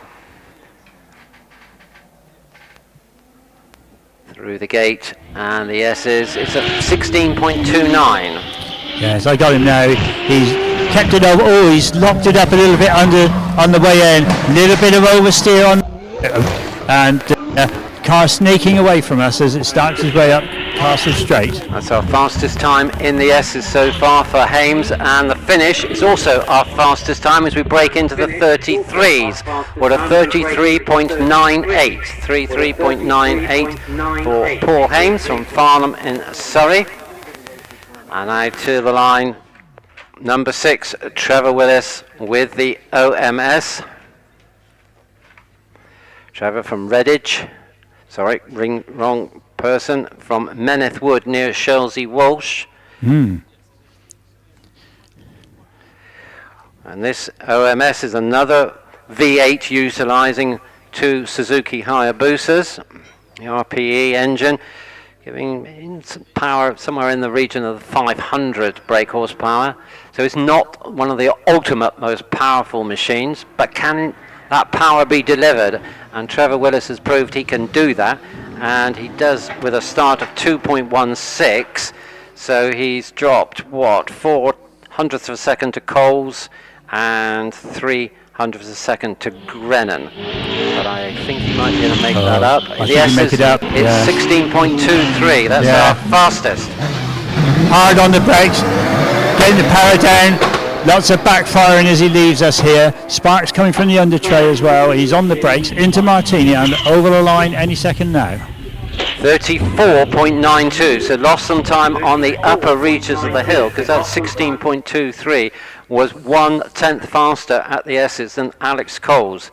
So it still needs to be a 33-second climb at the moment to get to the winning position, shall we say. Paul Hames the fastest and the only man who's broke under 34 seconds with that 33.98.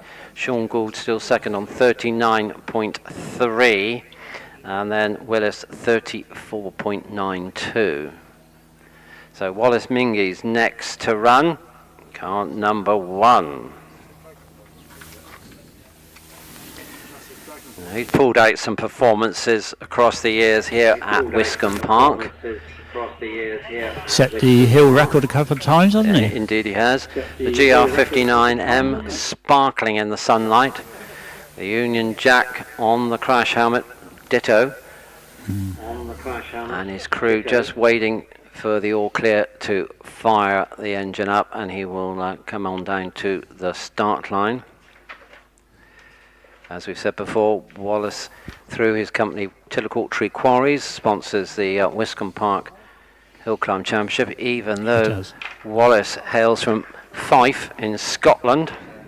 he makes a good cup of tea as well. Well, yes, for those of you who are in the inner circle. But no strawberry tarts or something. No, no strawberry tarts. But never mind. One day he will turn up with strawberry tarts and I won't be here. The 3.3 Cosworth fired up. Visor adjusted. Wallace just spins up the rear wheels. Once, twice, 3 times, 4 times. Means business, I think. Yes. Lines up basically in the middle of the centre of the track. No doubt new slicks at this point. Or fresh slicks. Watch the start light, green, and the Cosy rumbles away. 2.04, our best launch. That might indicate that it's got new tyres on. That was effective as he goes up to the gate, carrying good speed through there, and the S is in 16.36, not the fastest. No, but very tidy, very, very tidy. Turn it in, just edges the curb as he leaves us here at the saw bench. Straight as a die up to Martini, on the brakes around Martini. Let's listen for him accelerating over the line. And that's it, he's there. 33.65, 33.65, that's our fastest time. Just moves ahead of Paul Hames, who now drops to second on 33.98. So Wallace Mingy's our fastest man in the runoffs at the moment, as Dave Uren comes to the line. Another Gould man. This is a slightly older model, the GR55, but this particular car has been hugely successful across the years with Martin Groves, 4-time championship winning car, and Dave's got it off the line in 2.18 seconds, matching Jonathan Varley's time, but 1400th down on Wallace Mingy's. Through the S's in 16.2, so he's 1600th up on Mingy's. Very tidy. Just a little bit of oversteer, getting the power down, really going, sounding beautiful as he leaves us. On the brakes for Martini. 3.5 litre V8 pounding away, and it delivers a new fastest time, 33.61. So he eclipses Menzies' effort by 400th of a second. Will Hall next to run, qualified on a time of 33.34. This is another Gould, another Judd powered machine, 4 litres of Judd power plant in the back, and you know, they publish on the website, etc., that it produces about 670 brake horsepower. May well give out a bit more than that, but nobody's letting on. An engine that was built for sports car racing, endurance sports car racing, Le Mans and all that sort of thing. So Will Hall, sponsor of the Wiscombe photographic competition, of course. Yes. Thanks to your good self. If you don't ask, you don't get. Right. Yeah. Car number 5 on the start line then, Will Hall.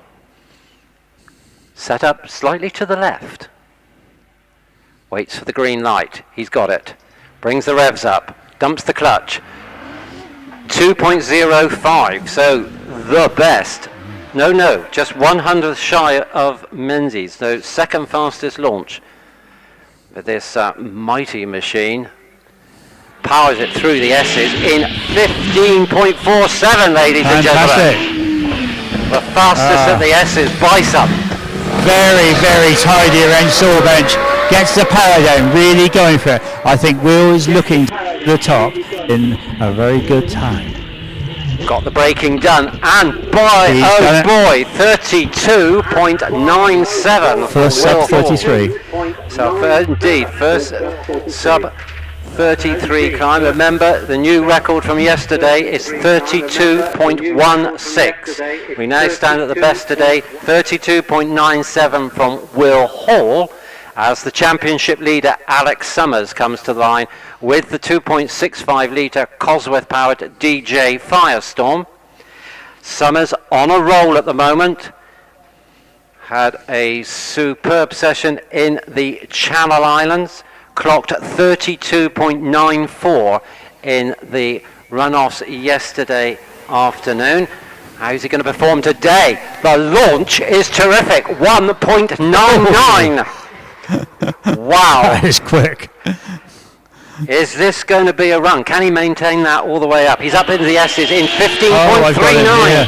Yes, he's really going, sounding beautiful, really controlled, very fast, very smooth, no sideways to it at all.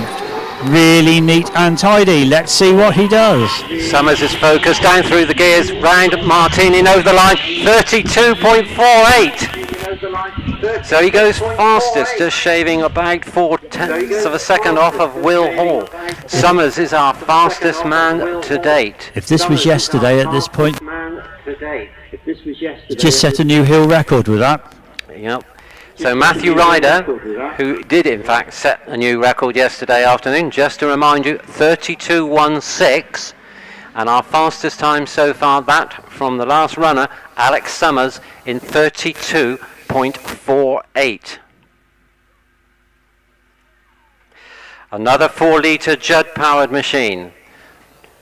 Gould chassis, of course. Will Hall away, Matthew Ryder off the line, just a bit slower than Summers, 2.05, same as Will Hall in fact, another Judd V8 user. So Hall was 15.47 at the S's, Summers 15.39, this is 15.10. He's used the curve a little bit, just almost touching the back end against the bank. A very, very quick looking exit from Silverbench. Thunders up Castle, and he's over the line, and it's a 31.77. The boy's on fire, isn't he? Another new record here at Wiscombe Park for Matthew Ryder. He's really been on it this weekend. Fantastic. 31.77. I wonder if they bought an extra bottle of champagne. I did a bottle of champagne. Thankfully, it's there ready and waiting for him. There's a tradition here at Wiscombe that if anybody hill record, they do get given a bottle of champagne. But he's got 2 hill records. No, he hasn't. He's only got 1. He beat somebody one that was set yesterday, so he's now down to. So what he had to. He could have shared it with us. Couldn't what a British Hillclimb Runoff Championship that was, and yes. Blimey. The Nova series goes from strength to strength, and what entertainment that was. As we move away from the British Championship theme to the Tillicoultry Quarries Wiscombe Championship, which is basically the focus of those in the Interclub series, and they're now out on track, and the first man to get a time is Will Hames in the road-going series production class with the Renault Clio Cup. And I actually saw Will punching the air when he could see that there was a new hill record from Matthew Ryder. Such is the support throughout the paddock. And there will be a lot of celebration when he makes it back. I think there will be. So it's 23.24 for Hames in the S's. Hames Jr. in fact, we've seen his father in action with the GR59, and it's a 47.57 at the top of the hill. 47.57 for Will Hames.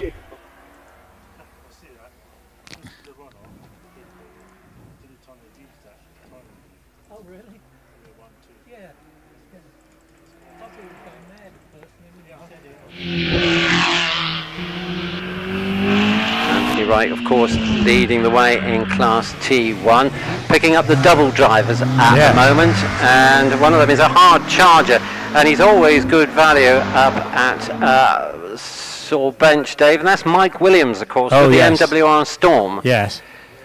Yeah, the self-built car always comes in with some good results with this car. Got one lovely little car. 145A, that was Graham Blake, completes his run in 43.89, so a little shy of his morning time of 43.09. But now Mike Williams, he was 20 seconds dead in the S's and 40.67 at the top. That compares well with his earlier time of 41.39. But we'll see how those positions pan out later when the rest of the classes get their chances.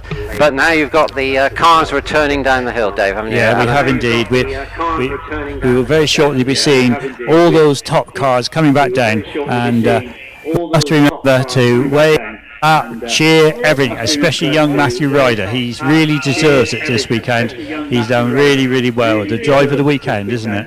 He's done really, really well. The drive of the weekend, isn't it? So the course car's just passed me, Jeff. I will be returning back down to you shortly. Okie dokie. You'll get your lift back down to the hub of the enterprise here at Wiscombe. I've lost my bits of paper. I'm just doing a bit of doing a bit of paperwork, are you? Yes, yeah. Yes. So.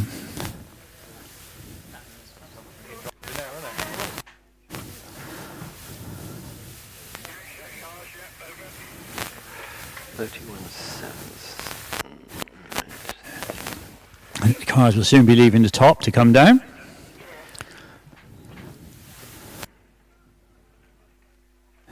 I can see the Wiscombe Tillicoultry Quarries Wiscombe Championship contenders coming down first.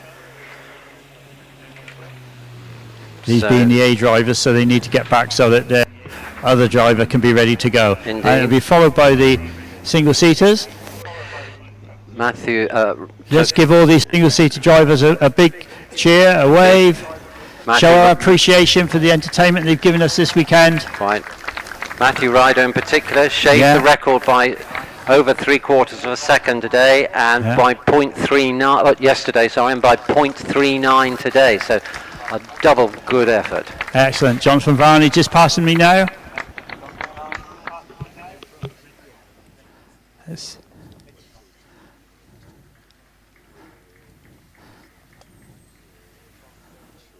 It's all very serene up here now that the engines aren't running, you know. Here comes another one.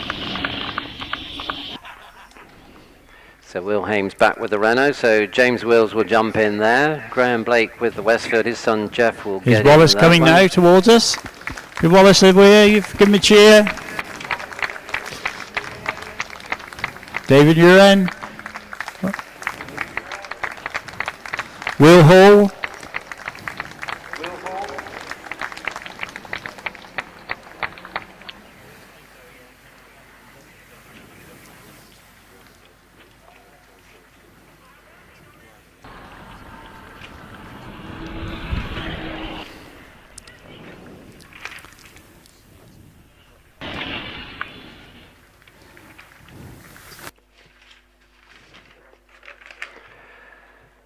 So 2 outright. There's Alex coming down.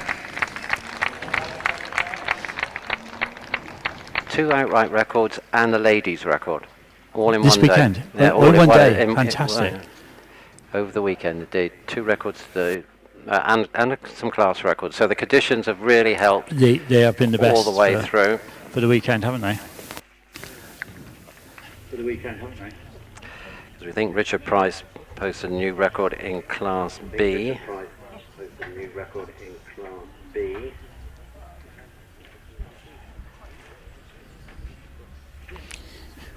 We're waiting in anticipation up here, you know, Jeffrey.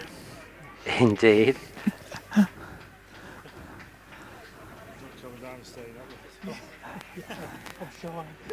Well, the marshal's just suggested he maybe sat up there just relaxing in the sunshine, but I expect with his fellow drivers, they're all having. They will all be. Do you remember when a hugging session and a back-slapping session? And Andy Priol actually won the championship here. Yep. There used to be a water trough up the top. Yes. Do you remember that? In the corner. In the corner. And where did they put him? In the water trough. And then he went on to be 3 times world touring car champion. He did indeed. Yeah.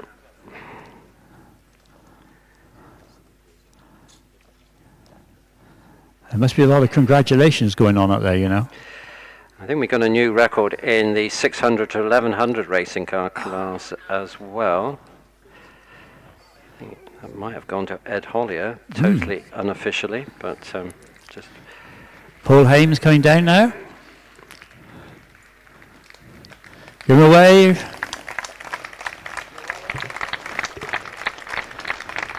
And in K1. Yeah. Trevor Willis. And in K2. Sorry, I just clicked. Trevor on his way down.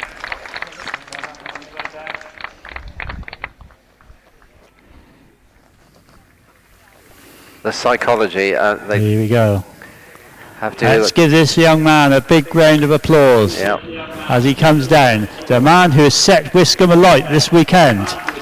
What a great drive that he's done. Matt Ryder, thank you very much for the entertainment. Well, I'm going to come on back down now, Jeff. Okie dokie, no problem. That's if they remember to stop and pick me up. So not only do they obviously have to work quite hard at the driving of the cars, but it's the psychology as well. Yes. Some drivers, depending on the pause between their runoffs, can see the times come up on the screen, but mostly they're down on the start line before they know the times of their adversaries, so they just know they have to deliver.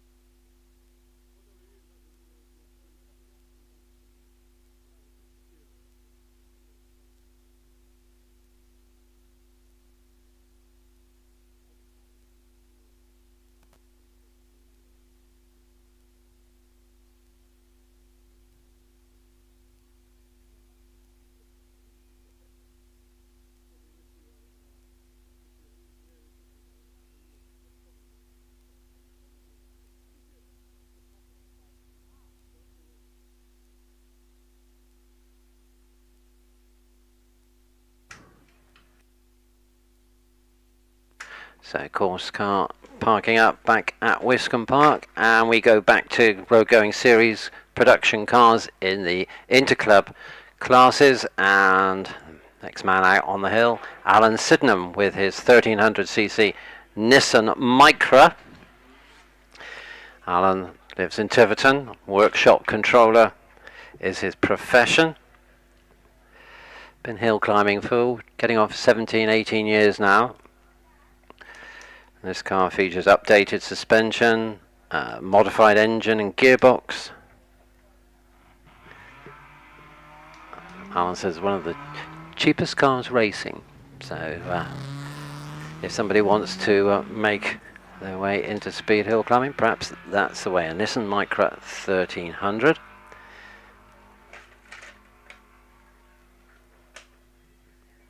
Launched in 3.29 seconds.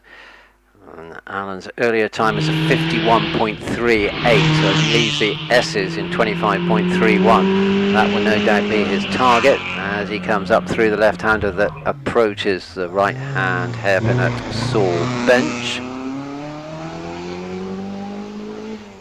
Cleanly through that, and then urging the little Nissan all the way along Castle Straight, wishing he had a few more brake horsepower, no doubt, and over the finish line in 51.94 for Alan Sydenham, so about half a second slower than he was earlier this morning. Julian Rinaldi then, the man who leads the Tillicoultry Quarries Wiscombe Park Championship with his 1 litre turbocharged Ford Fiesta out on the hill, out of the S's in 22.23.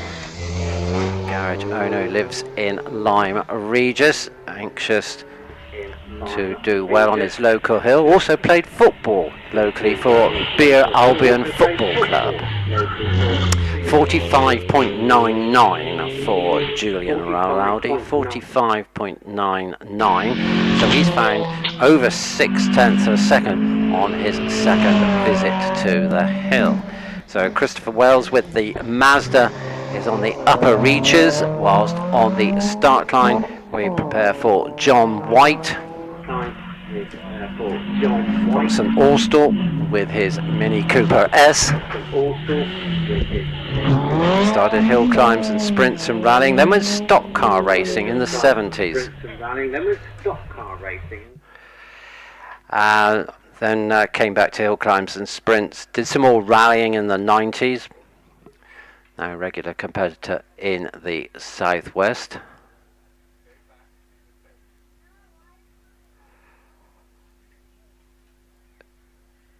Bit of delay waiting for the green light that will enable John to take his second and final run, official run of the day. He'll be looking to see if he can improve on his earlier climb of 49.41 seconds.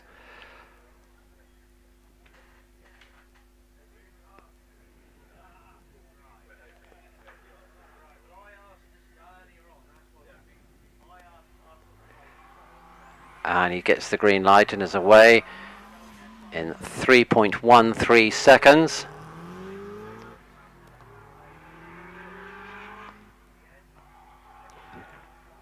Improvements have been made on this car to suspension, the launch control, which, as you may realise following today, is an important part of speed hill climbing, and the gear linkage has been improved to make the gear changes a little bit quicker, a little bit slicker.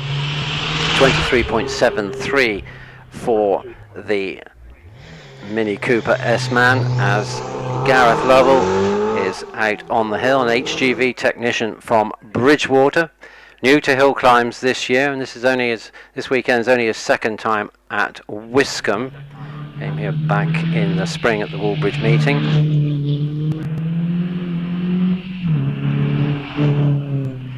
A lot of work gone into this car to get it ready for competition. Needed some welding as the car had been idle for a number of years. And now off the line in 3.08 goes Richard Smith with his Audi S3 1800 turbo motor.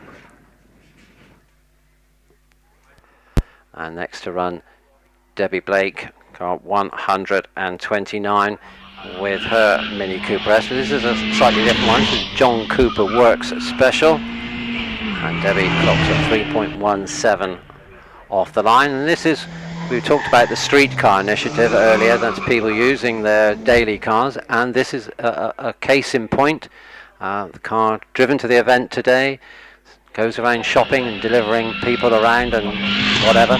So I think turns out for some hill climbing at the weekends, which is a very cost-effective way of dealing with all these things. Car 122 then, a time of 48.57 48.57 for Chris Wells.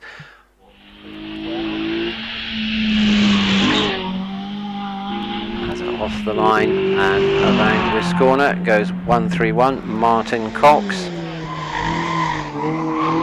John White 124 clocks 48.51.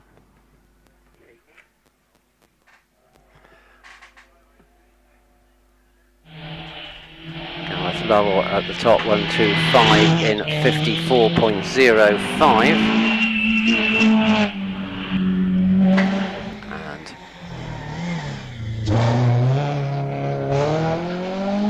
Car 130, that was James Wills on 46.31. So that's an improvement for James.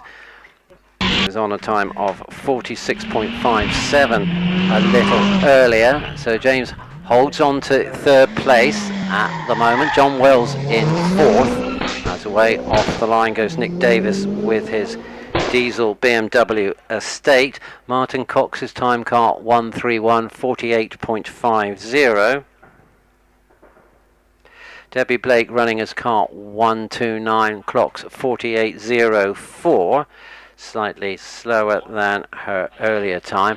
And let's see, class leader 133 Anthony Wright in the 44s, so it's a 44.01, just shy of his earlier time of 43.47, but that will be the time that will be used for results purposes and to calculate what points he has accrued in the Tillicoultry Quarries Wiscombe Park Championship.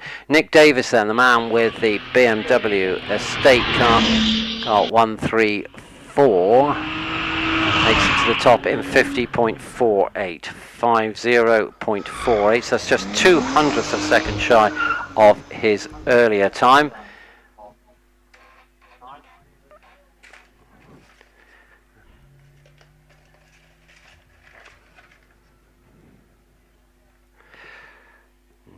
John Wells away off the line with his Mini Cooper S in 3.08 seconds, and he's followed up the hill by Jim Faulkner from the road-going special production car class with his Westfield wide-bodied 2-litre car.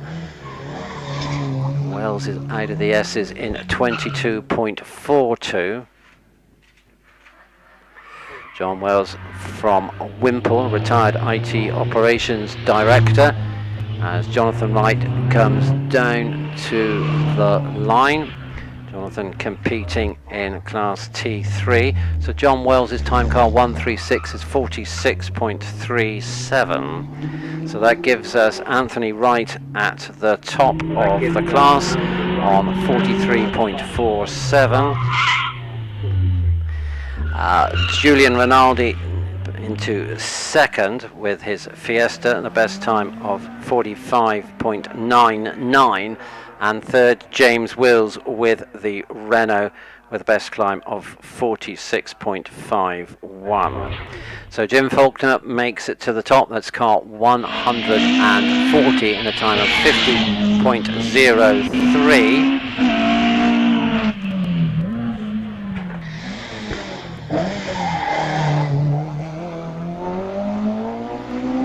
That's his fastest time of the day. Ian Englehart leading the way with his Vauxhall powered 2-litre machine, 39.76.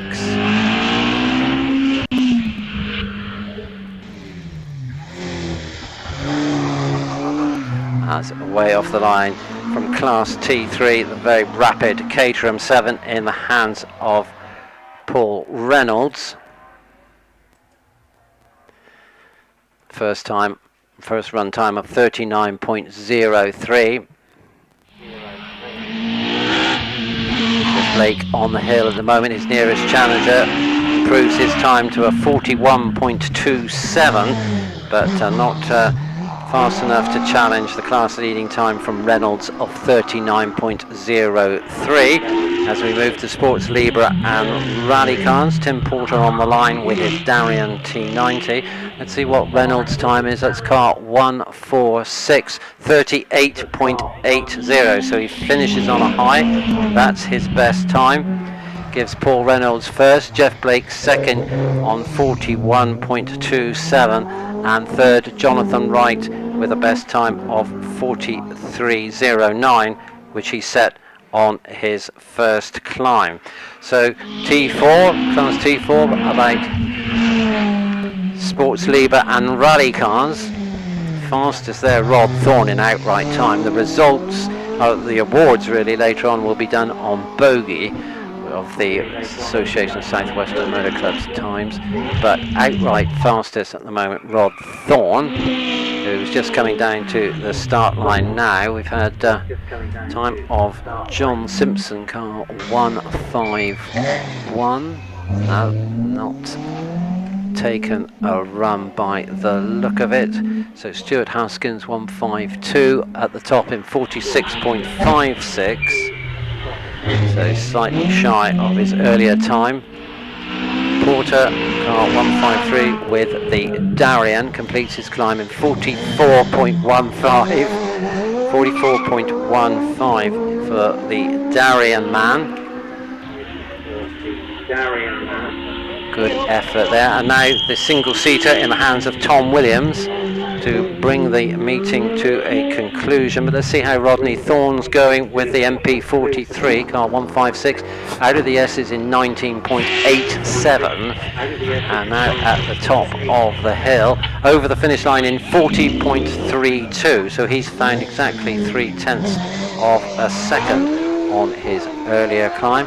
David Yeo running as 155, stops the clocks on 45.92, and rallyman Andrew Phillips with the Peugeot gets the time of 44.15 at the end of the day. Now Tom Williams in that racing car just now finishes the line 38.63, so he's found 2/10 of a second. So in outright times, Thorne is fastest in T4 on 40.32. Andrew Phillips in second place on 43.02. Tim Porter third on 44.15. And the fastest of the racing cars, the battle between Mike and Tom Williams, father and son, decided in the favour of Tom with that final run of the day in 38.63.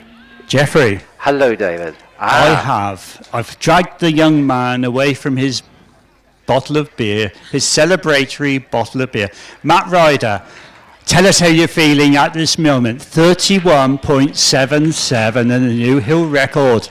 Absolutely fantastic. Yeah, I'm almost speechless myself, to be honest, as well. Yeah, it's been a fantastic weekend at Wiscombe. The weather's been lovely, the track's been great, loads of spectators, which just makes it a real spectacle. So to come away with a strong time, a reduction of the record as well, I'm absolutely chuffed.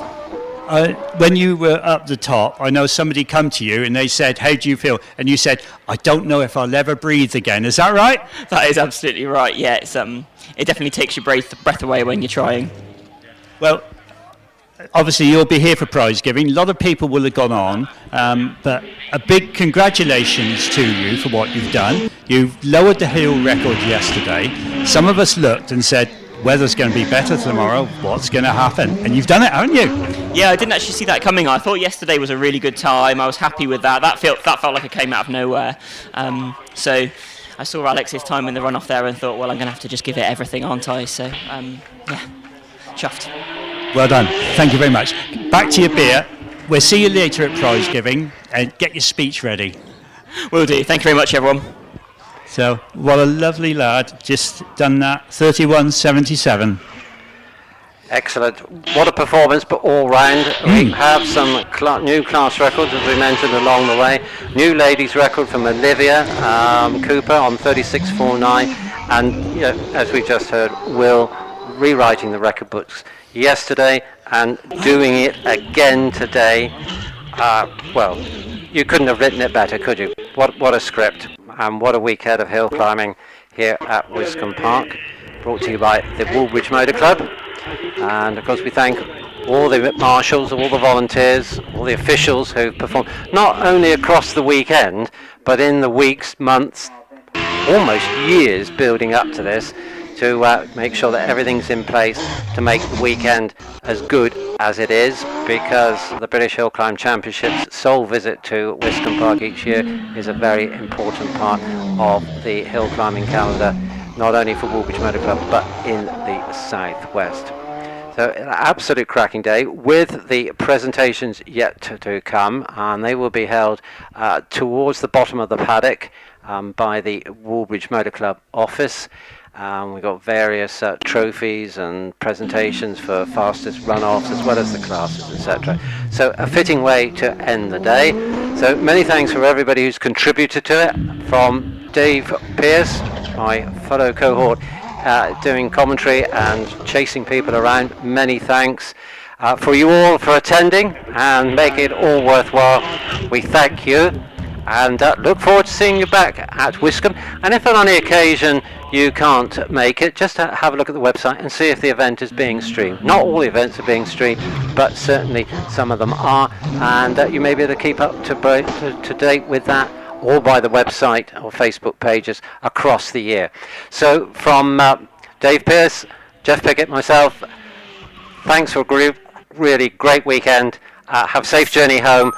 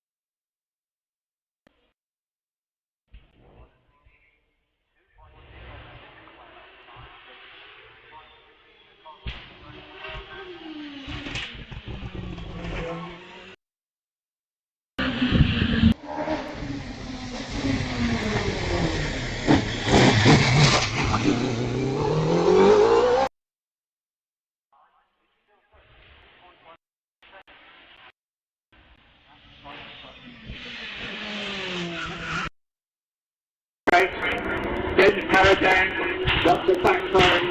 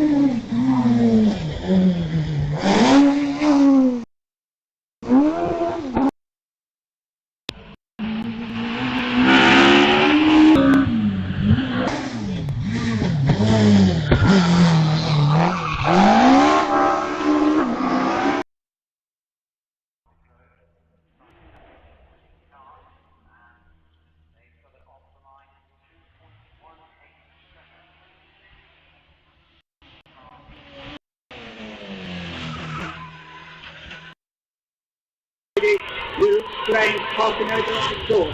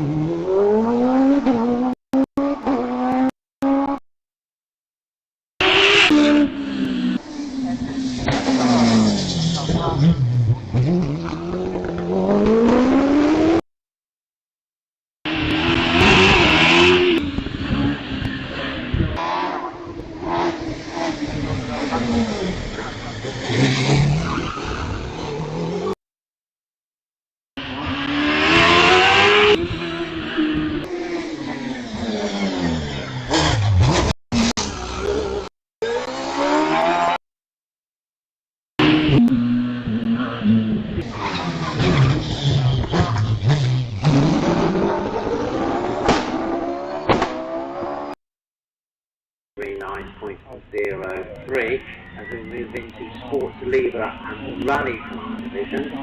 Class Team 4.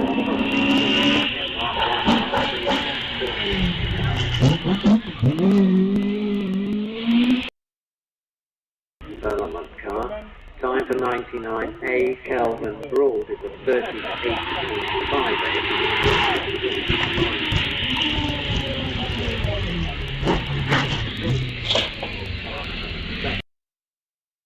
Roll the steer on and just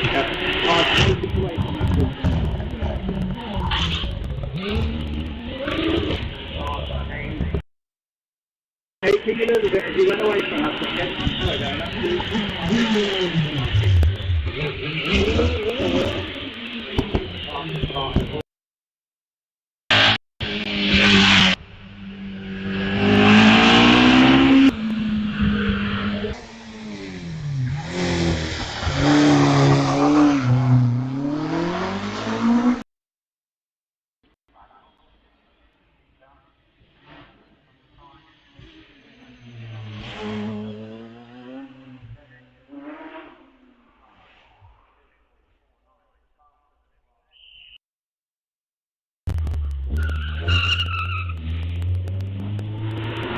Julian Rinaldi.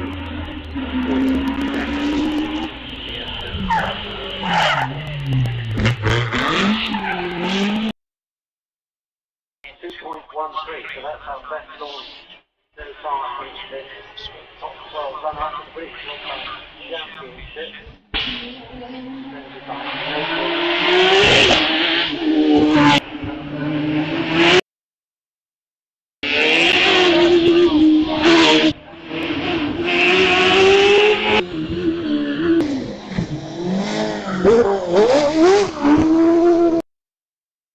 Tucking it in tight to the road addendums as he comes in, past the S's.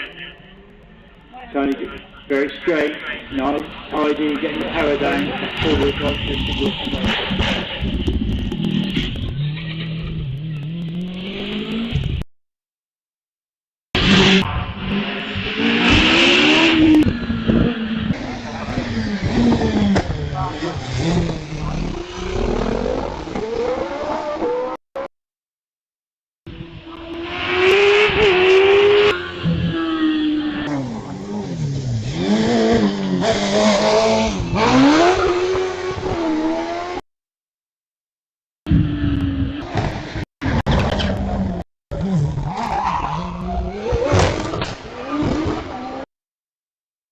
First, Jeff Blake, second on 41.27, and third, Jonathan Wright, the left hand, 43.09.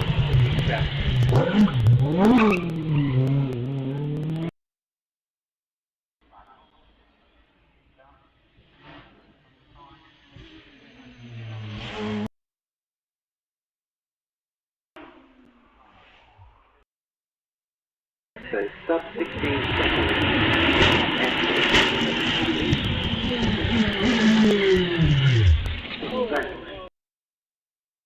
The F is in 17.48. He's now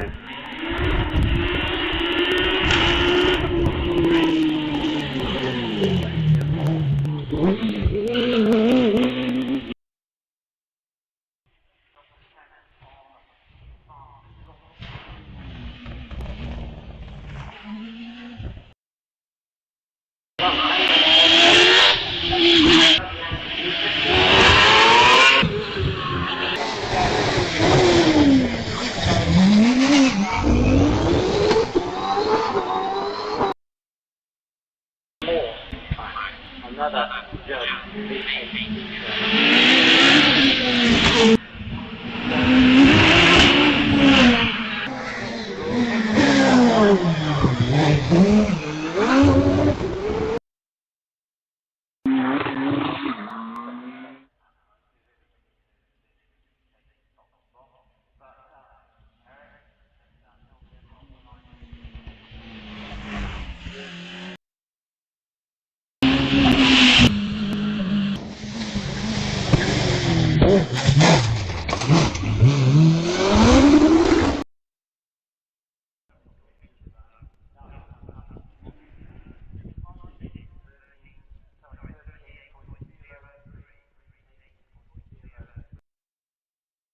changing Porsche that he has there. Done a lot of work on it this winter, gone on to fuel injections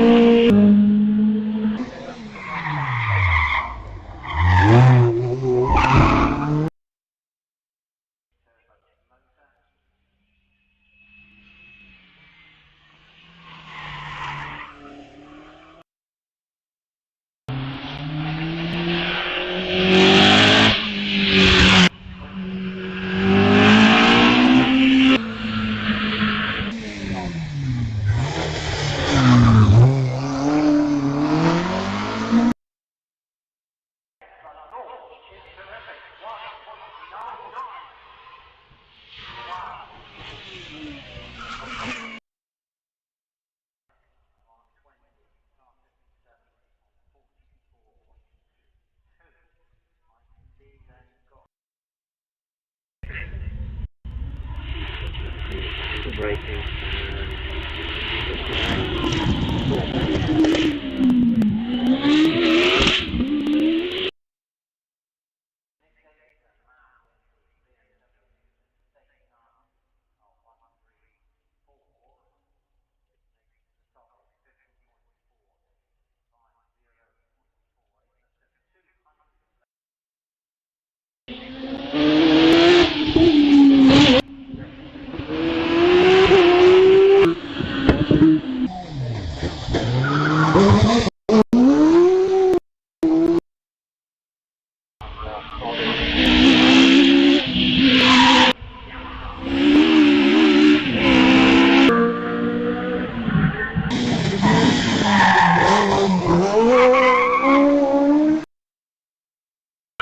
Squeal of brakes and tyres as he comes around here, gets the power down and away he goes. He's really trying down.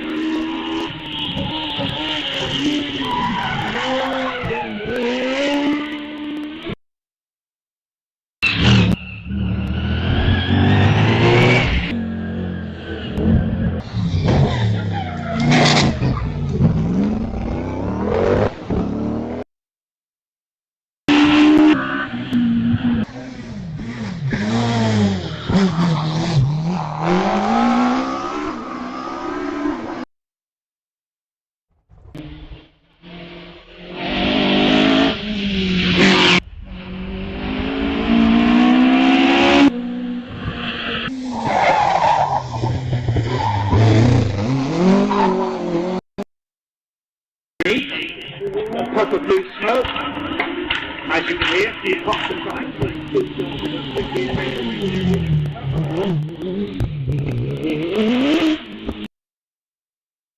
Three quattros in the hand of Anthony Wright, the Wiscombe champion back in 2016.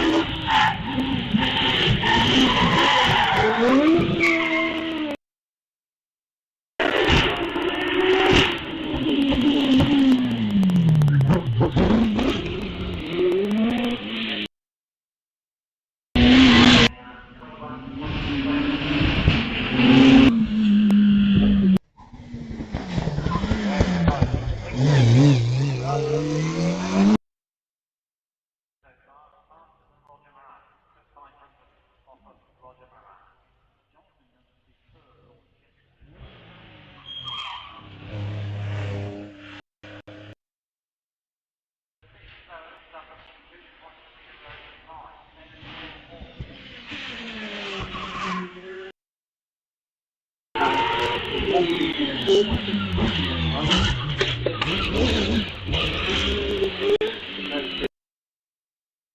bit just almost touching the back end against the back.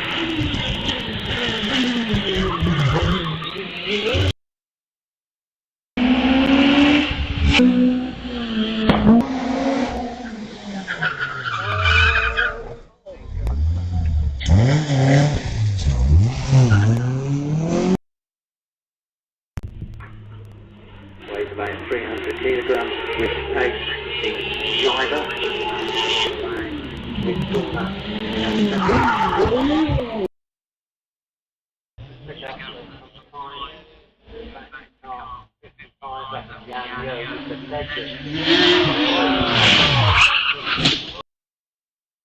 Very tidy. Turn it in. Just edges the curve as he leaves off here at Strawberry.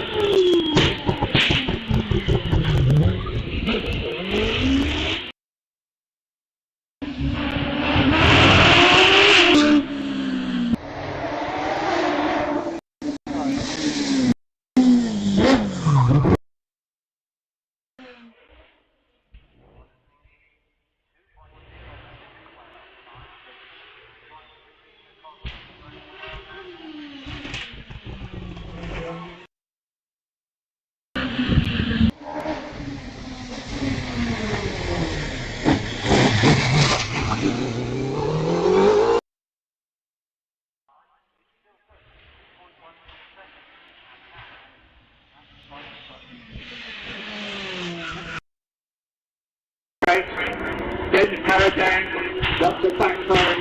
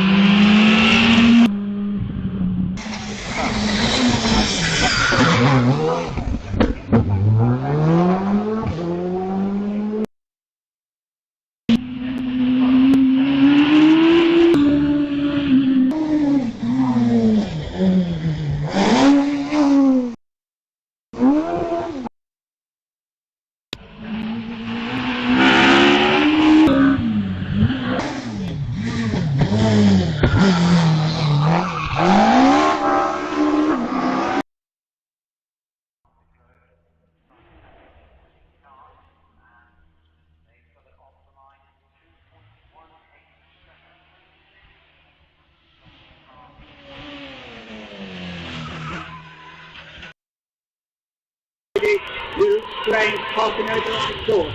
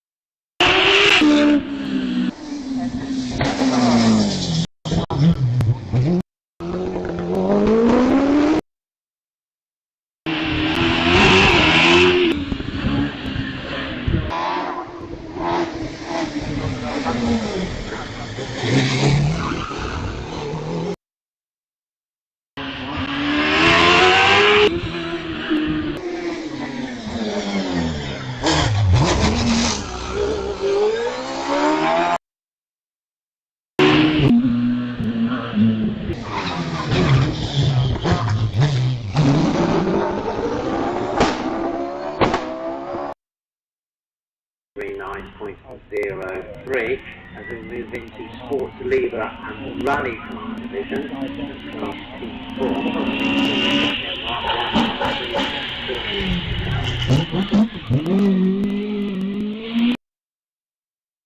Development car. Time for 99A Kelvin Broad is a 38.5. gear on, and just pass away from that.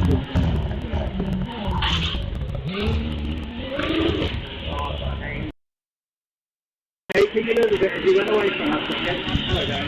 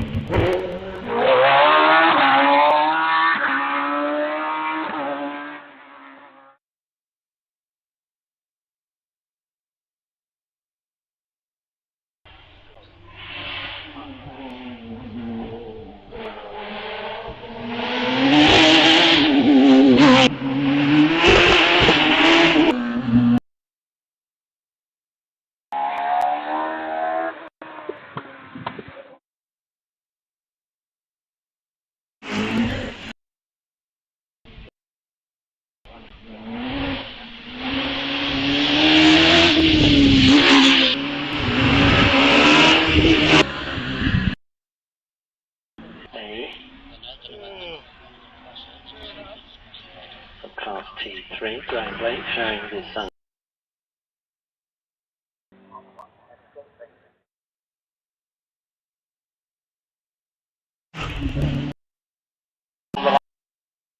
Jonathan Langley, a 1-3.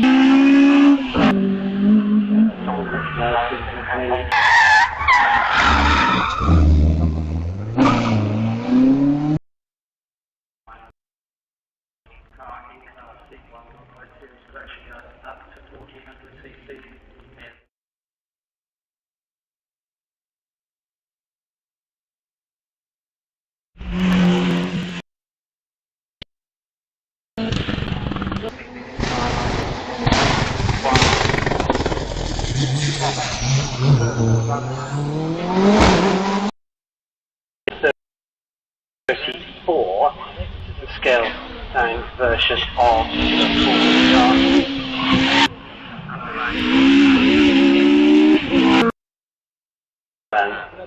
in his debut season, well last year was his debut season with this Empire Even.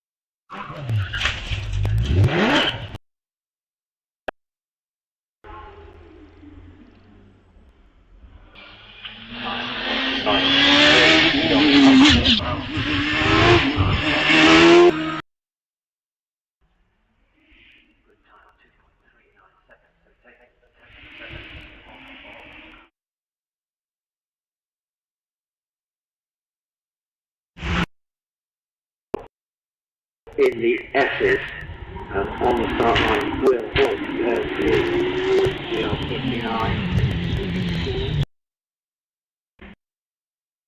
Up there, setting it tight and putting it round and getting the power down. A little puff of smoke out the exhaust and away up after the brake.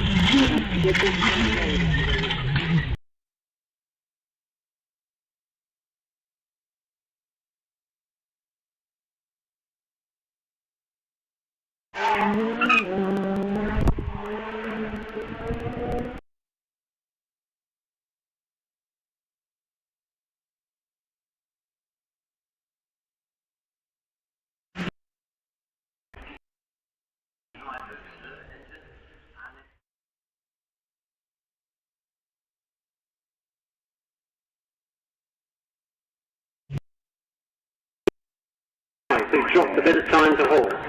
Trevor's very neat, always a tidy drive. Nothing too wild going around short end. Back to bottom.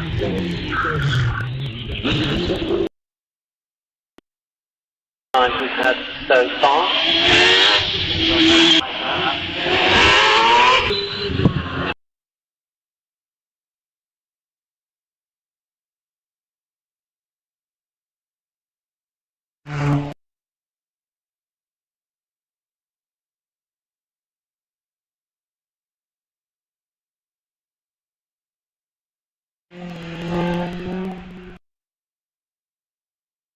Bathed in sun as he gets his braking forward.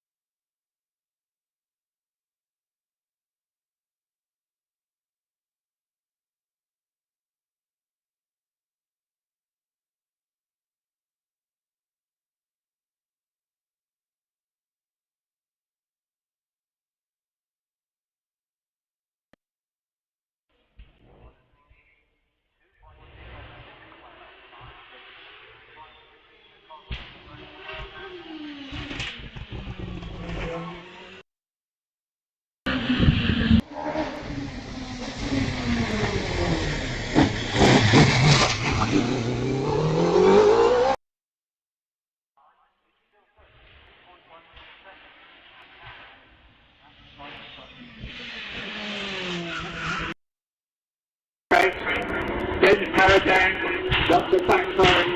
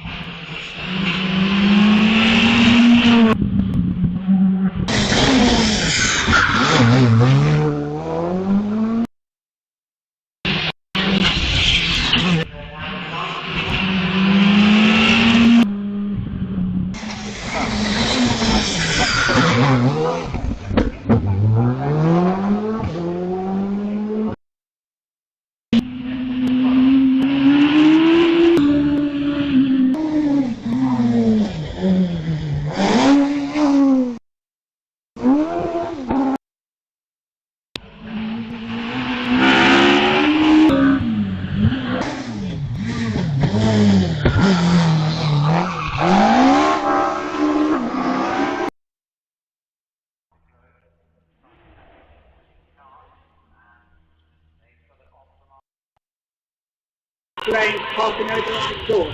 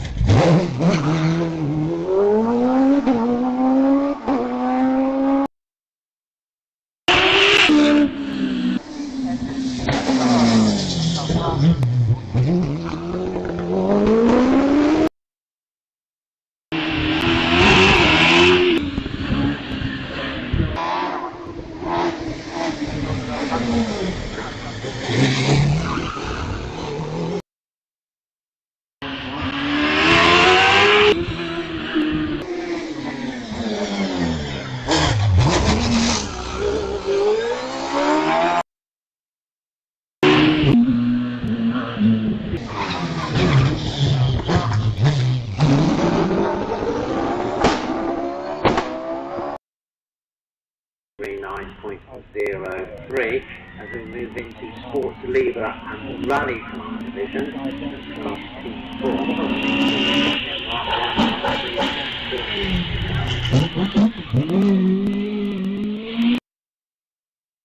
Development car. Time for 99A Kelvin Broad is a 38.5.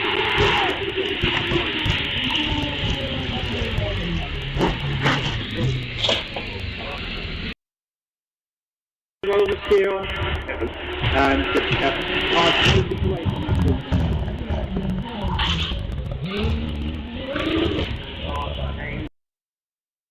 hey, kick a little bit as you went away from us. Hello there.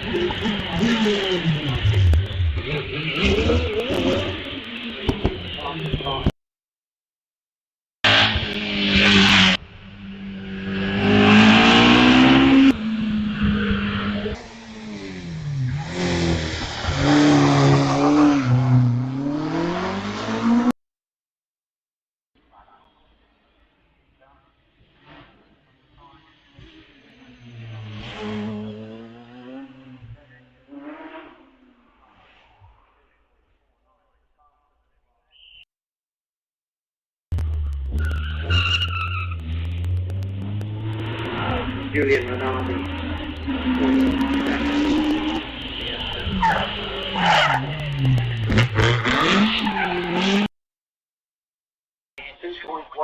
So that's our best launch so far in this top 12 run-up of the British Hillclimb Championship.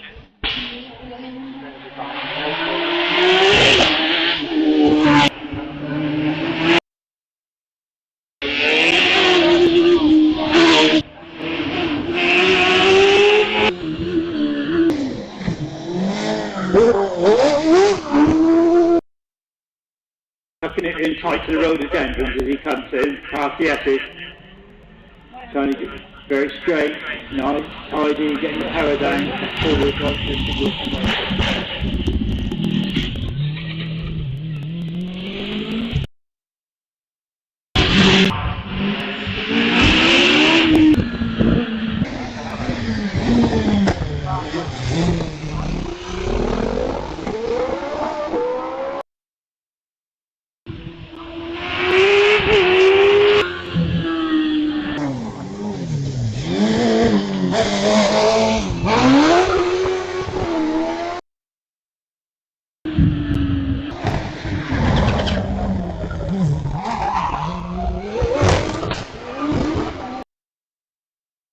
First, Jeff Blake second on 41.27, and third, Jonathan Wright, the left hand, 309.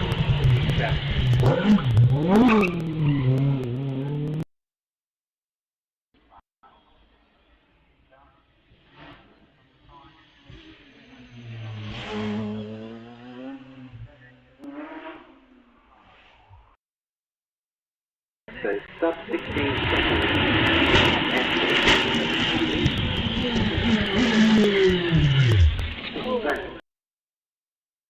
The F is in 17.48, and he's now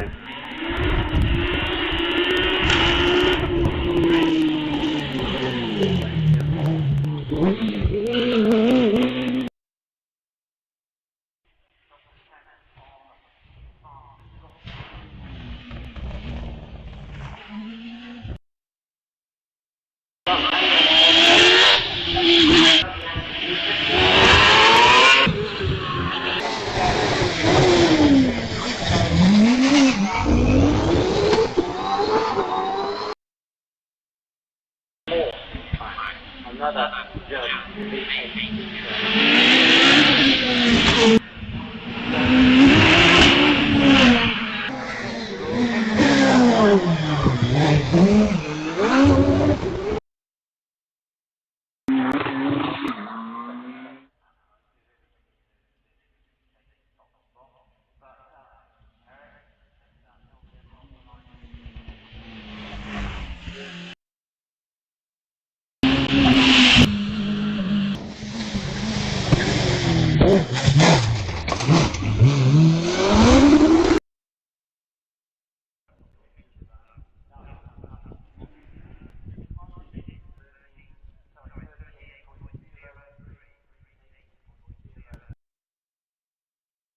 Porsche that he has done a lot of work on it this winter, gone on to fuel injection to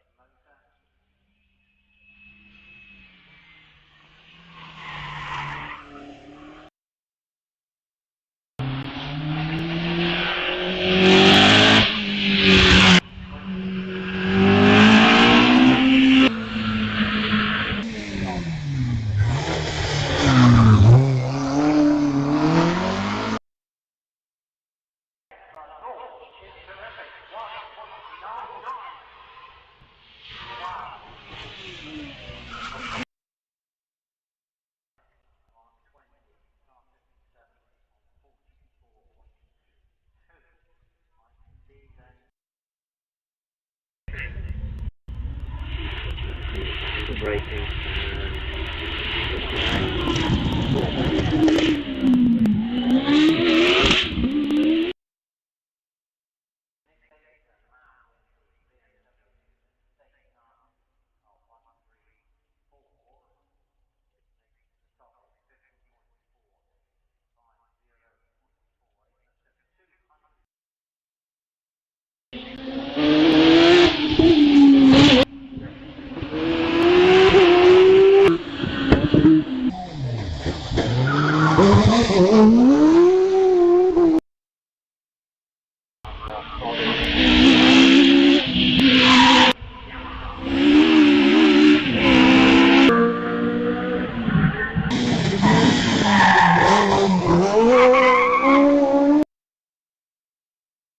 Squeal of brakes and tyres as he comes around here, gets the power down and away he goes. He's really trying this down.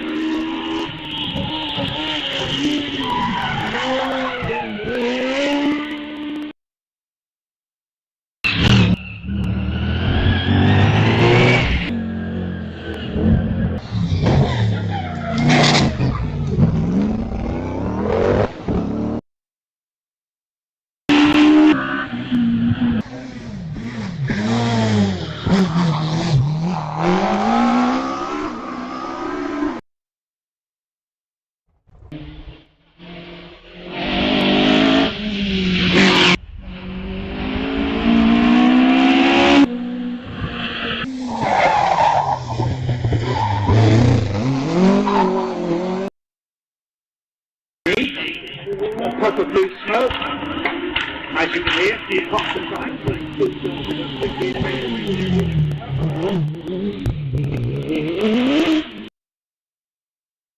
3 Quattros in the hands of Anthony Wright, the Wiscombe champion back in 2016.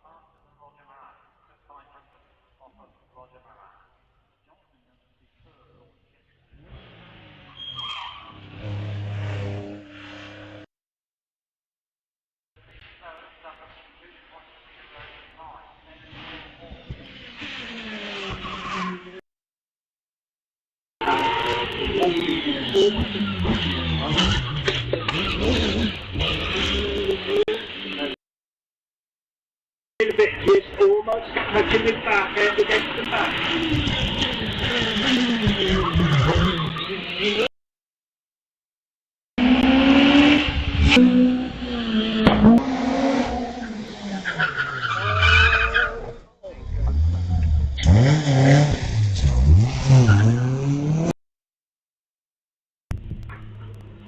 Weighs about 300 kilograms with pace in driver.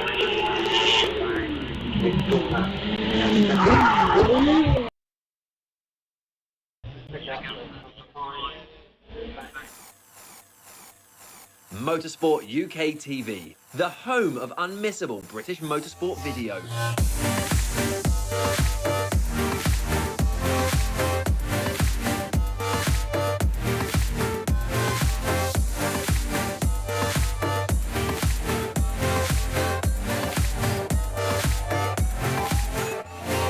Bringing you all the action from the British Championships. Taking you behind the scenes. Giving you top tips to succeed in every discipline. Showcasing the best equipment. And much, much more. Visit motorsportuk.tv today and make sure you never miss a moment.